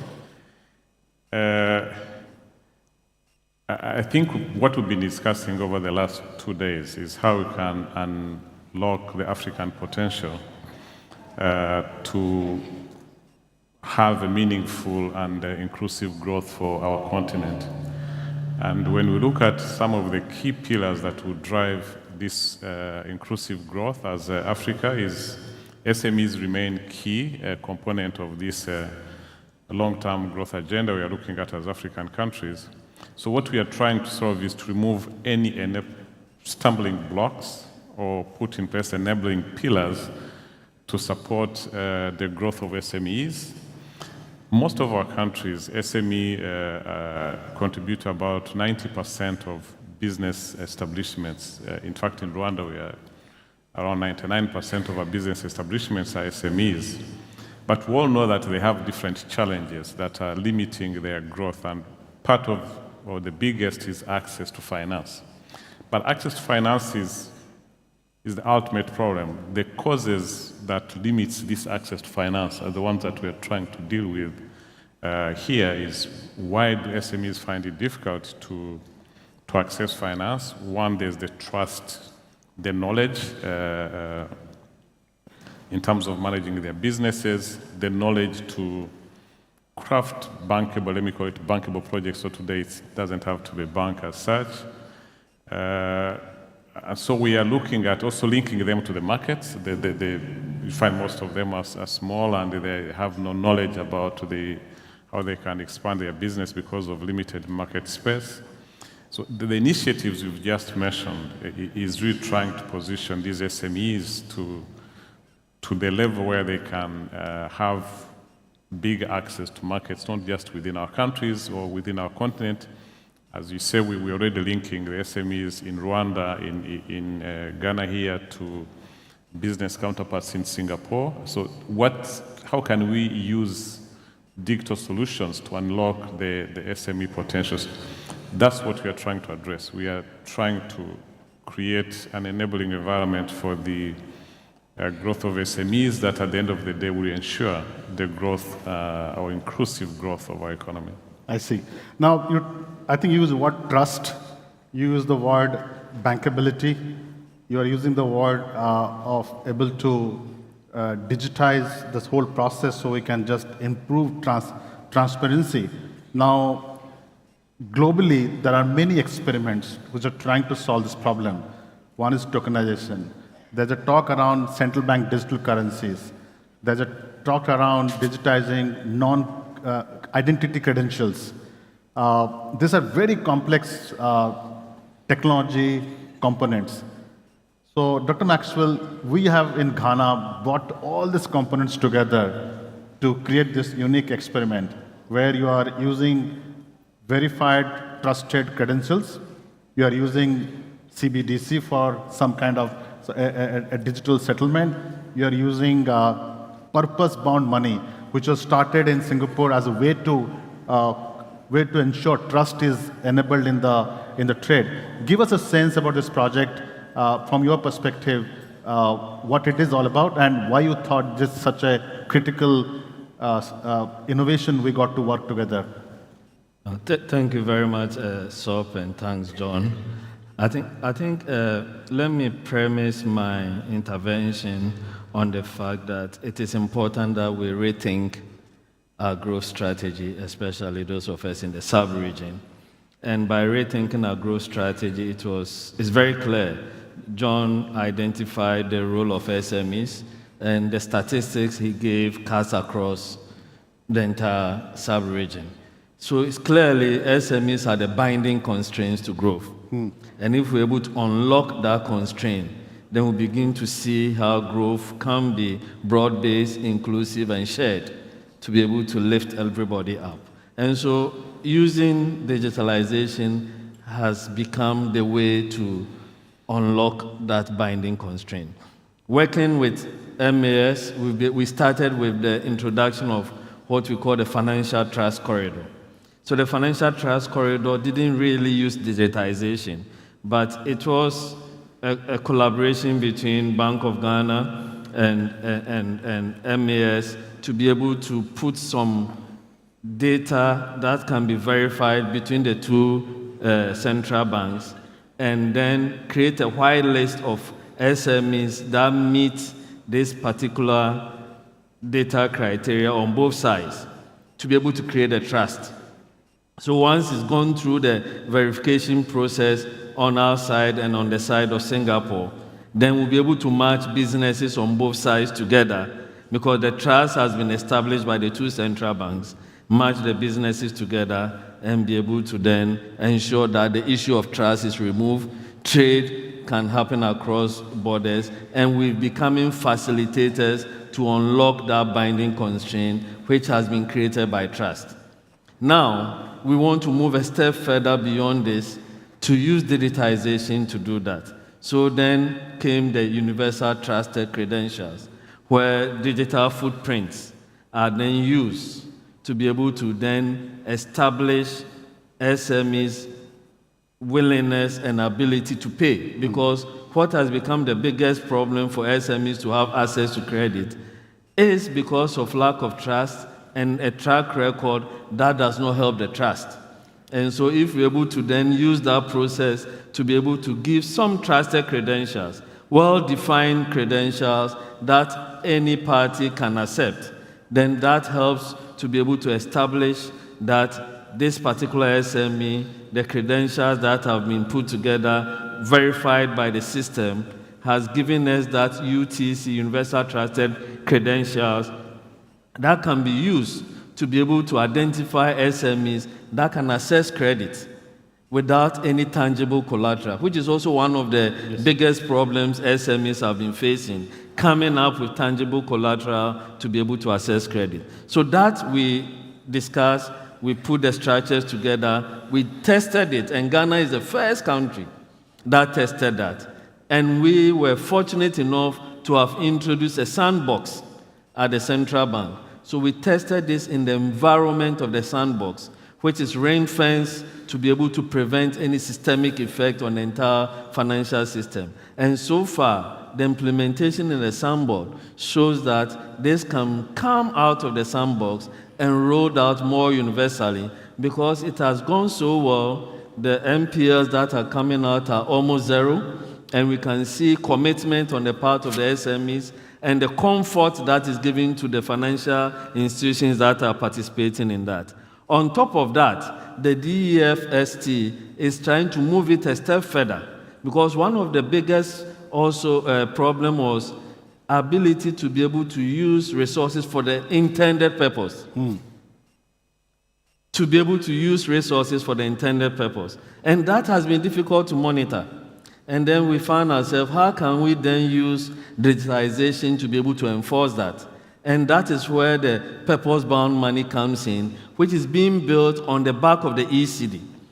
All that this does is that once we go the route of ECD and able to build a purpose-bound money, PBM, on the back of the ECD, that ECD resources that have been given to that firm is only unlocked when it is being used for the particular purpose for which that resources was made available. So that helps using digitalization to also be able to enforce the purpose for which resources are used. Targeted resources go straight to where it's supposed to go. Sure. That, I think, is going to be a game changer. Absolutely. And that is being done also in the sandbox environment. And when these things come out of the sandbox and it's open up, it's going to change the way business is done, and it's going to enhance trust and give comfort, and we'll begin to see SMEs having access to credit to be able to unlock, because they control 90% of businesses, 80% of employment, and contribute 60% to GDP. That is the binding constraint that can deliver a broad-based, inclusive, and shared growth. Sure. As you can see, it's such a complicated project. You know what is the best way to understand? There's a report which has come out on this project. I strongly encourage you to download. I hope in the website of Bank of Ghana it will be there. It's a very simple report designed for high school people, high school students. So we all can use it and understand this complex project. So with that, let me come back to Governor John. You know, we spent last 2 days talking about identity. We talked about interoperable payment system, the fundamental digital public infrastructure. Now we are talking about data. Data is almost like bedrock for economic inclusion, which is the SME. From Ghana, we are going to Kigali in 2 months' time, in August, and where we'll have the inclusive FinTech Forum. So I strongly encourage all of you to come to Kigali after this. We're going to take this dialogue from here and go to the east of Africa to have the same discussion. Give us some sense what you would like to discuss in Kigali, which you started in Accra, and we want to take it there. Yeah, thank you. I think one is the practical projects we are talking about. When we were in Kigali last year, we had launched this RISE project of educating SMEs, but also creating the universal trusted credentials and how we can link them with other counterparts in Singapore. Now we are going beyond that. We are creating even the payments through the CBDC, as said by Maxwell. So by the time we come to Kigali in the next 3 months, we need to be moving out of the sandbox, as he said. Now, how do we bring on board critical mass of these SMEs across Africa? How do we build on these experiments we've had in Ghana, the one we've had in Kigali from last year, and then put it to scale to have more SMEs benefiting? Now, we've been talking of linking SMEs in Rwanda to those in Singapore, Ghana to those in Singapore. How do we create the linkages between African countries? So we, as you rightly said, we have 2 countries on the 2 ends of the continent. So how do we create synergies from the East African bloc, building on what we've been doing in Kigali and what we're doing here in Ghana, and bring on board more African countries? Here, as said, we are in Ghana, but we have many African countries attending, many fintechs from different countries attending. How do we work with these participants here to operationalize what we've been cooking in the kitchen, in the sandboxes? So I think that's what we should be aiming to have. So from this year, building on what we had last year and here, we need really to bring on. I think in Rwanda we've already trained more than 14,000 SMEs, and so how do we really work together now to operationalize what we've been doing and bring to scale more SMEs in different countries in Africa? Here we have the actors. We are policymakers. We are trying because we have the big data, we have the macro picture, we understand and try to provide solutions. But I think we will be good to hear from them, the actors themselves, and engaging directly to really see how we can work together to scale up these solutions that we think are going to make a big difference to the inclusive development of our continent. Governor, let me follow up with a follow-up question. I'm just trying to keep in time. As somebody from outside Africa or last 2 days, my experience is there's a need to continue discussions. And I am consistently hearing the word that we should not talk, we should act. And to act, we got to have some kind of a policy framework project which can be defined, which can be documented, and we can discuss almost like a roadmap. Once in Accra, once in Kigali, every year till you get to the end point. Do you envisage some kind of Pan-Africa project purely on framework, not trying to solve the problem? Framework, policies, mechanism, things like how do you settle dispute, how do you verify credentials, how do you acknowledge each other's ID? Is there a space to create a Pan-Africa project on the policy framework, which we can work together over next 1 year and come with some real document for the market to look at and start interoperating? Is there a possibility? Yeah, it's not just a possibility, but it's a need. I think as we are saying... It's a need. We got to do it. Yes. As we are saying, if we are to link these or to scale up these solutions we're discussing here to the continent level, we need that coordination at the continent level. There is already a mechanism there, so we just need to see whether it's the right channel we can use to achieve what you're saying. We have the initiative that we call Transform Africa that was started by our heads of state way back in 2013. And they are looking, the focus is on how can we use technology to expedite growth across the continent. So they have, I think, 5 pillars. There's one, there's the digital ID, there's, I don't remember the details, but we have a framework there. Okay.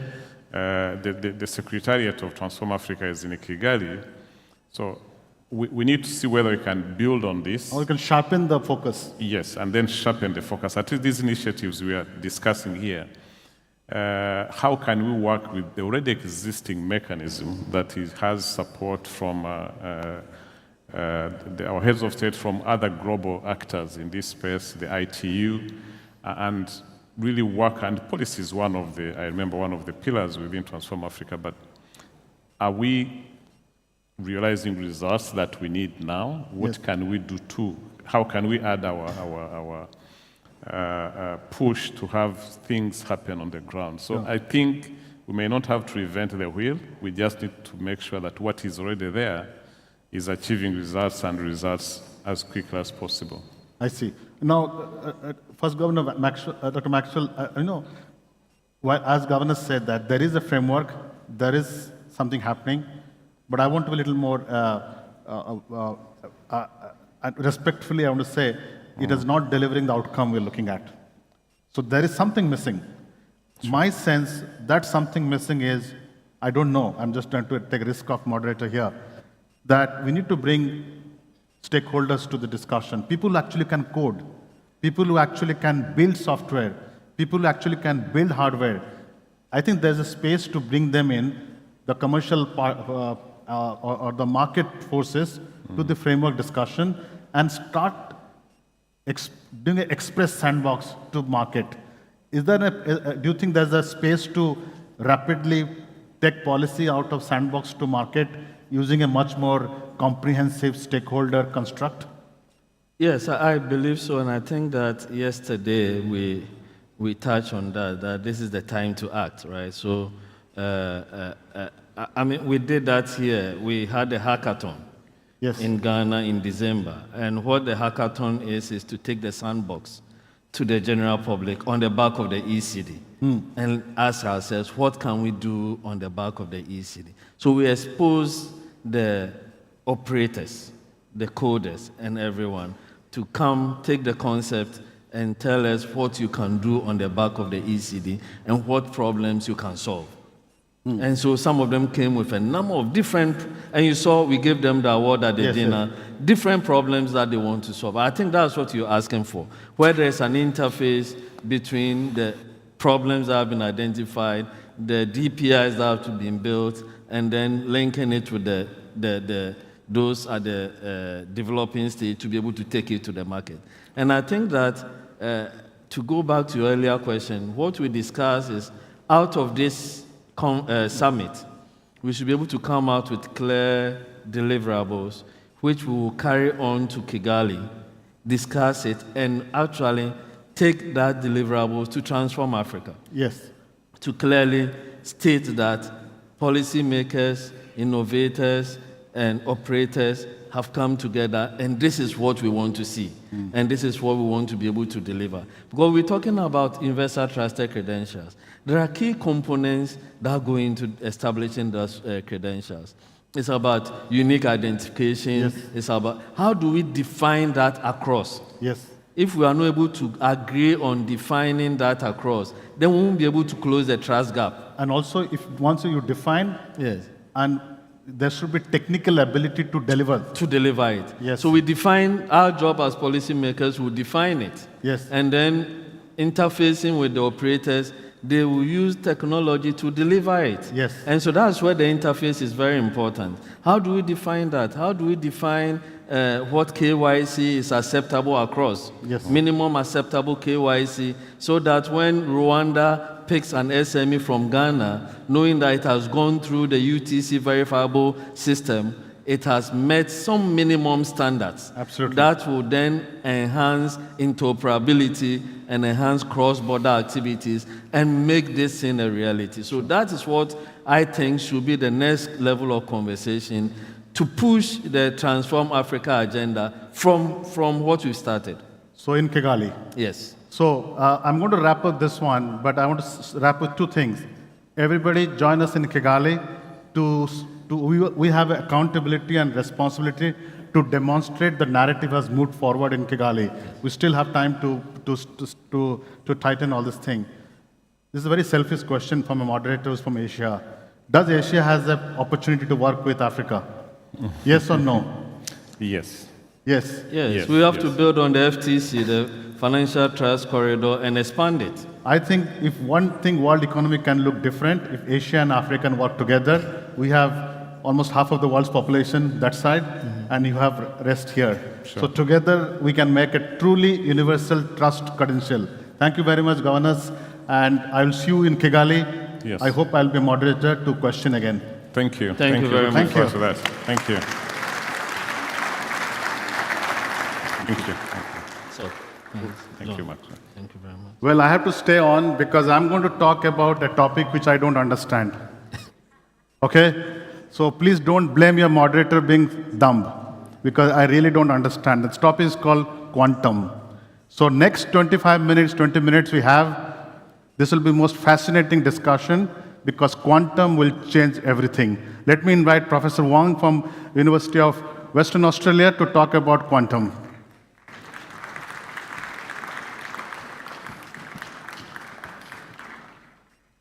Thank you. That's it. Okay, we're going to sit together. But I don't understand, Professor. Don't shout at me. Because I'm your student today. Okay. This is your classroom. On behalf of the students, I'm going to ask a question. Okay? I know there was a video to be played, but we can't do it because something happened. That's okay. That happened in big conferences. Give me a basic definition. What is quantum physics? Why quantum physics is so different from a normal physics before you come to quantum computing? Give us a 101 explanation to a high school student, which is me. And I'm representing everybody. Thank you. Can we, okay? Hello? Yeah, so we are. No. Only I can hear her. Hello? Okay, why don't I get a mic?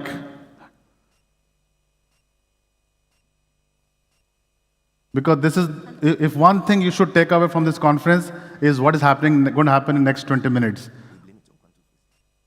Sorry? We blame it on quantum physics, this particular issue. Yeah, I need a, okay, this works. Okay. Great. Yes, and we are living in a classical world. Everything around us follows the classical Newtonian law of physics, like the planets, like the stars, like the tables, like you and me. We are classical beings. We behave like what we learned from the school and from everyday experience. What I'm going to show you is this very bizarre and strange word of quantum. And just wait, I'll do that in a few minutes. The whole stage is yours. You can take everyone on the slides. You can see there, your slides there. Okay. Oh, I can see. Yeah. Okay. Okay, quantum is giving trouble. Okay, now it's okay. All right. In order to understand the difference between a classical or normal computer and a quantum computer, I think it's helpful to, this keeps on, okay, yeah. It's helpful to say where we came from, and then we can predict the future. So we have come a long way in developing computational tools to help us to do a lot of calculations. As you can see on the screen, the first abacus dated all the way back to 2500 BC.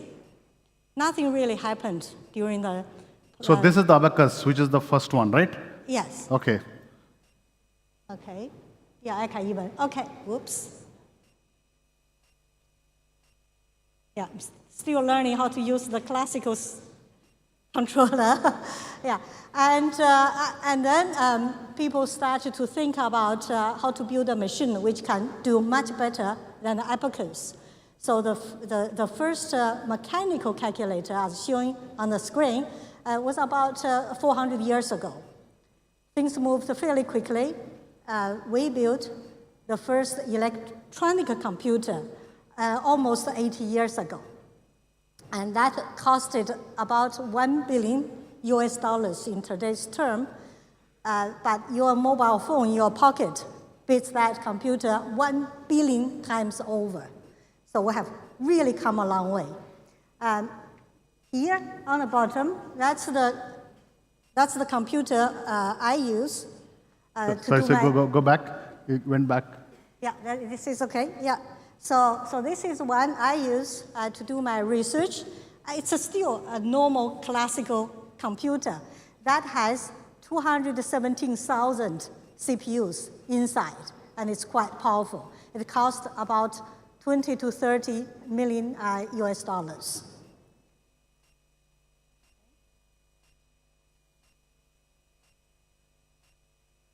So we define how fast a computer runs by using what we call it. I think you should point that side. Okay, that's fine. Can I point here? No, I can't. Okay. I have to point. No, you want to point that? Okay, sorry. Okay. Yeah. So just a few more. Yeah.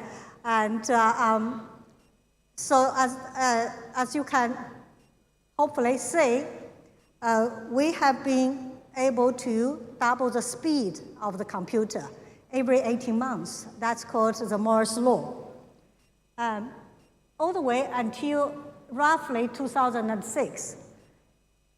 In 2006, if you buy a computer which actually runs very fast, it's 2.6 gigahertz.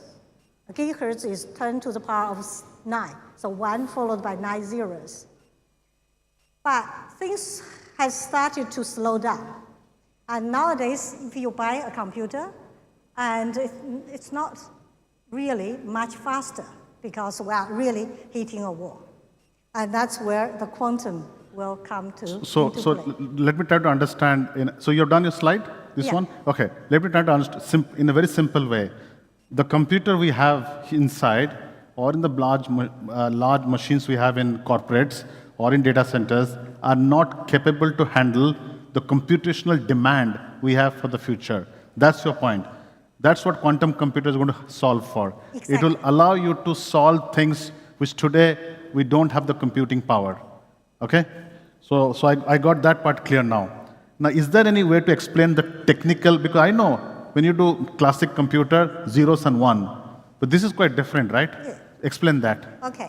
So all our current computers are called electronic computers, which basically use the bits, and which is 0 or 1. So high voltage is 1, and low voltage is 0.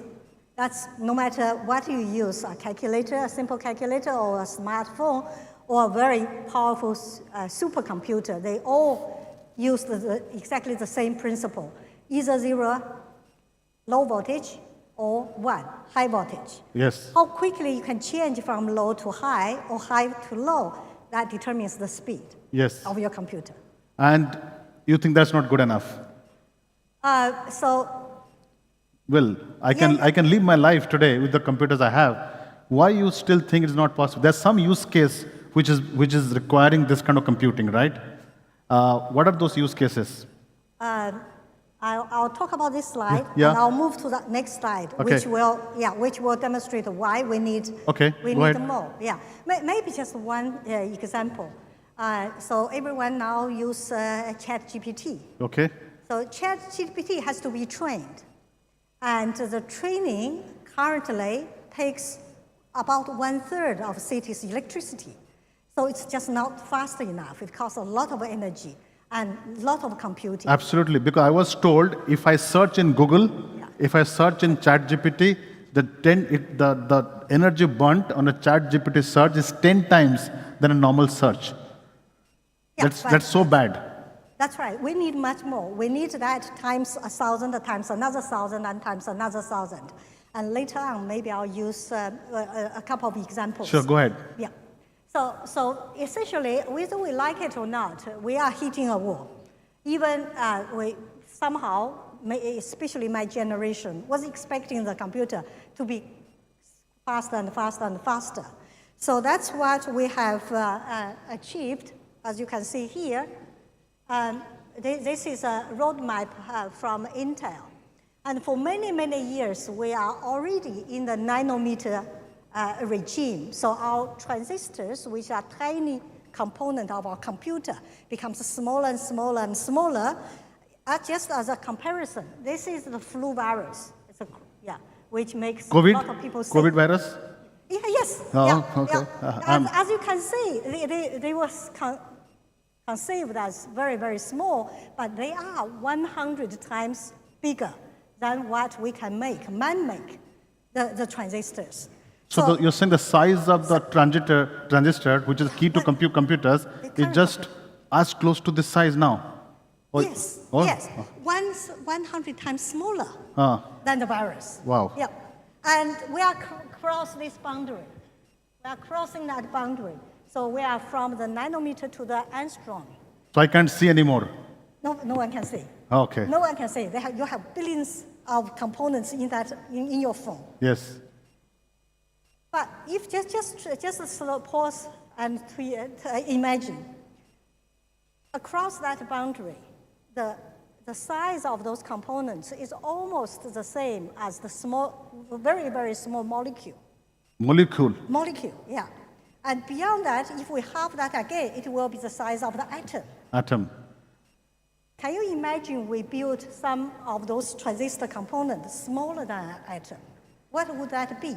We don't even have the physical reality to support that imagination. So basically, we can't. We can't. So that's the wall. If I have a wall, oops, no, okay, that's fine. So whether we like it or not, that trend cannot go up. So what people have currently trying to do is to put more and more CPUs in a machine. And that is causing energy burnouts. Absolutely, absolutely. If you want to double as a computational capacity, sure, you have to build another big So just because of the interest of time, so you are saying that the current design is hitting that wall. Yeah. We got to think differently. That's right. And that's where quantum computing comes, with a very different way of storing data, which will not hit the wall. That's right. Is that good way to? Absolutely. Okay, precise. so I got it. I hope all of you got it. so very nice. Okay, so now we do understand what it means to us now. What kind of financial use case, especially in Africa, we're talking about financial inclusion, we're talking to leapfrog existing system. Why should Africa care about quantum? Why should people here care about quantum? Yeah, I'll explain why we will be able to achieve that doubling of computing power if we think quantum mechanically. Okay. Yeah. So move across from the classical to the quantum. The word becomes very, very strange. And people possibly heard about this Schrödinger's cat. And it can be both alive and dead. And in the quantum world, an electron can be here and there at the same time. So that's the kind of quantum properties we need to harness. Do you know, somebody explained to me this quantum property in Bollywood movie? Okay, this is what I understood. You go to Bollywood movies, there's always a mother who has given birth to a twin, and the twin has gone to a fair, and the twins have separated. They're growing up in two different cities. One is the police, other is a thief. When they meet together, they behave identical. Is this quantum? That's a good analogy, but yeah, but that's.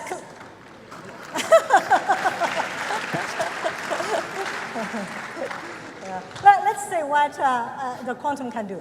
Okay. Yeah. So why this being here and there, and being the twin, being a policeman, and a thief, can help us in terms of computation. Yes. Right? So here you see. Okay. I hope I can still point. Yeah. So here, you possibly all heard about this electron from school time, which is a particle whizzed around the nucleus, right? And that's the image people used to, or still do, teach our kids. And I want to say that's not quite right. Okay, the electron, which like all other quantum particles, behave quite strangely. Okay. A normal particle, like myself, I'm sitting here, right? I'm sitting here. I can't be sitting in your seat at the same time. But in Bollywood movie, it can possible. Okay. So we need that kind of inspiration. Yes, indeed. Yeah, but that's reality. If you feel strange, if you don't like it, you are not alone, because Einstein never liked it. He was against it until the day he was passing away. He didn't like it. However, this is the most tested hypothesis or theory. Over the last 100 years, scientists have done numerous. No, so help us to understand, because I'm just interested of time and complexity topic. Help us to normal people like us. Why this all matter? Why these two brothers are two electrons in two different places? They behave same. Why that is important for us to know? What is so important? Very good question. Yeah. So what's the big deal? If you have one electron, it can be here. That's 0. At the same time, it's there. Yes. So it can be both 0 and 1. If you add one electron, and these two electrons can be 0, 0, 0, 1, 1, 0, and 1, 1, 4. Okay. If you add another electron, it becomes 8.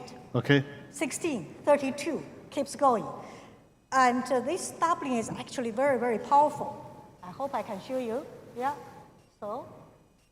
Professor, you are making our mathematics go bad. Okay. All right. Okay. So you possibly know, if you have a big piece of paper, has to be a huge piece of paper. If you fold it 27 times, so each fold, you doubles the number of papers in your pile. 27 will make a pile as tall as Mount Everest. Wow. 42 folds, you reach the moon.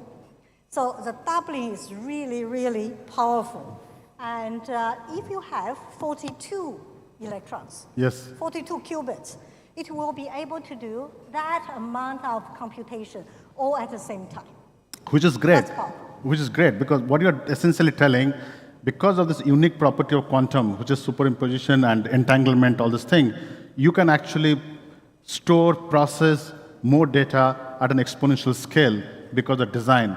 I was told this kind of computer are always operate in a sub-zero temperature. We're in this place, it's humid. I think the air conditioner is not working. Quantum computers will not work. I'll flick through. I'll show you different kind of, I'll skip this. So we have a practical problem to run this. No, we don't have to. We don't have. You have solved the problem. No, yeah. So I'll show you. Okay, just a minute. And this is about, so that's why. Anyone want to ask me questions later? I'll explain. We'll send you the slide, and you'll have a bad dream. Okay, yeah. So this is the quantum software, which is going to be very different from the classical ones, but that's fine. So you're absolutely right. If people use superconducting qubits, yes, and you require to cool them down right to almost 0 temperature. But over the last 20 years, people have tested all kinds of physical particles. Okay. For example, if I use photon, and photon doesn't interact with the world very much. Therefore, you can do quantum computing in room temperature. Sure. So this is what, so this is the 54 qubits superconducting quantum computer. And I saw it in China recently, one of these machines. I didn't understand what it's doing. So 54 already surpassed the most powerful classical computer. Yes. And I'll show you the next one, because, you can see, 54, you do that 2 to the power of 54, that's a huge number. That's bigger than the most powerful classical computer can hold. Yep. So they claimed they have achieved quantum supremacy. That's 2019. just fast forward. This is photon. This is on a tabletop. Okay. What is this? Machines? This is use photons Oh, photons. as qubits. Oh, And they bounce around by the mirrors, by the beam splitters, by polarizers. And this one was, you can see, 2020, they achieved 75 qubits. they in means China. who? They means who? In China. In China. In China. Okay. The Chinese are very smart. Yes, yeah. Oh no, they invest hugely. Okay. Yeah. They put a lot of money. So that doesn't need low temperature. Okay. Fast forward, this is another 10 months, and IBM achieved 127. Yeah. And you can see every time you add 1 qubit, you already double the capability. So what you're saying that, so because I'm just trying to manage time. This topic is giving me sweating now. so what you're saying, the world is moving very fast. Very fast, as you can see, 200, and then IBM achieved 1,000, and next year also it will be 3,000. So with all the computing power, don't you think we should bring this machine to Africa, put one in Accra, one in Kigali, then we don't need any computers? That's the part I have to skip because Time. the quantum, the software will be different. Yeah, software. So a quantum computer will not replace our ordinary computer because, for example, like word processing, like some kind of simple express sheet. Yeah. Okay. Quantum computer, at least the first generation, will be targeted to solve spatial problems. Spatial problems. Yeah. And what are the problems? Okay, I'll show you. Yeah. Okay. Yeah. Finance. Fine. Okay. Finance problem. Complex algorithm. Yes. Yeah. So this is the talk I gave early this year at a conference called Quantum Computing in Finance in Abu Dhabi. And in the realm of finance, there are numerous challenging problems which requires intensive computing and also timely solution. Sure. You want to understand your market and so on. Okay. So this is what we actually did. Two kind of different problems. So let me in the interest of time. So we will still have classical computer, classical software running on classical computer that will survive, stay, get better. Then we have a specialized quantum computing machines which will deal with complex problem. Governors can use for macroeconomic policy predictions, right? So they can use that machine. We give it to them as those machines. But ordinary people like us can use normal computer to do normal stuff. I want to say even normal people Yes, like us. Yes. One day. You're not normal. I am normal. Okay. No, we are all. Yeah. The next wave of computing, the modes we are expecting will be hybrid. Okay. So it will be hybrid of classical computer and quantum computer. Okay. So we use our classical computer to do the normal things.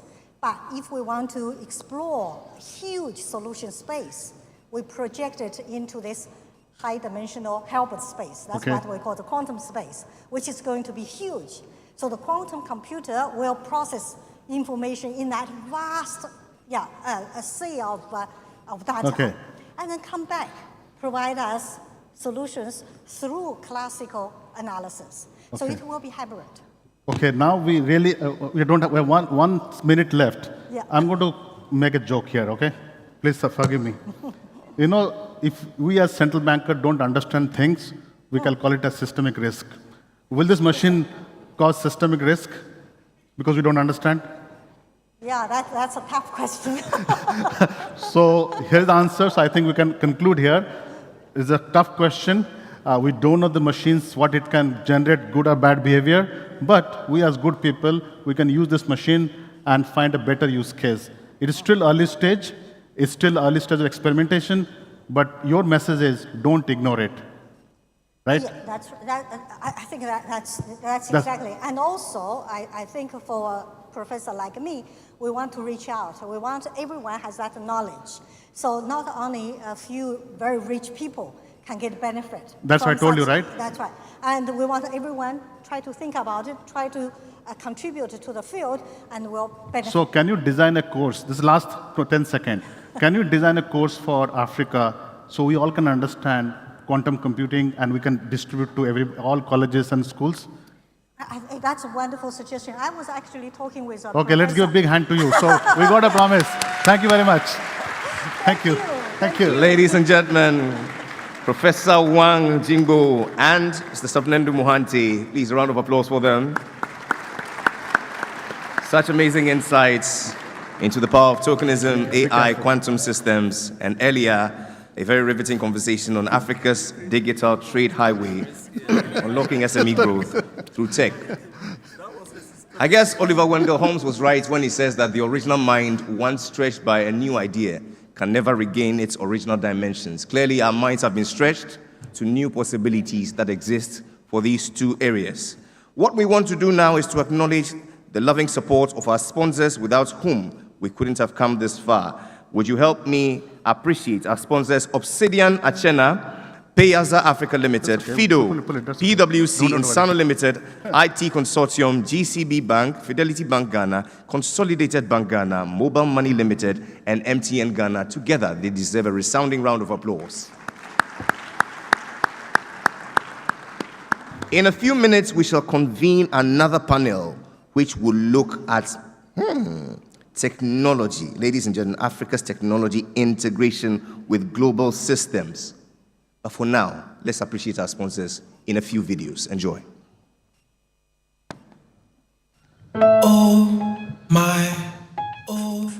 Everybody thinks my life just be enjoyment. Like you, I have to try over and over again to make it. Yo, Kitty, waiting on a new hit. Yeah, waiting, Kitty. It helps when I don't have to worry about everyday stuff like banking. New message. So I can focus and make great music for my fans. Fidelity Digital Banking fills me with enjoyment. Try Fidelity Digital Banking today and make it happen with Fidelity Bank, because together we are more. Fidelity Bank. Believe with us. When was the last time your mind had a break? I mean a real break, where you didn't constantly worry. No breaks like being on the golf course but missing easy parts because you were distracted by failed transactions. Or when you're with family, but pressure from work prevents you from bonding with those you love. Or perhaps when meeting clients, but thoughts of system downtimes put you off your game. Well, we say next time you're on the golf course, focus on making par, get that birdie, at that family barbecue. Focus on getting the ribs tender the way Junior likes it. We process digital payments for your business. On your next business trip, soak in the views and focus on closing deals. We process digital payments for your business across Africa. Live, work, play a little without sweating over payments processing for your business with Insano. You are in good hands. She's coming. She's coming.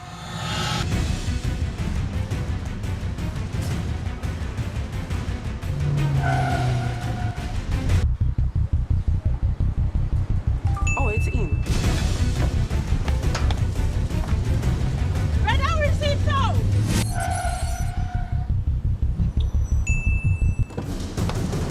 Boss, let's go back. Okay, here. Take this. She's go to coming. I know. Go to the pharmacy now. She's coming. Oh.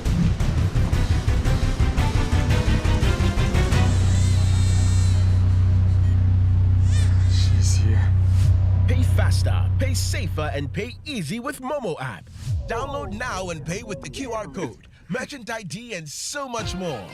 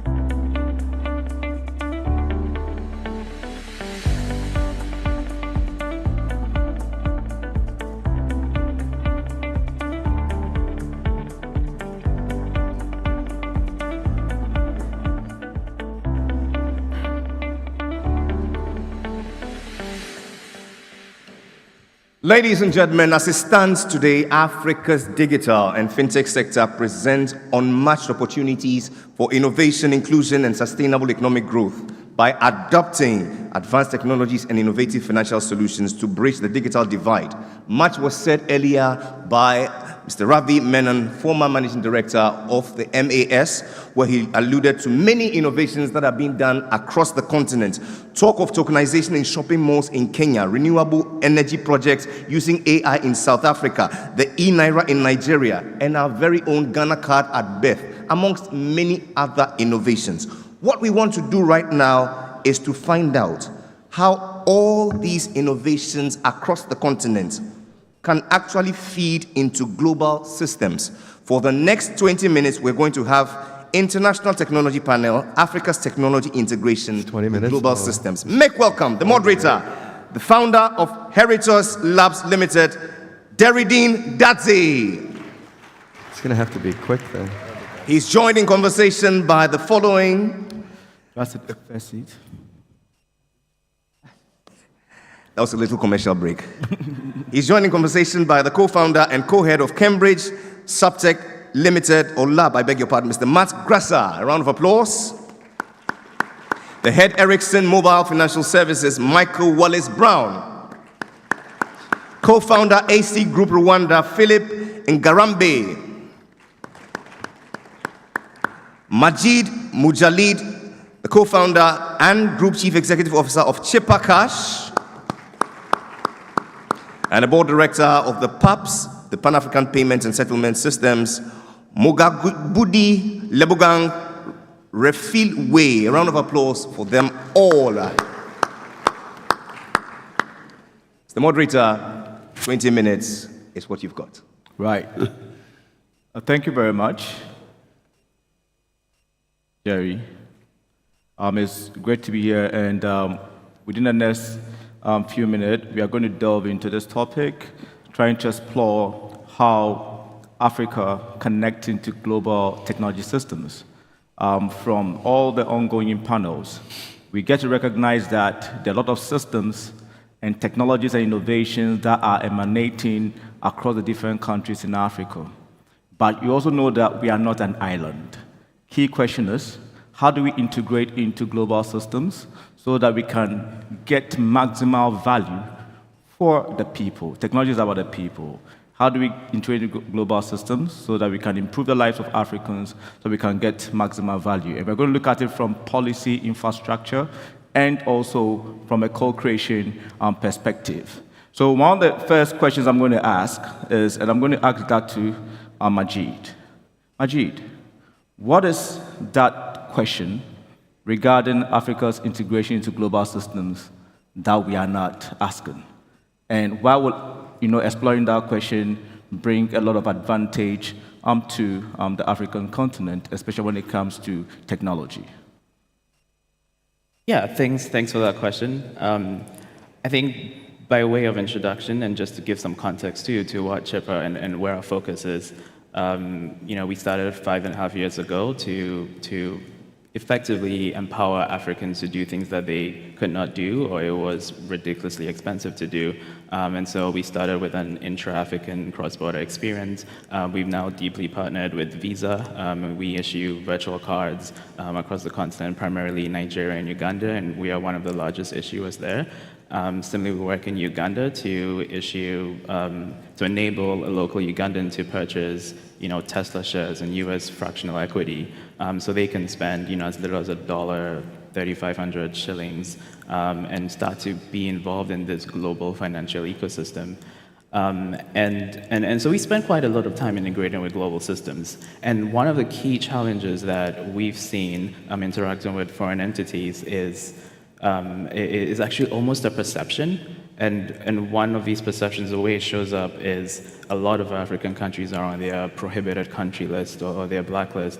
And so when we go deeper into finding out, why is this the case, it usually is because they don't actually know how much work has been happening on the ground. It goes back to KYC. What are your systems for identity? And so we actually spend a lot of time educating them on for example, in Ghana, here's the Ghana card, here's how the national ID database works, here's all the data points you can get, and here's how the biometric level works. And that ends up really just changing the perspective, this perception, quite a bit. And so really one of that basis is, in order to even get the global systems comfortable, we've got to get our local systems really, really, really strong, and that's already showing up. And so how can we make sure, as we build these local systems, we think about these global ones in mind? That makes it super easy, and then you don't really need to think about the global systems. You've just got to have the local systems really, really well done. Right, so Lebo, at the back of what Major is saying, where do you see perhaps the Pan-African payment system, settlement system playing? Where do you see your role, and how do you bridge those gaps? Thanks for the question, and good afternoon to everyone. So let's take a step back, as my previous speaker rightfully said, that when it comes to payments, cross-border payments, international payments, there are less than 20% is cleared and settled in Africa. Right. The rest are actually cleared and settled in Europe, and the US, right? What challenges, what issues does that create? Cost. So when a transaction is made from Zambia to Uganda, it first goes to the UK, it first goes to Europe, and then comes back to Zambia. And when that happens, not just time, the time it takes to clear that there's a time issue when it comes to clearing and settling that payment, but also from a cost point of view. As a continent, we lose billions, about over $5 billion for clearing and settling outside of Africa. So that's the current situation. Right. And that's what PAPS is trying to solve. Essentially, what we're trying to solve as a Pan-African payment settlement system is to clear and settle transactions in the continent. Right. So to enable a consumer in Uganda who wants to make a payment to somebody in Nigeria for that transaction to be cleared in the continent, number one, for it to be instant. Number two, that's another thing that we're trying to actually create, is instant payments. You have instant payments and real-time payments in some countries, like South Africa has real-time payments, but not in all countries in the continent. So what we're also trying to do is have instant payment across the continent. Right. So in the domestic countries, but also across for payments across countries in the continent. So instant payments is one, cost is another. I mean, when it comes to remittances, most fintechs that started remittance companies were actually trying to drive costs down. The first was Western Unions and MoneyGrams, etc., and then fintechs were birthed really to drive the cost of remittances down. Even mobile money, firstly with domestic remittances, but definitely international remittances, the purpose was really to drive the cost of remittances down. So what we're also trying to do with enabling clearing and settling in the continent is to drive the cost down. Right. So it's instant payments to drive the cost down and to enable notifications, right? Real-time notifications for the sender as well as the receiver. I'll give you just a use case as an example. We have informal traders at our borders, informal traders at all our borders in this continent, right? But how do they pay? Currently, they use cash. Could we imagine a world where we're enabling settlement and ease of transactions for the cross-border traders, informal traders, as well as big business? So as a company, we're looking at it at enabling ease, instant payments, efficiencies, but driving down costs, not just for big business and B2B payments across countries, but also for the small business trader who is doing trade at a border in Zambia and going to Botswana to get stock and then sell at the border. So we need to enable efficiencies and ease of transaction for that trader too. Right. But lastly, you have a Visa card or a MasterCard, right, that enables you to transact around the world with ease. Could we have an Africa card that enables you to transact with ease? Currently, as we sit today, whatever country you go to, you need to download a wallet. So in Kenya, I have M-Pesa. In Ghana, I download MTN mobile wallet. I go to Zambia, I need to download something else. I go to Uganda, I need to download something else. Generally, that's the current situation, where you download wallets in every country. Yes, that's fine, right? But should we not have a payment system that actually integrates all of them, it creates interoperability with all those wallets, and with the bank accounts. So we do have some systems that are doing that have integrated all the wallets, but integrating all the mobile wallets as well as the bank accounts. I think that would be revolutionary and would help all of us, actually, in this room. Right. We have interoperability across mobile wallets, across bank accounts, and ease of transaction and settling those transactions in the continent. Right. So PAPS has big advantage for the continent, especially on the cost side, on the cross-collaboration side, on the settlement side, and also on the instant payment side. And that is very good for SMEs. That's even very good for people in general. Now, Matt, on the back of that, what do you think from a policy point of view we should be looking at? We should be looking at to harmonize, the different regulations across countries and to ensure that the vision of PAPS becomes even more solid and more advantageous to the people. Yeah, absolutely. So I'm currently working with the Cambridge SupTech Lab. We focus on financial supervision with financial authorities. But my background is actually in payments, in fintech, before I joined the lab and worked with regulators. So I'll start by saying I have no doubt that from a technical perspective, we're going to have efficient, effective systems for integrating across the continent globally through traditional channels, fintech channels, through mobile channels. This is going to happen. It's coming. So what I'd like to really highlight is what is the role of policymaking, regulation, supervision in the areas that aren't quite as technical, that are about adoption, about not leaving people behind. So three main principles come to mind for me. So number one is building trust and inclusion in any system. When you're bringing two payment systems together, you're bringing two cultures, two worlds together, and it's really important that that's accounted for. So I've done quite a bit of work in my past jobs working with studies on financial inclusion for the past decade or more, particularly in the African continent, and understanding what drives inclusion. At the top of that list for consumers, thousands of consumers from 4 countries across Africa that we've directly surveyed, is reliability of the system. Only after reliability comes the value proposition, then accessibility, then affordability. Of course, all overlying a viable business model so something doesn't just close up shop. But reliability is at the top of that list, and that means trust. And the way to engender trust in a system is to have effective, stable financial ecosystem and to have consumer protection measures in place. So that's the component that supervision comes in. That's a huge role through consumer protection, prudential supervision, anti-money laundering, these other areas. So that's trust and inclusion. Secondly, we're moving from processes that exist. Just because they're not technically digitally integrated doesn't mean they don't exist today. Right. So there's a digital transformation component that comes along with this, which then includes data that's coming off of this and the need for data science. So I think in terms of digital transformation, this is really about understanding how we can make sure that the data that's being generated by these interoperable systems are designed also with customers in mind, additional financial services beyond payments, but also with supervisors in mind, with regulators in mind, so that there doesn't have to be another layer of innovation on top of that if we take that all off at once. And of course, data science is a huge portion of this. We heard yesterday the Minister of Commerce and Digitalization in Ghana talking about a national data lake that's integrated with a regional system and a international system ultimately. That's a very forward-looking, it's here today technologically, but it's really like at the cutting edge of where we're hearing public sector authorities talk about this. There are others who are still just getting paper reporting in today. So I think making sure that we are accounting for capacity building along with this too. So at the lab, we work on transforming financial authorities' perspectives on the paradigm shifts that are happening as a result of this digitalization. We get hands-on with data science tools, like really tweaking models and understanding how these systems work so that authorities can understand the systems that are in the market that they're regulating.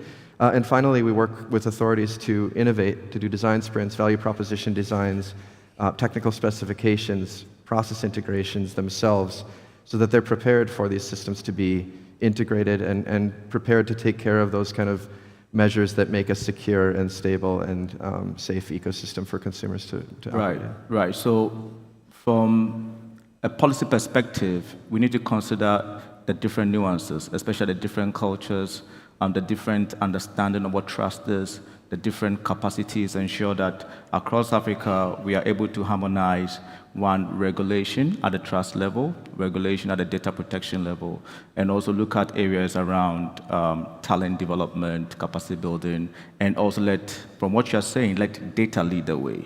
That's what I hear from what you're saying. Yeah, absolutely. And having shared taxonomies and standards around this data allows for sharing of tools also. Right. You know, these are things that need to be built on top of this. So it's not only the capacity and the technologies, but it's also the sharing of successes, lessons learned, and tools on top of this. Right. So on the back of sharing, Michael, where do you see Africa's advantage, and how do we leverage Africa's strength to give us a good position within the global technology landscape? That's quite a broad question, but one that I'm really happy to answer. I'm from Ericsson, which is one of the world's leading mobile phone network infrastructure providers. But what we've also produced is a mobile financial services platform. And that platform is in 24 countries around the world. 16 of those countries are in Africa. We do have about $500 billion of transaction revenue through the platform on a yearly basis. That's 36 billion transactions. About 70% of that's coming out of Africa. So there is already an infrastructure already in Africa, you know, across most of the countries that actually is very stable, secure, connected to the mobile phone networks. And it's something that Africa has really led with, this mobile-first financial services environment. M-Pesa, everyone knows that story. We can all see what's happening in this market. MTN Momo, which is one of our biggest partners, all of that runs on a very stable, secure platform, which is the Ericsson Mobile Financial Services platform. And that's been built from the ground up over the last 10 years with the African environment in mind. So I will say to you, Africa is already connected to the world through their mobile phones. They're already doing incredibly innovative things on a mobile device with innovative payment services, with innovative banking services, innovative startups. You know, so there's already an incredible ecosystem, and the strength is there. And the strength is also in numbers. Right. And what I mean by that is that we're only touching 10% of the market today. The rest of the market, 90% of it is cash. So my view is that let's focus on that grassroots and really bring the mass market onto these platforms. And once we do that, that provides a stable environment to set policy. It gives confidence to governments and policymakers that there is a stable environment. We can then connect it to banks and the traditional ecosystem.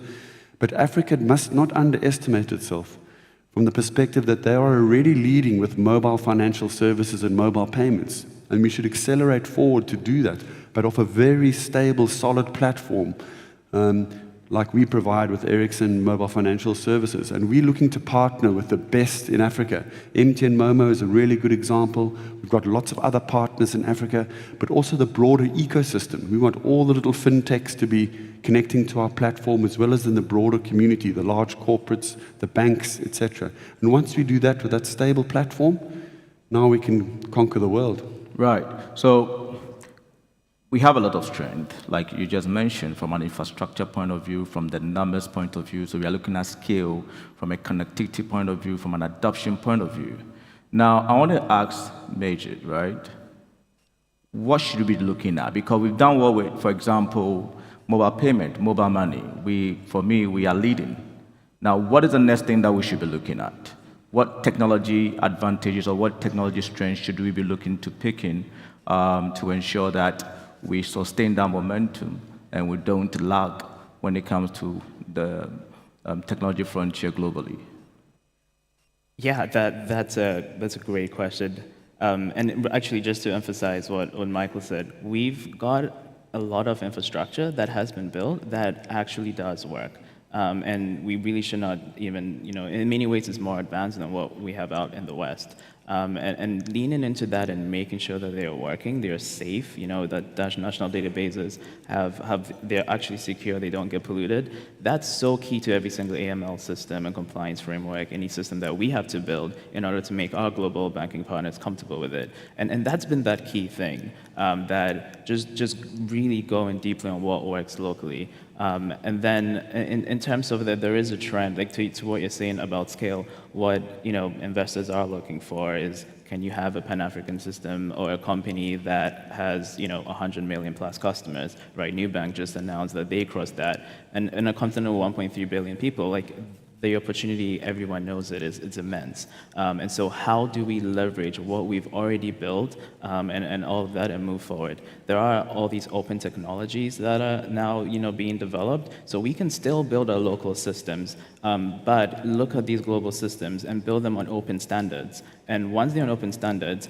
you don't have to do much to actually then connect with the global world. Now they will connect with you automatically. And that's how, by focusing on home and making sure the homegrown systems are working, it really powers all the startups, Chippers and all the startups globally. Right. So you believe that we have already much going for us, and we need to bring the focus home and innovate new technologies to feed into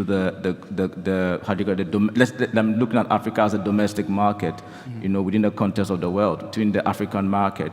Now, I'm going back to PABS, right? What is PABS doing, especially within the business ecosystem, right, to ensure that more businesses are able to do cross-border transactions, cross-border integrations? What are you doing in that regard?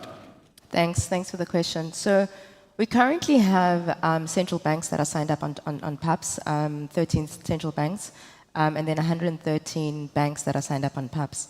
But specifically to your question, from a business point of view, we're also looking at we are working with corporates.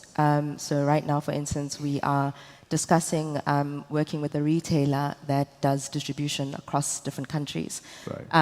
And it's a retailer that obviously works with distributors and suppliers. And they have distributors in different countries and suppliers in different countries, and then they work with truck drivers in different countries from a trade point of view and logistics point of view. So we are trying to enable the ease of payment across the value chain, because even the Pan-African banks, some of the systems don't talk to each other. So yes, we have them connected into our system, but how can we enable a retailer to speak to their distributor and their supplier to have an ease of payment across the board, even to the truck driver? Right. So that's what we're doing. So we are in discussions with a couple of retailers to do that.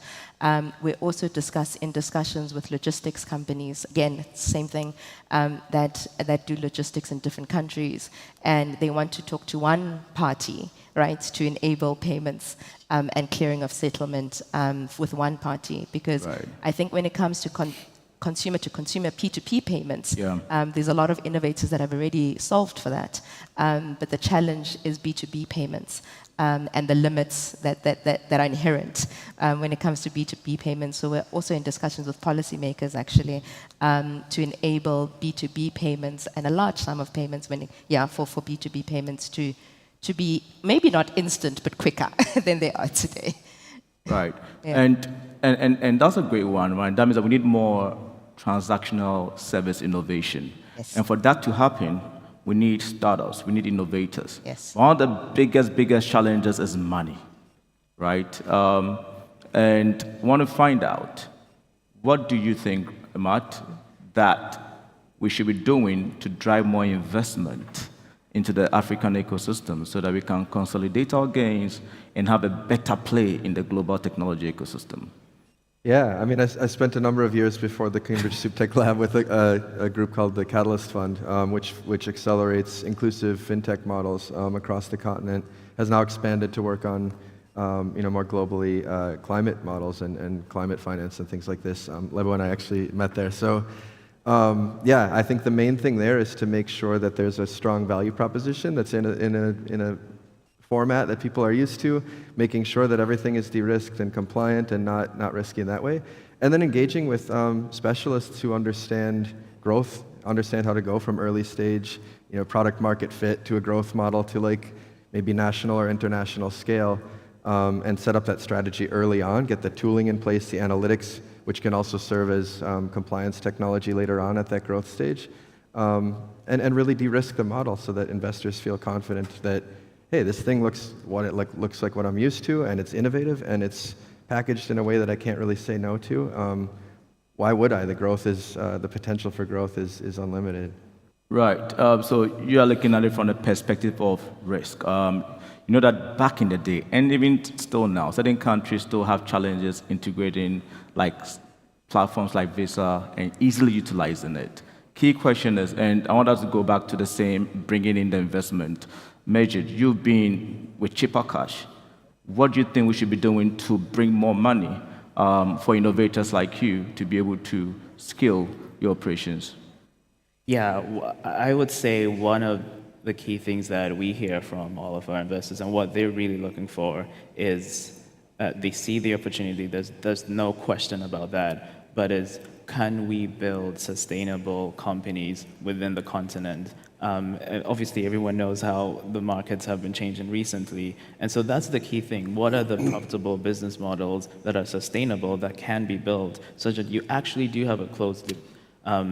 And a big thing, and I can say this on behalf of every single fintech, like we are craving for sustainable partnerships with banks that are commercially aligned. I think one of the challenges we've had is when a banking incumbent views us as a competitor, and it becomes this competitive dynamic. But when in reality the market is so ginormous, and we're here to grow the pie together and practically eat together.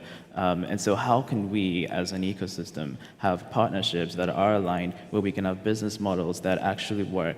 And if you can do that, and we will do that, honestly, the investor dollars will flow. That's not an issue. There's a lot of people constantly reaching out all the time. Almost they just wait and see, is this the right time to actually invest? And an investment money shouldn't be about figuring out, can we work together? It should be about accelerating what's already working. And the great thing is that even in just the last 5 years that we've been building Chipper, there's been a significant amount of progress. We're excited about PAPS. I think that's going to change the game quite a bit.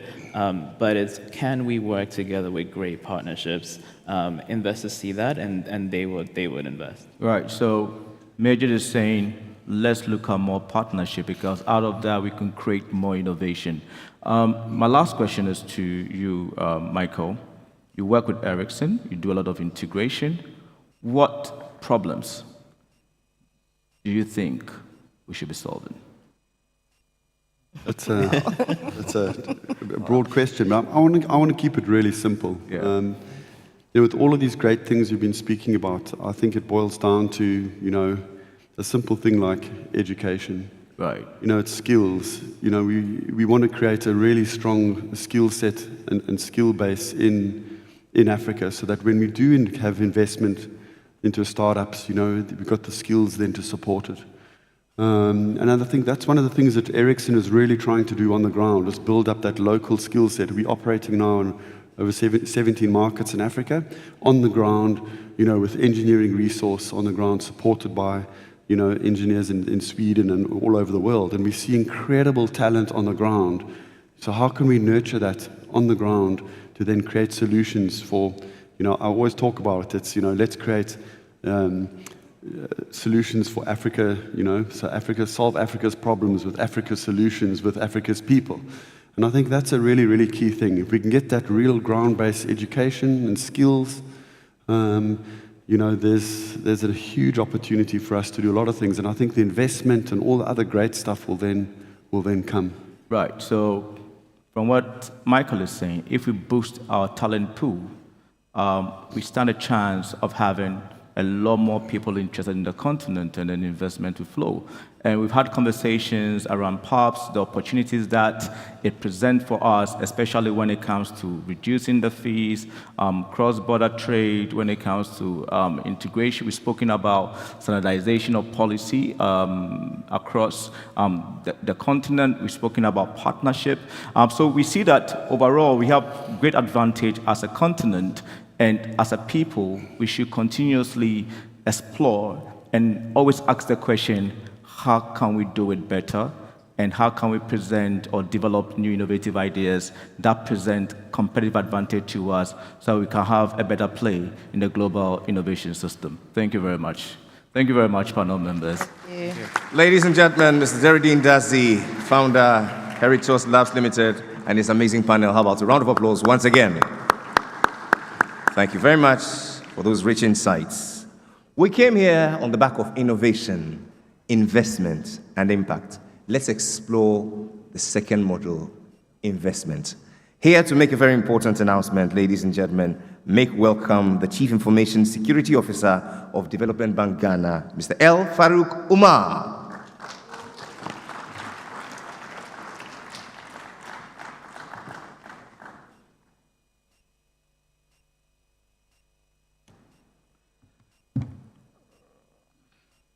Hello and good afternoon, and thanks. Good. And thanks for coming to this summit.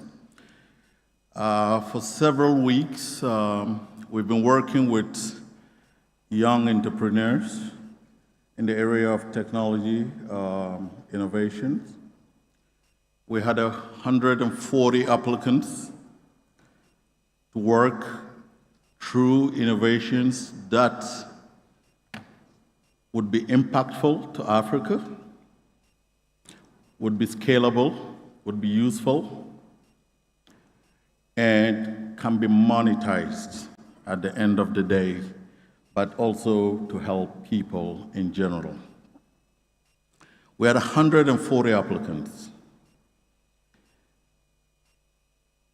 We broke them down to 10 finalists, and today we had a pitch fest with judges. The winner will be taking home the equivalent of $10,000 in cedis. We have 3 finalists, and I will name them. Hair Economy from Nigeria,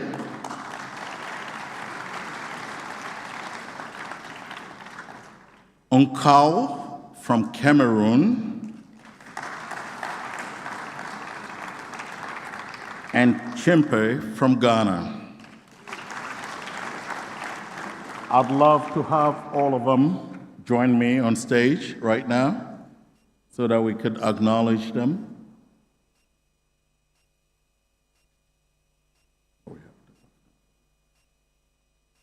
Jerry.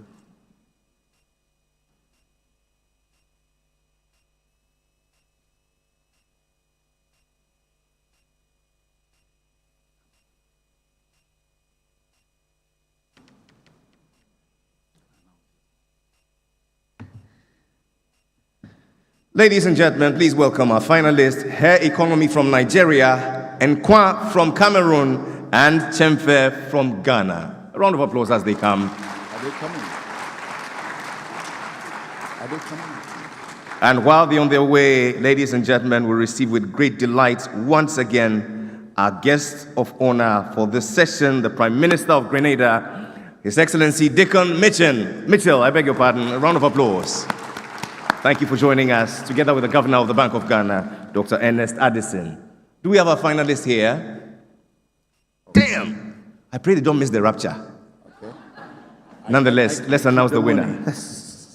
All right, the winner is Champe from Ghana.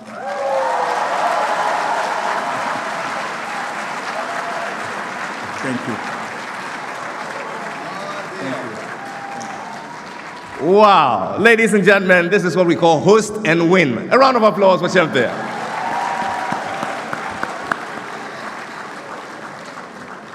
Rwanda wants to carry it to the next stage. Please, a round of applause for them. And so we say congratulations to Chempe, and this is how we're going to enable various innovators within the value chain to be scalable and impact the continent sustainably. We want to remind all attendees to please respond to the post-event survey, which is on the app, especially if you want us to do this again and again and again. Is that a deal? So please give us your feedback via the app. For the next few minutes, what we want to do now is to have another fascinating conversation on fintech and the creative arts economy. It is a fast-moving aspect of Africa's economy. And so, ladies and gentlemen, here to do us the honors, make welcome a board member of the Development Bank Ghana, Dr. Nora Bannerman Abbott.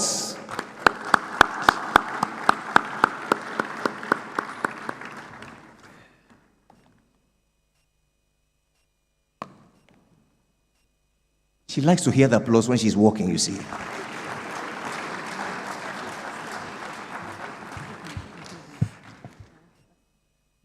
He's right. That's why I was taking my time. Just kidding.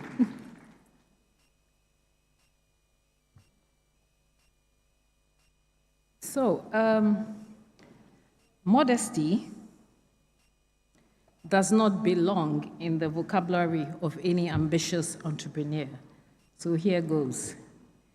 In the early 80s, I set out to showcase the brand Nora Bannerman, a collection of unique, original, never seen before apparel designs influenced by my African and Western cultural background, and to capture global markets for clothing and accessories, including footwear, bags, and hats made in fabrics and leather from Ghana and the rest of Africa.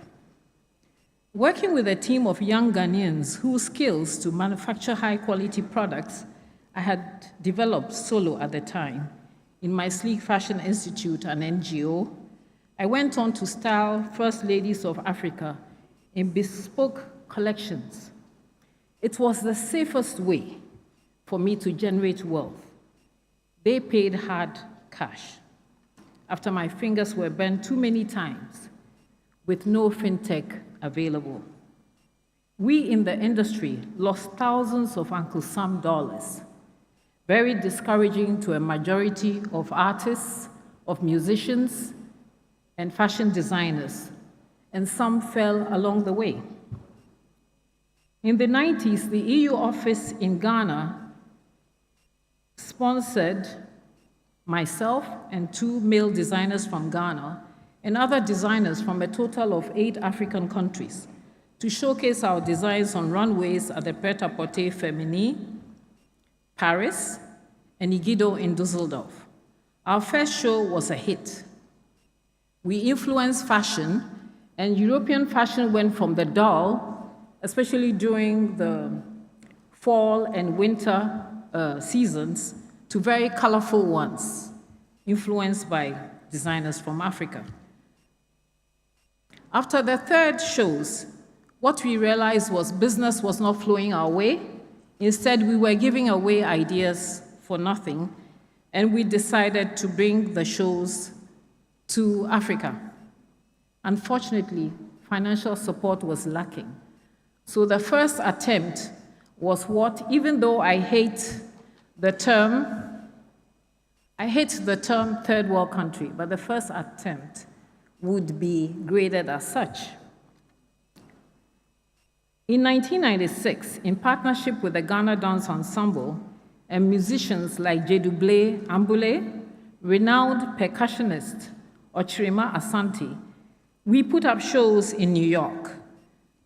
I presented designs for runways.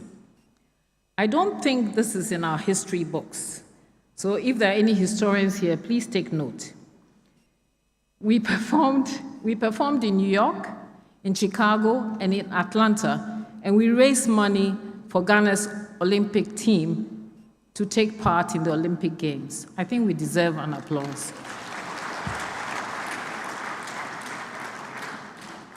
So I could go on and on, but we'll leave that for another conversation. So having got that out of the way, and to stress that the creative industry is about creating jobs, this is my factory.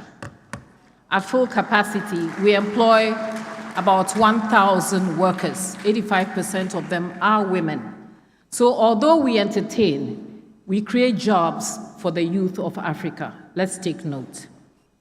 So a very good evening to you all. Esteemed heads of states are not here. Oh, except my sincerest apologies. Regional ecosystem players from the tech and fintech space, invited guests, ladies and gentlemen, and as we say here in Ghana, all protocol observed, it is my greatest honor to be here today to set the theme for our discussion on the transformative intersection of fintech and the creative arts economy in Africa. As we all know, Africa's creative industries are blossoming, driven by the incredible talent and passion and cultural richness that permeates our continent. The creative arts, from music, film, to fashion and design, are not only vehicles for artistic expression, but powerful economic engines. Africa's economy holds immense promise. According to UNCTAD, Africa contributes approximately 2.9% to the global creative goods exports, amounting to a whopping $58.4 billion US. However, this represents less than 1% of Africa's GDP.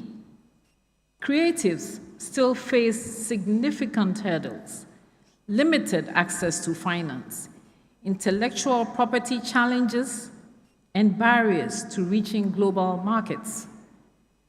This is where the revolutionary power of financial technology or fintech comes to play.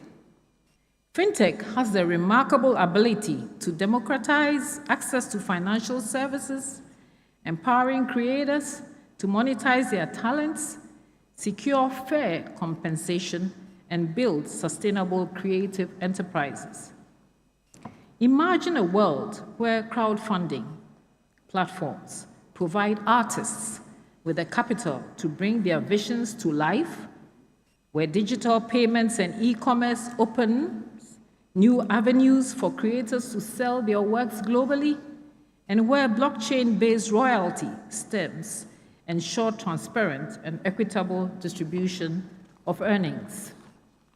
This is not just a dream, it is an emerging reality, catalyzed by Africa's burgeoning fintech ecosystem.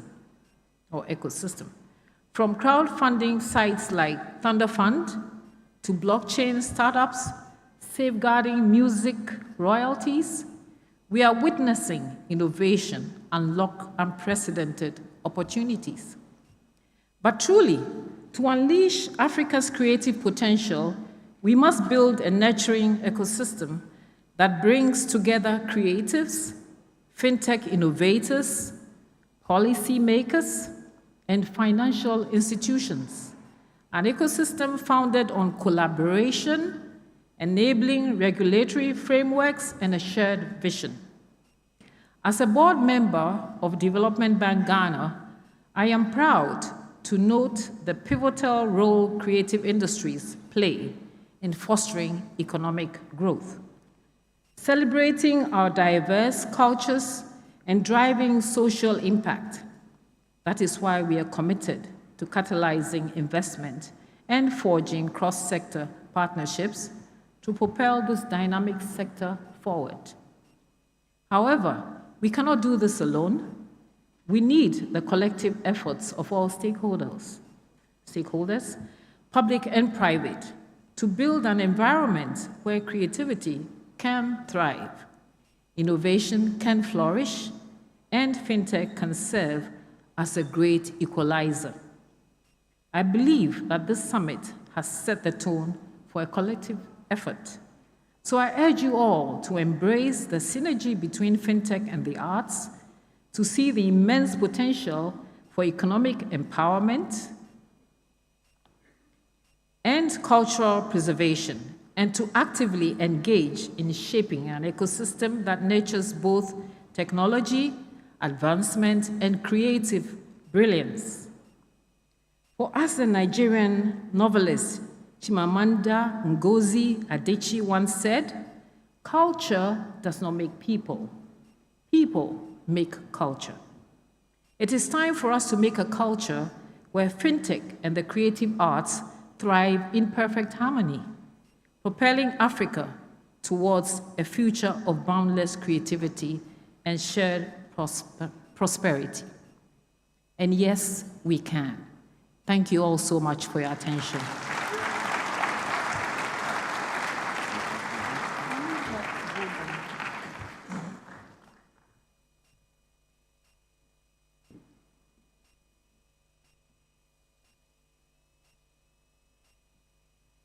One more time, ladies and gentlemen, Madame Nora Banaman-Abbott, painting a very clear picture of the synergies between fintech and the creative arts economy. In Africa, we know that ours is a culture, a vibrant culture that calls for celebration. And clearly the creative arts is expanding the scope of that in very enormous ways. In Ghana, when you come, you will notice certain mannerisms amongst us. Have you noticed? The non-Ghanaians, please raise your hand. Non-Ghanaians, please raise your hand. What do you notice when you interact with a Ghanaian? You hear mannerisms like, sir, hey, Don't you hear that? Come on, it's called the West African Orchestra. Can I teach you some things in the West African Orchestra? So let's do this together. Everybody, 1, 2, 3. 1, 2, 3. 1, 2, 3. 1, 2, 3. Keep that beat. Let's go. 1, 2, 3. 1, 2, 3. 1, 2, 3. First row, you're going to say, keep the beat. Let's go. I can't hear you. Next row, you're going to say, oh. Let's go. I can't hear you. For the last time. This row, you're going to say, hey. Let's go. I can't hear you. For the very last time. Last row, you're going to say, yeah. Let's go. For the last time. So we're going to do it together. The West African Orchestra. Let's go.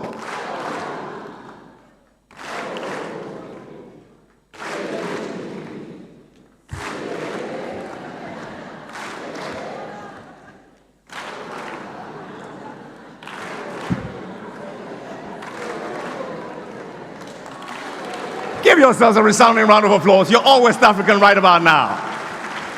But right now, in the creative aspects of our life, I don't want to wear this anymore. Man, I want to dance.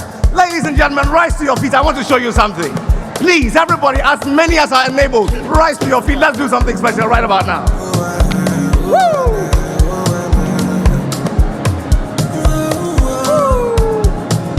If you have your phones here, please turn them on.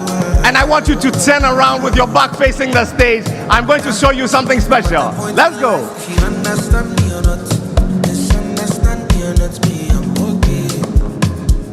Turn on your phones. Make sure that it captures you within the precinct. Are we ready? So when I say 3I, you're going to say innovation, investment, impact. Are we ready? 1, 2, 3. 3I.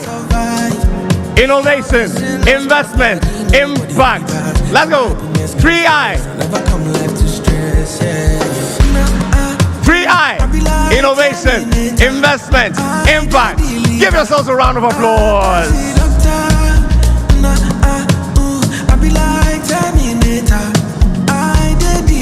Break it down, break it down, break it down, break it down.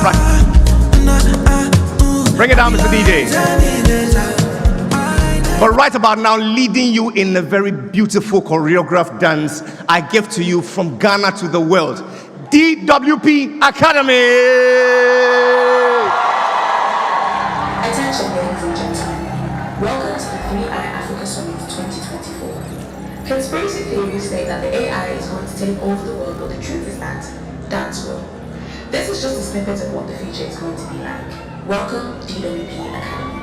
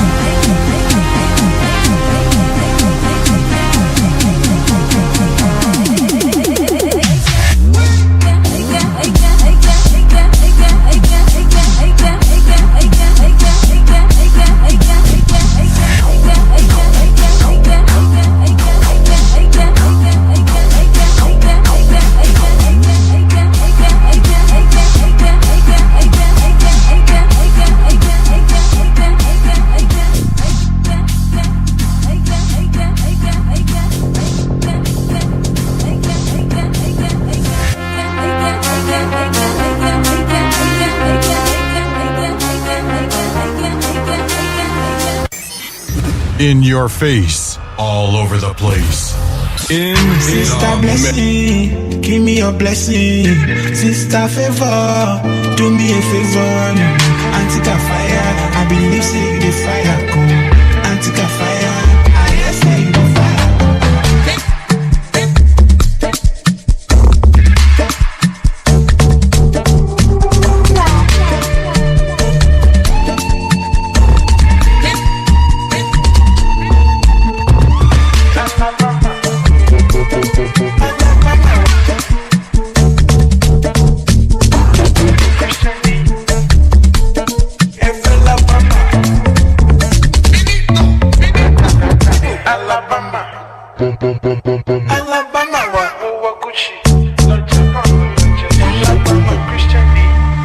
Timmy J.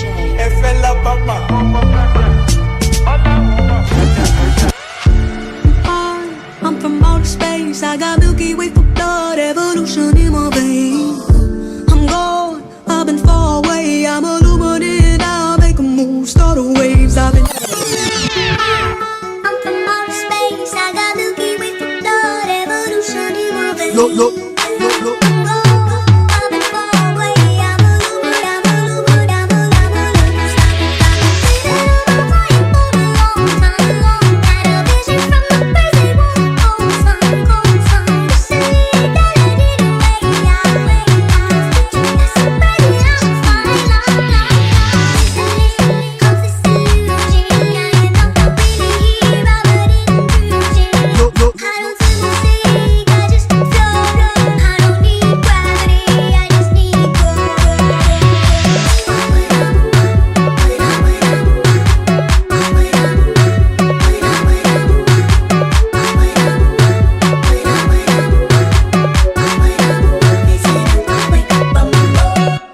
La Côte d'Ivoire, inspirant terre d'hospitalité, reçoit l'Afrique. Jour de fête. C'est quoi? Et vous savez? Hablando piatti y en pain. Non mais les tipi. Ibrahim Sama Diabaté. Ça joue de fête sur la démarche. Youpi, youpi, youpi, youpi.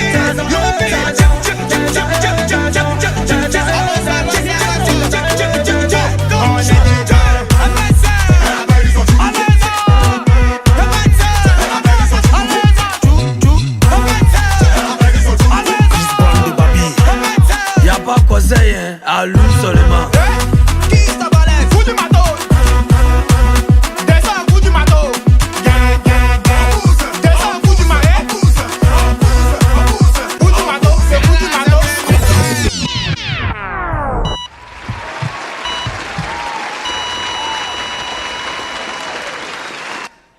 Ladies and gentlemen, the DWP Academy. Wow. DWP Dance with Purpose. I am back, sober and calm. Don't report me to my mother. Right now, I just want to tease a little. Prime Minister, I see that you were enjoying the performance. It looked a little bit like Killer Man or Nati. Share with us, what kind of music do you enjoy from the continent? I was dancing to High Life last night. Any particular one you want to see us sing in 10 seconds? I can't sing. I don't want the rain to fall. The governor likes Shatta Wale. I have witnessed that on so many occasions. Governor, no, Governor. Which of the Shatta Wale songs can you sing for us right now? Just 10 seconds. But Governor, what's your style of music? What kind of artist do you listen to? We were listening to High Life last night at my residence. This High Life conspiracy, we'll take it like that. But let me move to this side. I see my sister here. My name is Jerry. You are?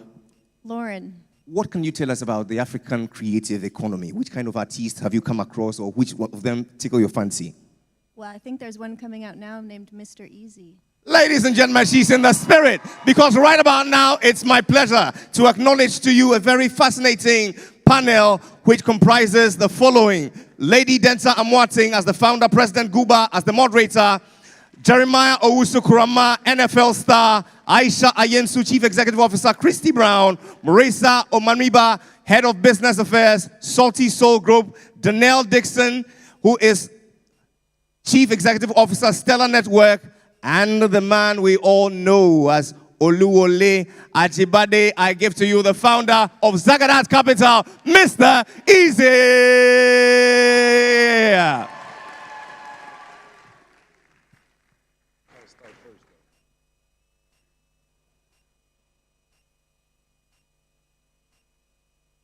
Good evening, everyone.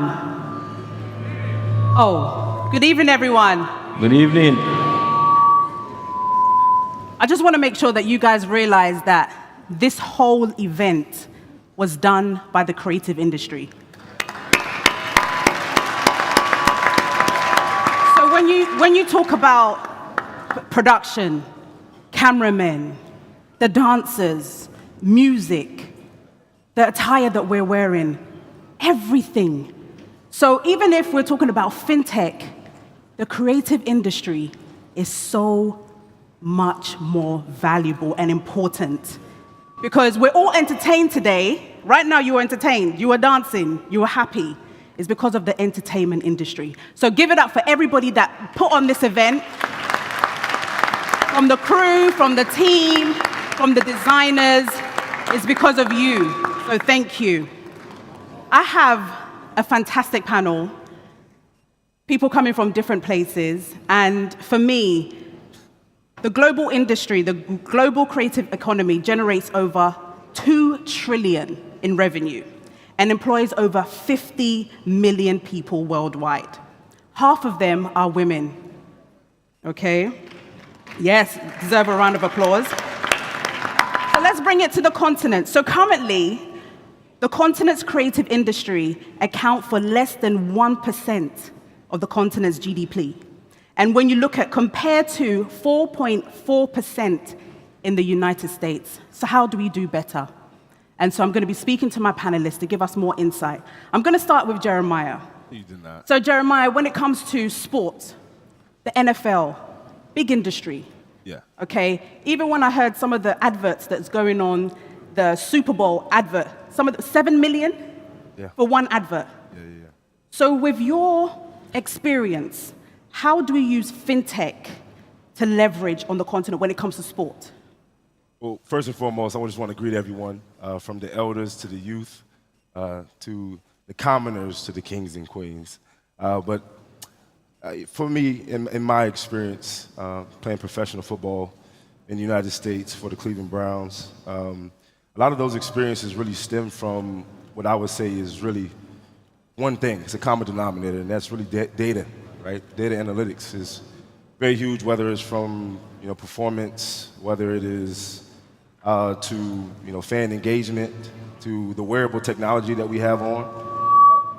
There may be days where I'll go to sleep with wearable technology on, just to be able to know what my sleep numbers are.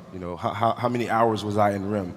How can I do better? What do I need to eat before I go to bed? What possibly could I do better in reference to the velocity that I'm bringing out, whether it's from a particular run, or it may be something as far as just tracking the power that I'm putting into the ground. I think that fintech and its responsibility to be able to track the data has done a great job.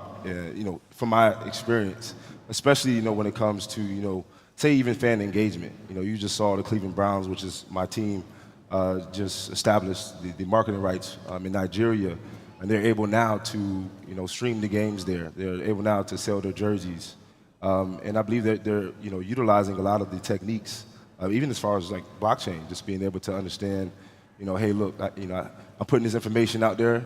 You guys see it, and it's very open in its experiment.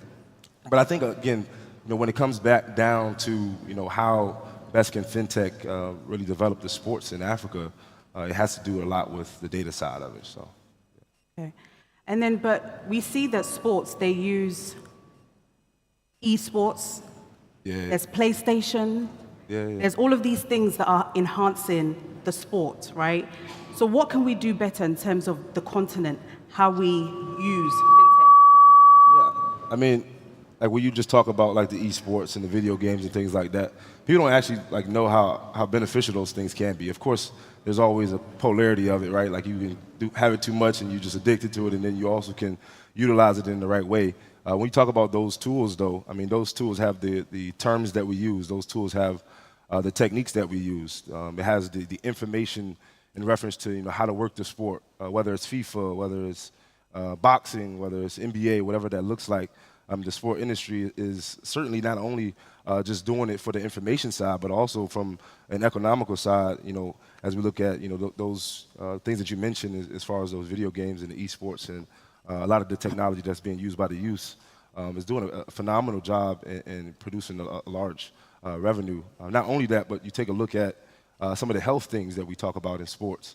Fintech has been able to really revolutionize how we track our metrics, whether it's our nutrition, whether it's the things that, the amount of stress that we may have, the blood pressure, the things like that. I think that, when we really tap into what those things may mean in reference to the development and the recruiting and the talent finding, those things can really yield a great fruit. So. Fantastic. Danielle, I'll come to you. So many African industry players are locked out of the global payment system, the ecosystem. How do we use blockchain and your system to enhance that, to help this? Yeah, thank you for the question. But first of all, can I just say, I spend my life at FinTech conferences.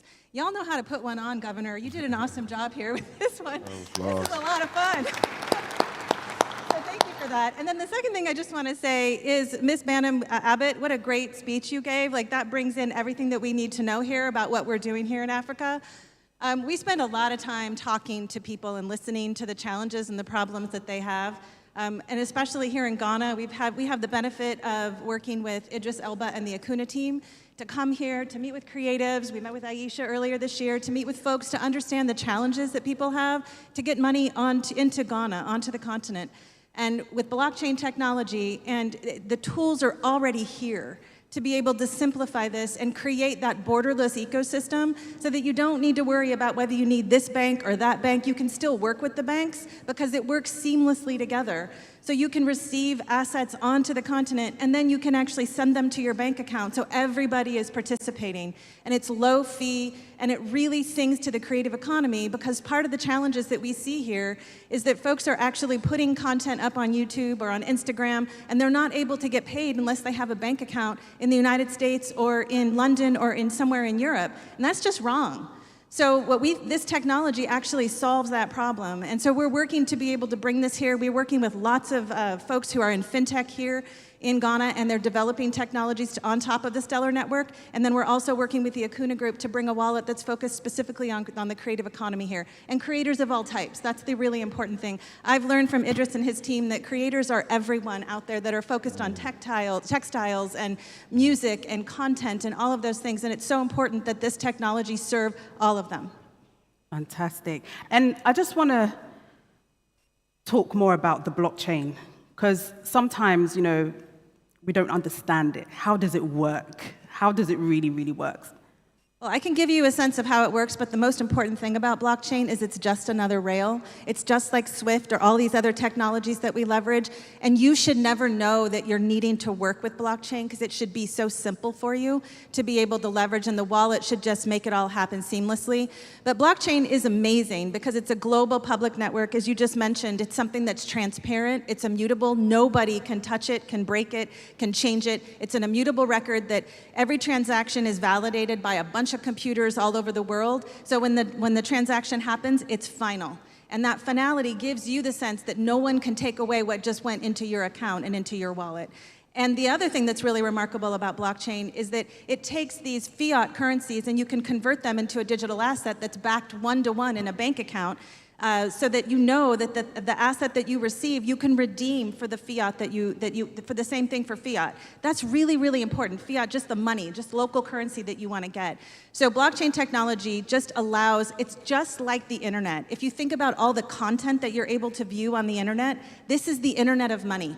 So it's everything that can get, so think about how email moves between a Yahoo account, a Gmail account, and it moves seamlessly. That's exactly how money can flow, and that's what happens on blockchain technology. But most importantly, when you're using a wallet that's blockchain powered, you should not even know that it's blockchain. All you should see is that it's simple, it's fast, it's secure, and it makes you feel like you're empowered. And that's the important thing about blockchain. Danielle, last one. So I know that on the continent, people that are getting paid by Facebook. So I remember when I was in Ghana, logged onto my Facebook, Facebook's like, you're not in the area where you can monetize. When I go to the UK and US, it opens back up. Would your system be able to navigate that for us? So I actually understand that Meta is actually changing that policy and allowing this to open up itself, but the system isn't going to be able to change your location, but it's going to give you a bank account, a simulated bank account that'll allow them to pay into a bank account, which is part of the challenge here. Part of the challenge is there might be 1 or 2 banks domestically that can actually accept and receive the currency that Facebook and Google pay. But one of the things that's super important is there is a way to make these companies respect the talent, the local talent, and the government can help, and individuals can help, and there's so much demand here that this is where policy needs to change so that you are all not left out of the global economy. So the blockchain can help, but we also need to change the policy of these American corporations that sort of don't have a lot of, they have a lot of interest to come here and they have a lot of interest to receive that content, but they don't understand that that content should be able to be monetized by the individuals who create it. And so there's some things that we can actually help with the technology to change. That geo-blocking and that geo-fencing, we need to actually change the policy. And we're committed to work, and frankly, Idris and the Akuna Group are committed to work to help to get those things changed so that we can actually benefit, frankly, the whole African continent for that reason. Okay, Mo. I mean, you manage one of the biggest artists in Kenya and globally. African Soul to Soul are huge. Now, for a lawyer, yourself, you're a lawyer, how do we get the right policies, the right regulations? When you talk about artists, royalties, how do we get the systems in place to enable us to get royalties for our artists? Yeah, thank you, first of all, for having us. Jeremiah, I'm a big fan of the NFL. In Kenya, I have to wake up at 3 in the morning to watch you guys. But thank you as well for bringing African fashion to such a big stage. It's really important. Thank you. Before I answer your question, secondly, Mr. Easy, many greetings from Sauti Sol. They wish they would be here. Many greetings to everyone from Sauti Sol. To answer your question, it's what we need to do, first of all, is have the data that shows that we are more important than a lot of other industries so that policy can work in our favor. Number one, we have the power of the youth behind us. So policy that favors the creator industry or the creator economy help 75% of the population on the continent, because we are 75% of the population. Well, I think I've gone above the youth bracket by a few years, but that's first. Secondly, data. Because of what technology has been doing, fintech, or just technology in general, there is a lot of data in the back end, and it's something Mr. Easy can talk to, because you've been collecting data for a long time in terms of how you've been empowering artists. So there is a lot of data, and that data should go to the policymakers to show them what is the exact impact of boosting up or creating policies behind the creator industry, right? So, big example, South Africa, through Samro Sampra Kapaso, has built a system where South African artists can live off their music through streaming in South Africa. Wow. And the advantage is, if the music goes out, like Amapiano, like house music, they're making more. Samro Sampra, regulated very well, had challenges, but the regulation has been steady, comes back. The money comes back to them, and South African artists live really well in their own country. So regulation is very important. Royalty collection on the continent, unfortunately, has not been thought about, right? In many jurisdictions, royalty keeps artists wealthy. Shows keep them wealthier, right? For us, and this is a very important point to note, during COVID, because we managed our royalty collection and administration well, as a business, we survived COVID because of royalties. And this is a challenge to those in policy. Strengthen royalty, strengthen collection, strengthen these things, because then you won't have artists who are going hungry, you'll actually have artists who are thriving. We released an album, increased our employees from 25 to 46, kept our office, released a reality TV show. This is in the height of 2020, right? And this is because of our savings from royalties. So, policy creates a base. That base is very important. The challenge should be, how do you, as policymakers, make sure 75% of your population is taken care of policy-wise? If you're not doing that, you're not helping the youth. All you're doing is putting bullet points out and having conversations in rallies. I think deserves a round of applause for that. Mr. Easy, I read something on social media today. It says, AI is not going to replace you. You're going to be replaced by someone who uses AI to outperform you. Did you guys hear that? Do you agree with that? How is AI going to impact the music industry, the creative industry as a whole? Okay, first off, I want to say a big thank you for giving me the pleasure to be here. I want to say a big shout out. I'm not going to say things normally, so if I'm saying shout out, what's up, how you doing? I need you to bear with me. But before I go on, I just want to say, like, it was exciting seeing DWP dancers from Ghana, dancing and entertaining us. Is there anybody in this room that doesn't have music on their phone? Is there anybody? Put up your hand. If you don't have any music on your phone, let me take off my glass. All right. So that means everybody is normal. So it was a pleasure to see Sin there. And one of the key reasons I came here today, when I saw the invite, sitting with the people behind the money and the people behind the policy and the Bank of Ghana, one mission I came here to do is to be able to walk out here and hear that the Bank of Ghana and all the organizers have put together a minimum $5 million fund for creative. That's what I want to hear. And to be honest, I would even go further. I'd say, if by the end of this conference, everybody here puts together $1 million towards a creative fund for Ghanaian creatives, I'll match it with $1 million. And so I want everybody to know that I've already matched $1 million for the Ghana Creative Fund. Woo! And so it's on to everybody here to match it with $1 million. And we can do the details. Yasmin, my lawyer, is there. But fintech, but actually fintech between, with music, there's the bank. And I know everybody will be surprised when I say there's the bank. In music, there's the bank, and the bank is your record label. And what the bank does is advance you on future revenue. So it's like invoice financing. And so what the bank, the label also does is they see if you've been earning 100K LTM, they could offer you 2-3x of your revenue, keep the property that is earning 100K a year, and then also have your next few records for the next 5 years that will add to the intellectual property. And so when the label is advancing the artist's money, yes, you might say it's high risk, but in some sense, it is actually low risk. And if an artist gets a 50-50 deal from a record label, it is celebration. And I want to explain to you what a 50-50 deal is. A 50-50 deal is that I see that the artist's catalog, 2 albums, is generating $1 million. And then I say, hey, I advance you, I create a budget of $3 million for your catalog that's earning $1 million in revenue, LTM. And then I say, for the next 5 years, everything you add to this property, we would share, plus your collateral, which is the catalog already generating $1 million. I'd say we would share it 50-50.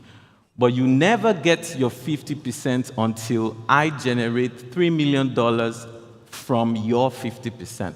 So you're all bankers. You could calculate the effective interest rate on that, and you can see how profitable the business of music is. Via Zagada Capital, we've invested, we've seen real time how fintech connects with the creative industry. We've invested in a platform called JKBX, and what this does is SEC regulated, is we've gone and we've bought some of the biggest catalogs in the world, people from Drake to The Weeknd, and we've fractionalized this revenues, and we've listed it, and it's backed by the revenues that are being collected from royalties. And it's crazy, and this is the future, I think, for Africa. Via one of my investment, PowerPay, we've been able to pay some of these dancers that are sitting here. I tell you, sometimes we want to release a song, and we need to pay 50 or 100 TikTokers. I'm talking 18-year-olds earning between $100 to $1,000 per post on TikTok. And now we need to send this money to 20 African countries, 20 kids at the same time. And by the way, if they don't get their money, they don't go upload their videos. So it's payments before they even perform. So if you don't like it, well, I'm sorry, but it's payments, right? And so via this fintech rails and via mobile money right now, and via the technology of PowerPay, we could distribute funding to all these artists in different African countries, all these dancers, directly to their mobile money wallet. So there's the, thank you very much.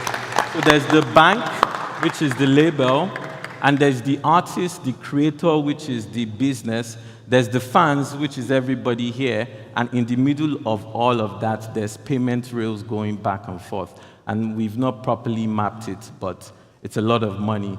So I think to answer your question, sorry, I had to state that in case I had just one chance to speak before I forget. No worries. You know, I'm not a shark, so shoe and paw.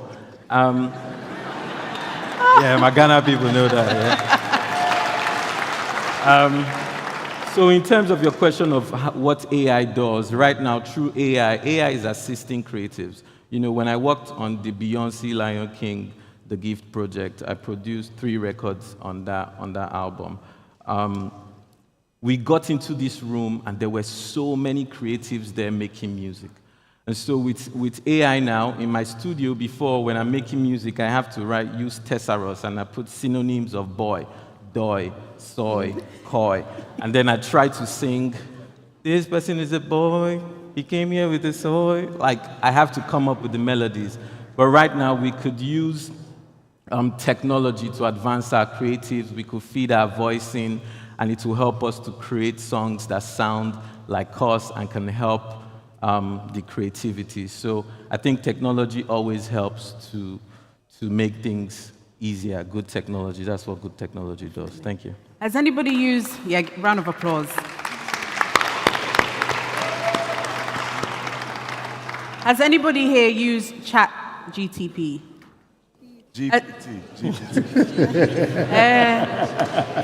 You heard it. You knew what I was talking about. GCC, GBC. So you've all used it, right? Yeah.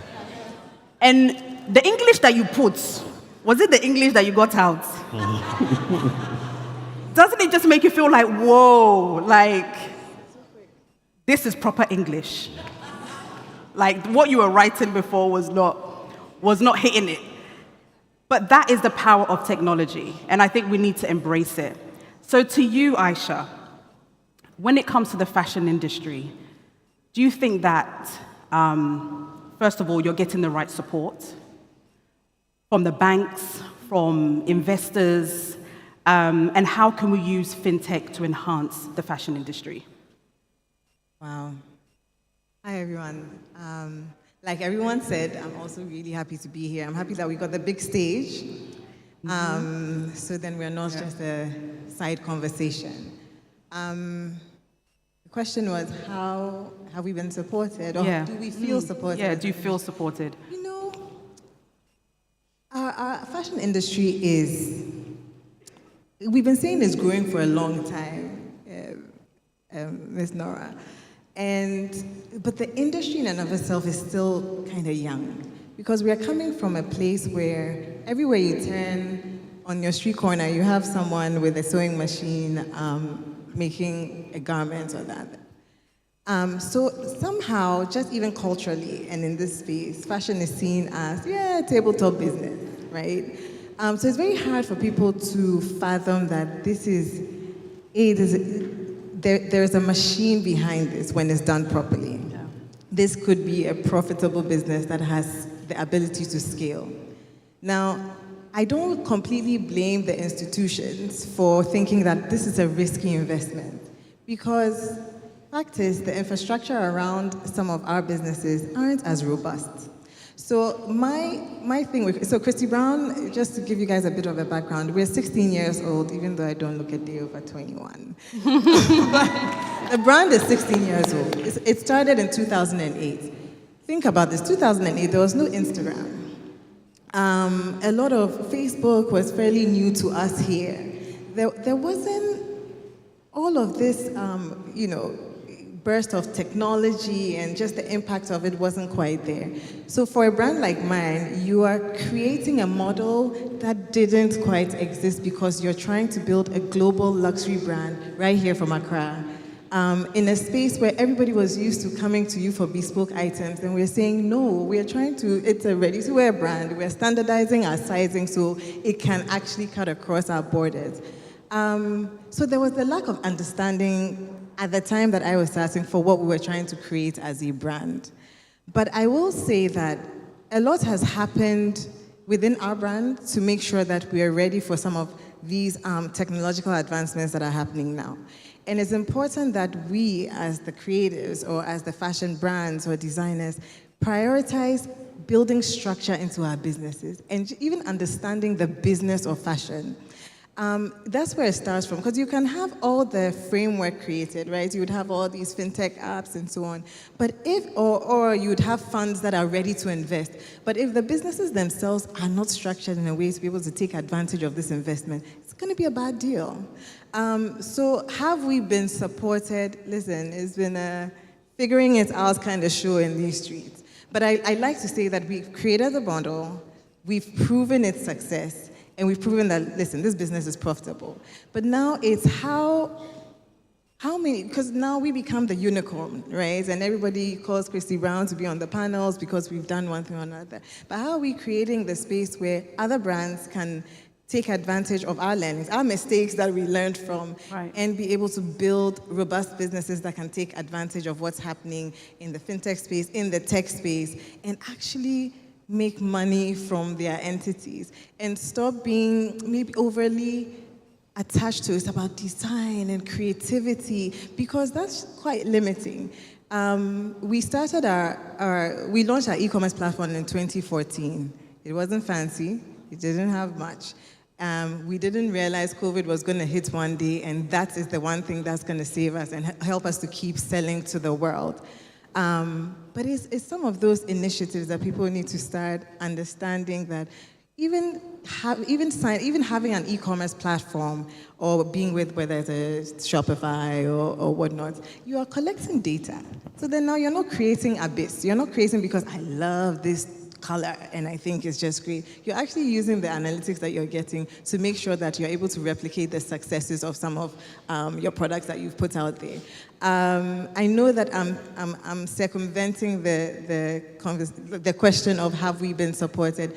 Who's going to put money into something they don't understand? Right. Who's going to put money into something that we are still building a certain infrastructure around? So I think the support we need is actually building the infrastructure, getting the industry ready, so then we can sit at the table and play ball. Some brands are, like ours, but I believe that there's still a lot more work to be done. So whereas in the past we'll say, well, no one's supporting fashion, I think there's so many initiatives happening. Look what Canex is doing, etc. It's happening, but are we ready? Are we ready to take advantage of it? So that's my stand. Okay. Thank you. I'm going to ask the audience for some questions because I have 15 minutes and I know that some of you may have some questions for us. So please get ready for that after my next question to Aisha. Aisha, copywriting, copying, designs. Sometimes I'm sure you see something, you're like, that's like my design. All the time. All the time, okay. So how do we use technology to kind of help you with that? What do you think technology can do? Or how do we stop that from happening? Especially in our industry, I'm not sure how that's going to be stopped because there's still cases in court to this day with some of the biggest brands, right? But I think it's, again, on the brand side, how are we protecting our IPs? I'll give you guys a little story. Just today, I was on a call with a big brand that I'm supposed to be doing some work with, and the conversation was, well, you'd have to sign over the IP for... Yeah, right? Wow. To us, and I thought, oh, hell no. But imagine, this is because I've been doing this long enough, been brand long enough, you've gained some skin in the game, but imagine a young brand or a young talent that is just so excited that they get to be a part of something so much bigger. They'll do it in a heartbeat, not thinking of where this is going, not thinking that BOG and the likes of Stellar and so on are working on things that in the future, listen, you're going to be worth so much more, so just bide your time.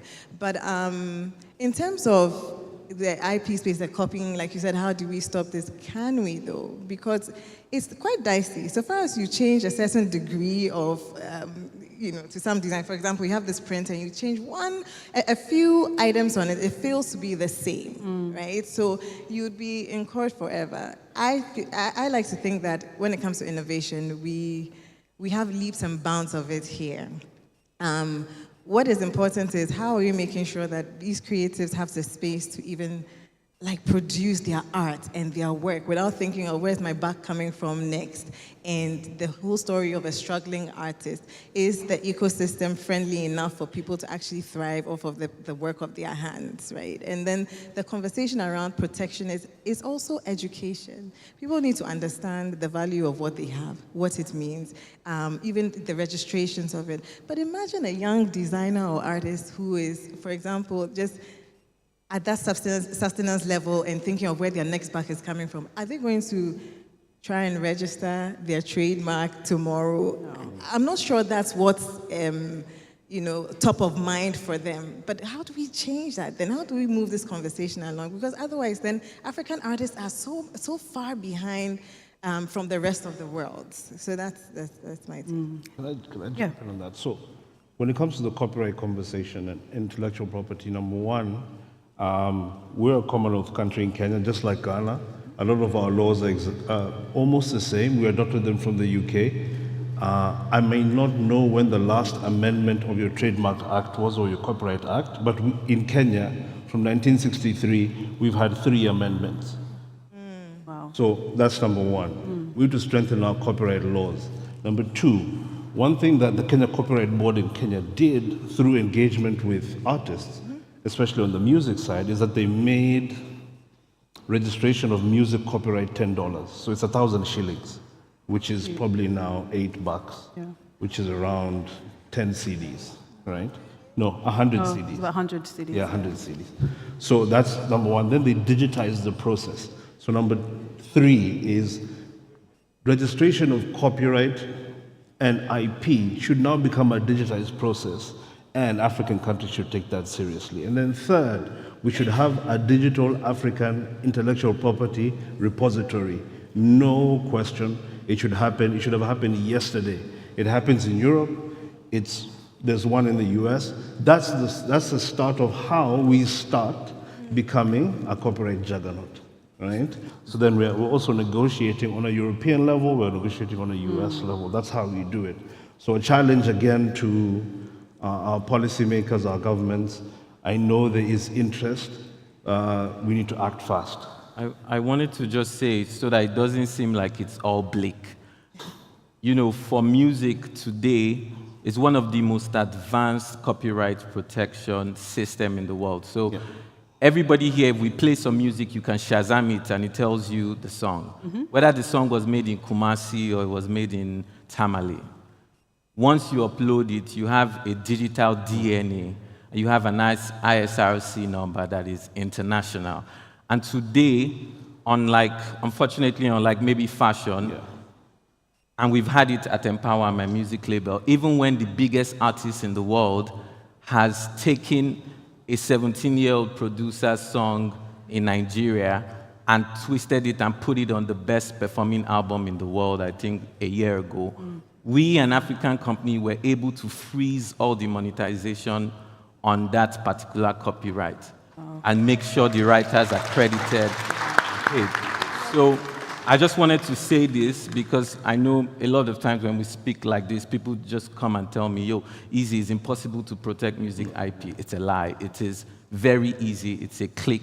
It's on your laptop. It's on your phone. It's pretty advanced.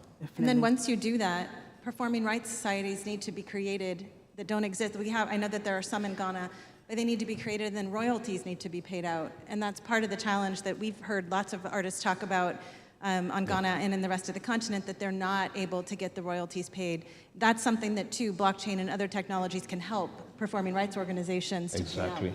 Ours have been delicensed, actually, so they need to give their audited accounts for the last 5 years. Okay. It's terrible. I'm feeling like, oh, fashion. Because it's still such an uphill battle for us. So I guess we'll wait and see. We'll get there, definitely. Any questions from the audience? Okay, I see the hand up there. Is there a microphone?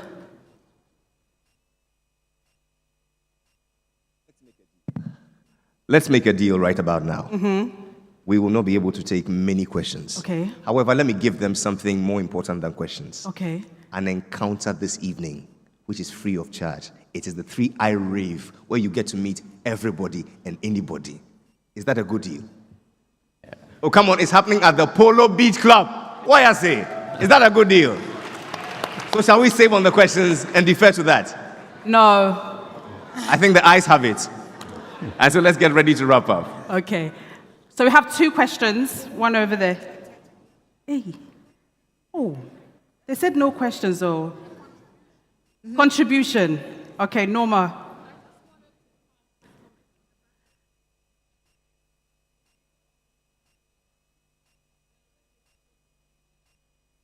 Yeah, with regards to the fashion industry, and I'll just make a quick illustration. See this jacket I'm wearing with the 1 button? If another designer should put 2 buttons here, it's no longer the design I registered.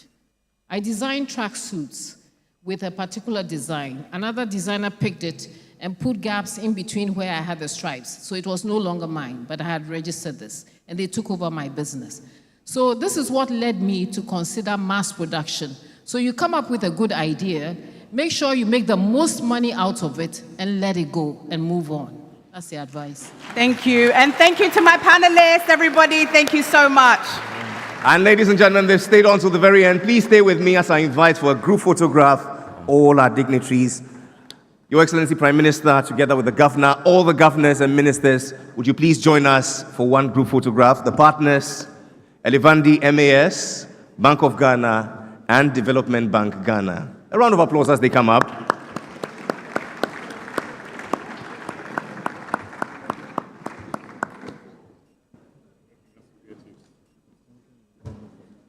Yes, you do.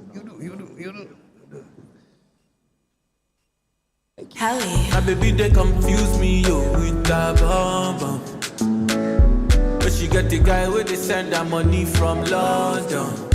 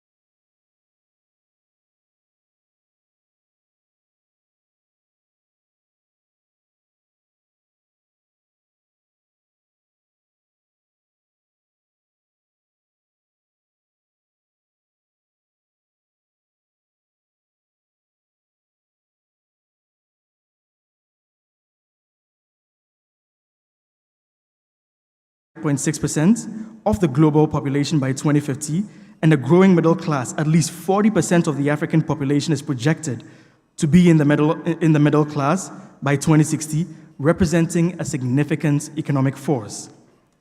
The Capital Meets Policy Dialogue, as its name suggests, was where policy and capital met.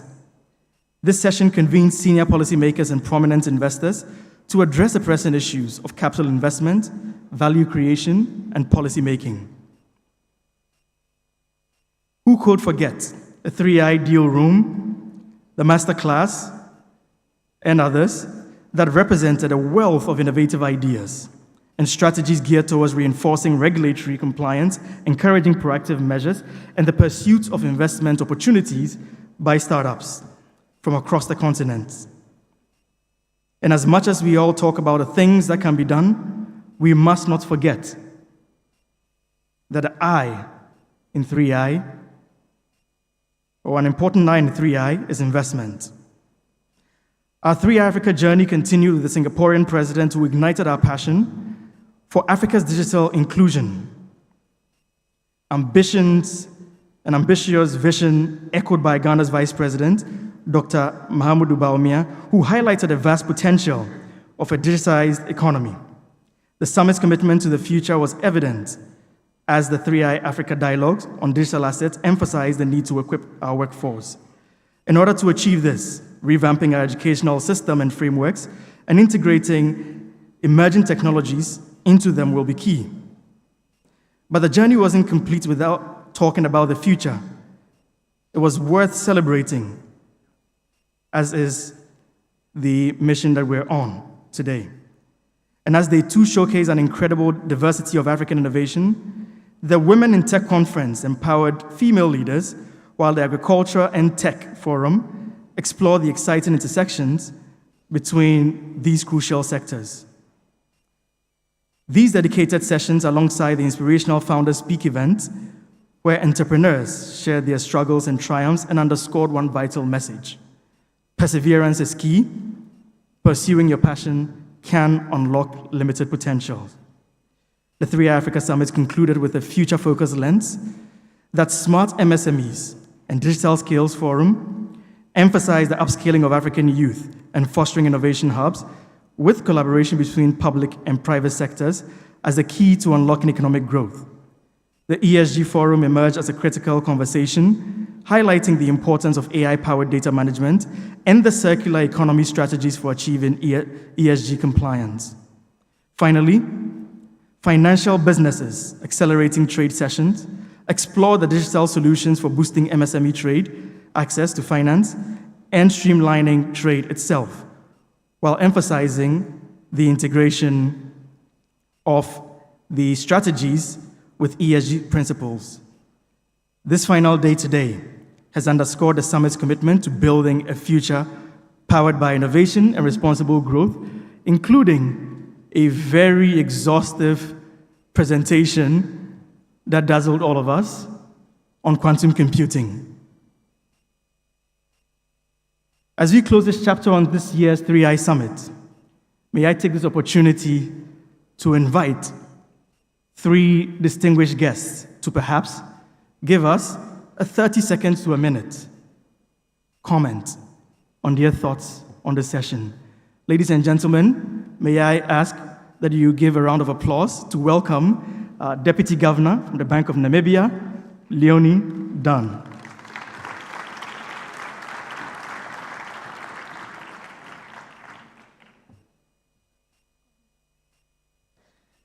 I had a very long speech written for you. Good afternoon, Your Excellencies, governors present, all the guests. But as I've only got 30 seconds, I got very inspired by the first I, the innovation component of the 3 I's, because to truly unlock the value of the remaining 2 I's, you need to, where you are, create solutions that will really unlock the other 2. And as I'm in the policy and regulatory space in my own country, I'm a bit worried that we are not doing enough to remove stifling policies, stifling laws, stifling regulations. that really block the innovation to happen, for the youth to prosper, fintechs to prosper, women to prosper.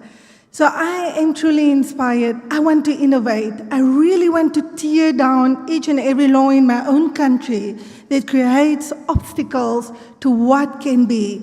I'm also worried that some of us may be moving very fast whilst we are leaving the rest of the continent behind.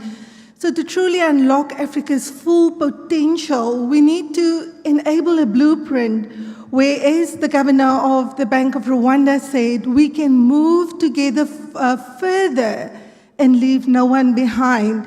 Because it doesn't help if only some of us move fast and the rest still do not benefit from the triple I's that we have spoken about over the 3 days. So I remain very inspired. I had so much reflection, Governor, from what you and your team have put together on this stage and many other stages at this summit. And all that we can do now is to go back and really create solutions that will unlock Africa's true value and potential. We walk away from this conference very inspired. We ask all of you that have leapfrogged already, that have moved very fast, not to give up on us that were a bit slower on the journey, but please pull us together so that as a continent, we fully capitalize on the potential that technology and digital economies can have for our people. Thank you very much.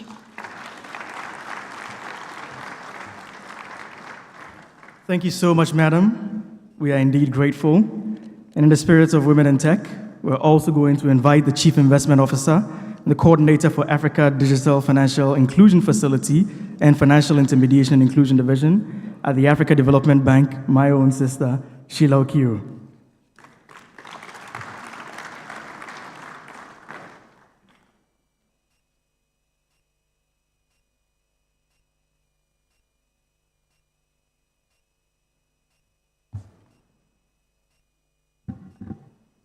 Good afternoon, Your Excellencies, the Prime Minister, Central Bank Governors, distinguished guests, all protocols observed.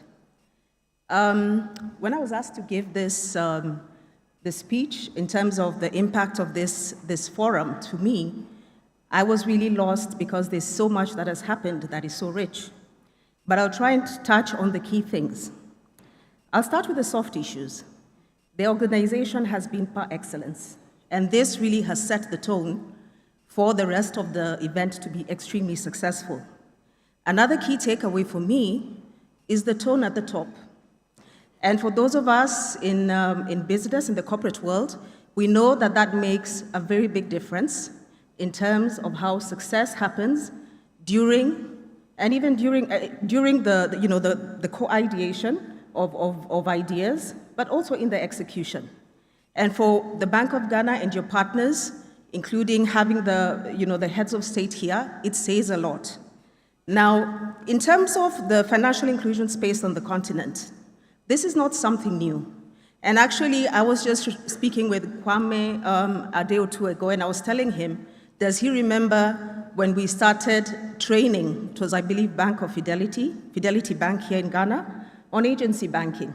It seemed like rocket science. And that was 8 years ago. And when I come today and see what has happened in the digital space in Ghana, it's mind-blowing, and it affirms to me that there indeed is a renaissance when it comes to digital inclusion on the continent, that indeed the work that has been happening in the background is now ready for takeoff. Another thing that is very poignant for me here, and that speaks a lot to what the next steps will be for the continent and for those interested in this agenda, is the rich partnerships that has been assembled here today. It touches on the tone of the top. It touches about building partnerships for success, because no single institution can do it alone. The central bank governors, the authority in Singapore, we have people from industry, we have the fintechs, we have multilaterals like where I work at the African Development Bank, all speaking to the same agenda. So what we are actually seeing is the amplification that is required to make this work. Now, apart from the nice talk, if I can put it that way, or the strategic issues, what has been very, very, very clear for me in this summit is that we have, the Bank of Ghana and your partners have taken the time to produce the evidence that actually will support the continued interest and projection in digital economies across Africa. The CBDCs, for example, the sandboxes, this is a very big conversation even for us at the African Development Bank. And the evidence that has been assembled here today, whether what was launched today, the digital economy, semi-fungible tokens for MSMEs, when we look at issues around that is under tokenization, the smart solutions for MSMEs, the IP rights that were being talked about by the creative economy, it really speaks to fungible, tangible things that the ecosystem and stakeholders can focus on. Now, the other thing that I think is very critical and that was also sobering is that it was brought to our attention, for example, that since 2021, 50% investments into fintech sector has dropped by 50%. We also had a very sobering conversation, from the World Bank country head who talked about the realization that investments must be bankable. This is the reality. But I think the hope that we are building on is the capacity and the systems and the solutions that have been demonstrated to us that are going to close those gaps. As Kwame said, investment is where the rubber meets the road. So the call to action for all of us, as has been demonstrated by Mr. Easy, let us put our money where our mouth is, because indeed, Africa is the future, and our youth are our future. So thank you very much for attending and for hearing me for the last few minutes. Thank you. Thank you very much, Sheila Okiru.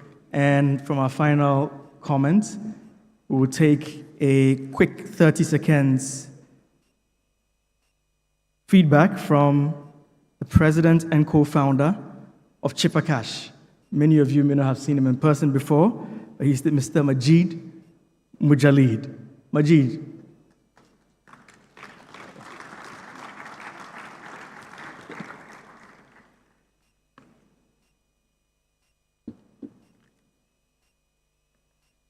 Thank you very much, Majid. This way.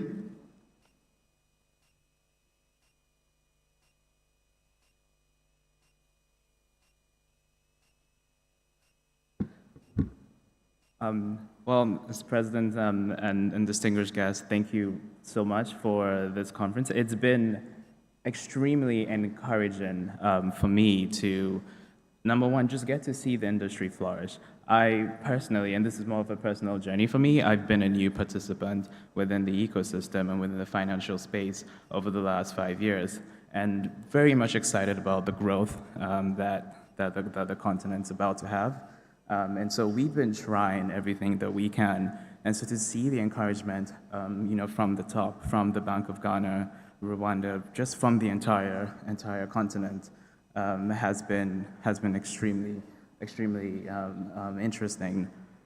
I think for this event, that we're at a time where there's just a massive convergence of technologies. We've got AI systems, we've got blockchain systems that are all coming together. And as has been said, the future is African, right? A third of the world's population in 2050 is going to be African. It is the last frontier. And so we're just really excited, on behalf of all fintechs, to get to contribute to that. So yeah, that's mainly what I have to say, but it's going to be an amazing journey, and so thank you all so much for the support and for coming together to make sure that we make this future that we hope to anticipate to happen. Thank you.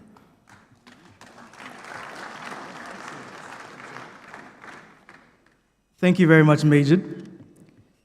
Mr. Chairman and His Excellency, I think as we close this year's chapter on this year's 3i Summit, Africa Summit, a profound question lingers. Will the ideas that are sparked here this week echo in the annals of history, or will they fade into the digital ether? The answer rests not in the past, but in the future we collectively forge. Let us harness the boundless potential that is unveiled here and translate the inspiration into action. and ensure that the spirit of collaboration and innovation that defined the summit becomes a permanent fixture on Africa's digital narrative. If you'd also permit me, being that this is the first meeting event and perhaps my most adventurous foray into organizing an event, the incredible team that has worked day and night to make this possible for the last about 8 months are dotted around this room and this building, from lawyers who turned into marketers suddenly to programmers who became content providers, and different people from all walks of life and different backgrounds, accountants who took over logistics management, and all kinds of incredible pivoting. And I think it would be very befitting to call them to the stage. The 3i Africa organizing team from Bank of Ghana, Development Bank Ghana, the Elevandi team, and Evolution, our production company. Please join me here on stage.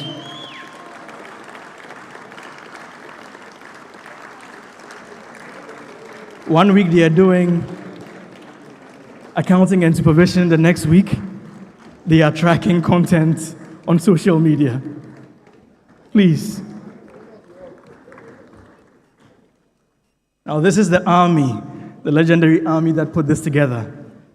Ladies and gentlemen, please, a round of applause for them as we welcome them to the stage.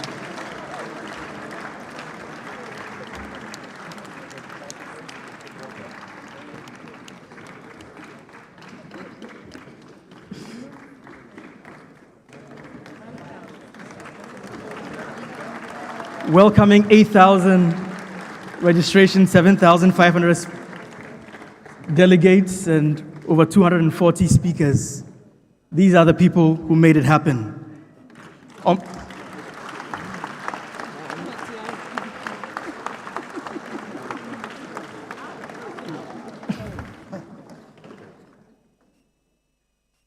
On behalf of the board, the management, and staff of all three institutions, I say a heartfelt thank you.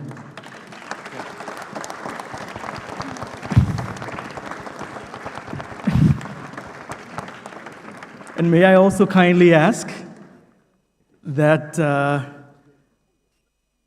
our first Deputy Governor, Dr. Maxwell,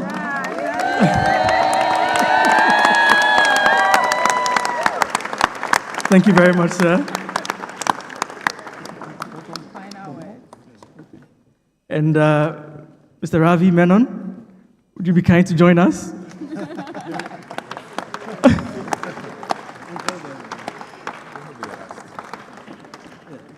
And if I may ask, if our Governor, Dr. Ernest Addison, under whose leadership this amazing conference was put together.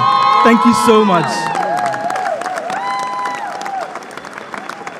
And to the amazing guests, speakers, panelists, and each and every one of you who came here, we opened our doors, we extended an invitation, and you came in to support us to have a conversation that leads into action. For that, we say a big thank you. And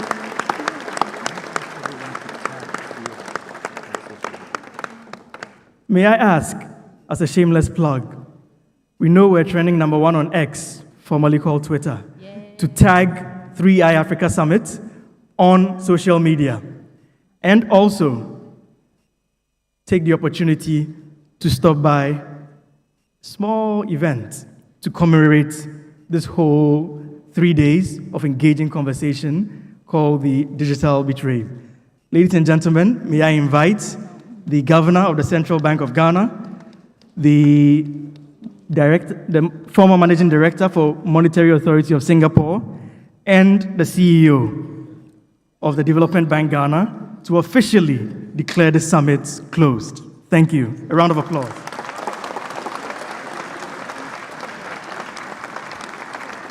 I believe, ladies and gentlemen, you would all agree with me that we have had a wonderful set of 3 days of innovation, investment, and impact.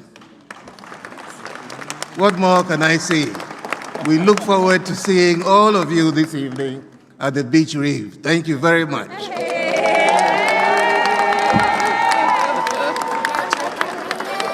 On this note, I declare the 3I Africa Summit closed.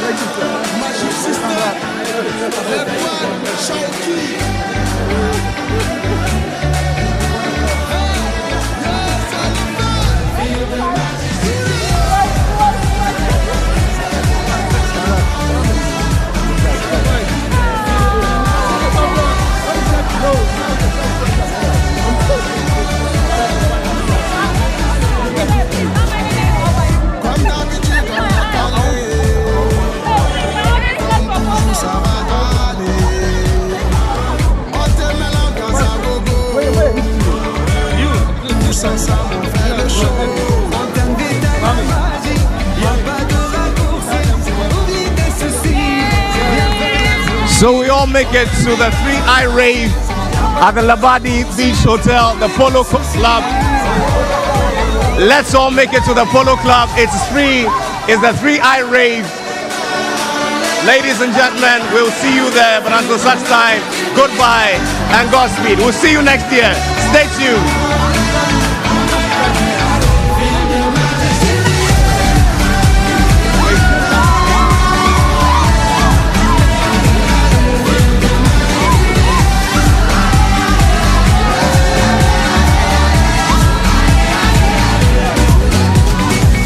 C'est pas seulement pour les bobos. Nous on vient dans nos mambo. Mon ami, si tu as le niveau, rejoins-nous pour t'enjailler. On t'invite à la magie, y a pas de raccourci. Oublie tes soucis et viens faire la folie. On t'invite à la magie, y a pas de raccourci. Oublie tes soucis. Oh, oh, oh, oh.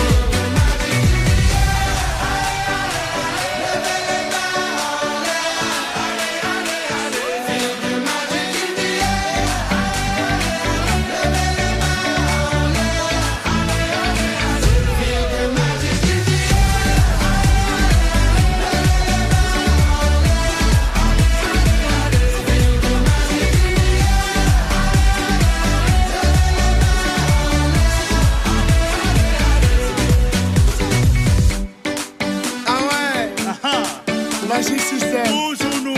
Ah, ça change pas. Ah ouais. Ah, Shawky avec Red One. Est-ce que ça marche? Ça va pas. On vient du ghetto pour aller plus haut.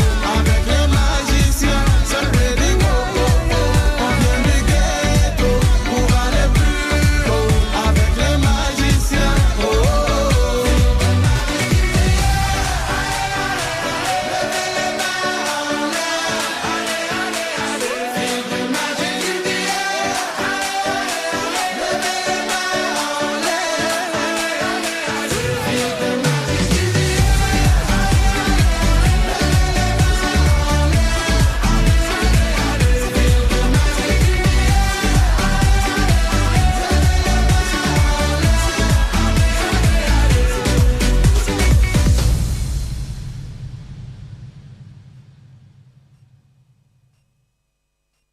Feel the magic in the air, aïe aïe aïe, levez les mains en l'air, allez allez allez. Feel the magic in the air, aïe aïe aïe, levez les mains en l'air, allez allez allez. Feel the magic in the air. Magic System, Red One, Shawky.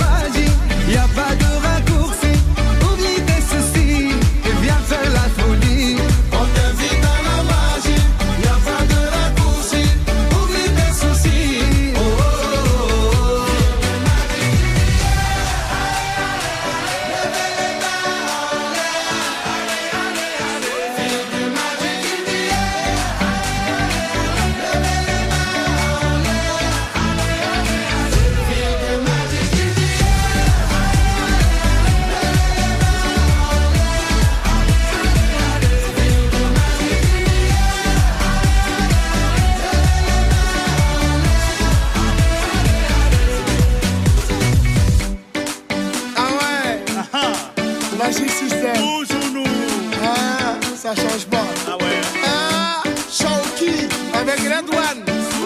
Est-ce que ça marche? Ça va pas. On vient du ghetto pour aller plus haut. Avec les magiciens, c'est le Bédigo.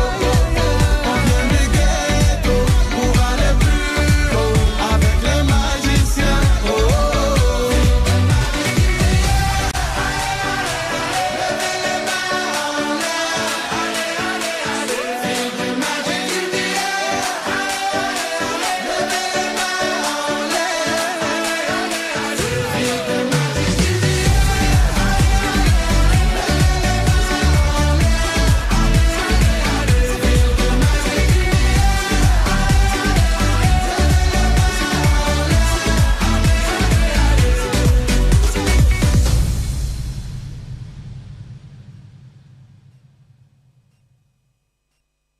Feel the magic in the air.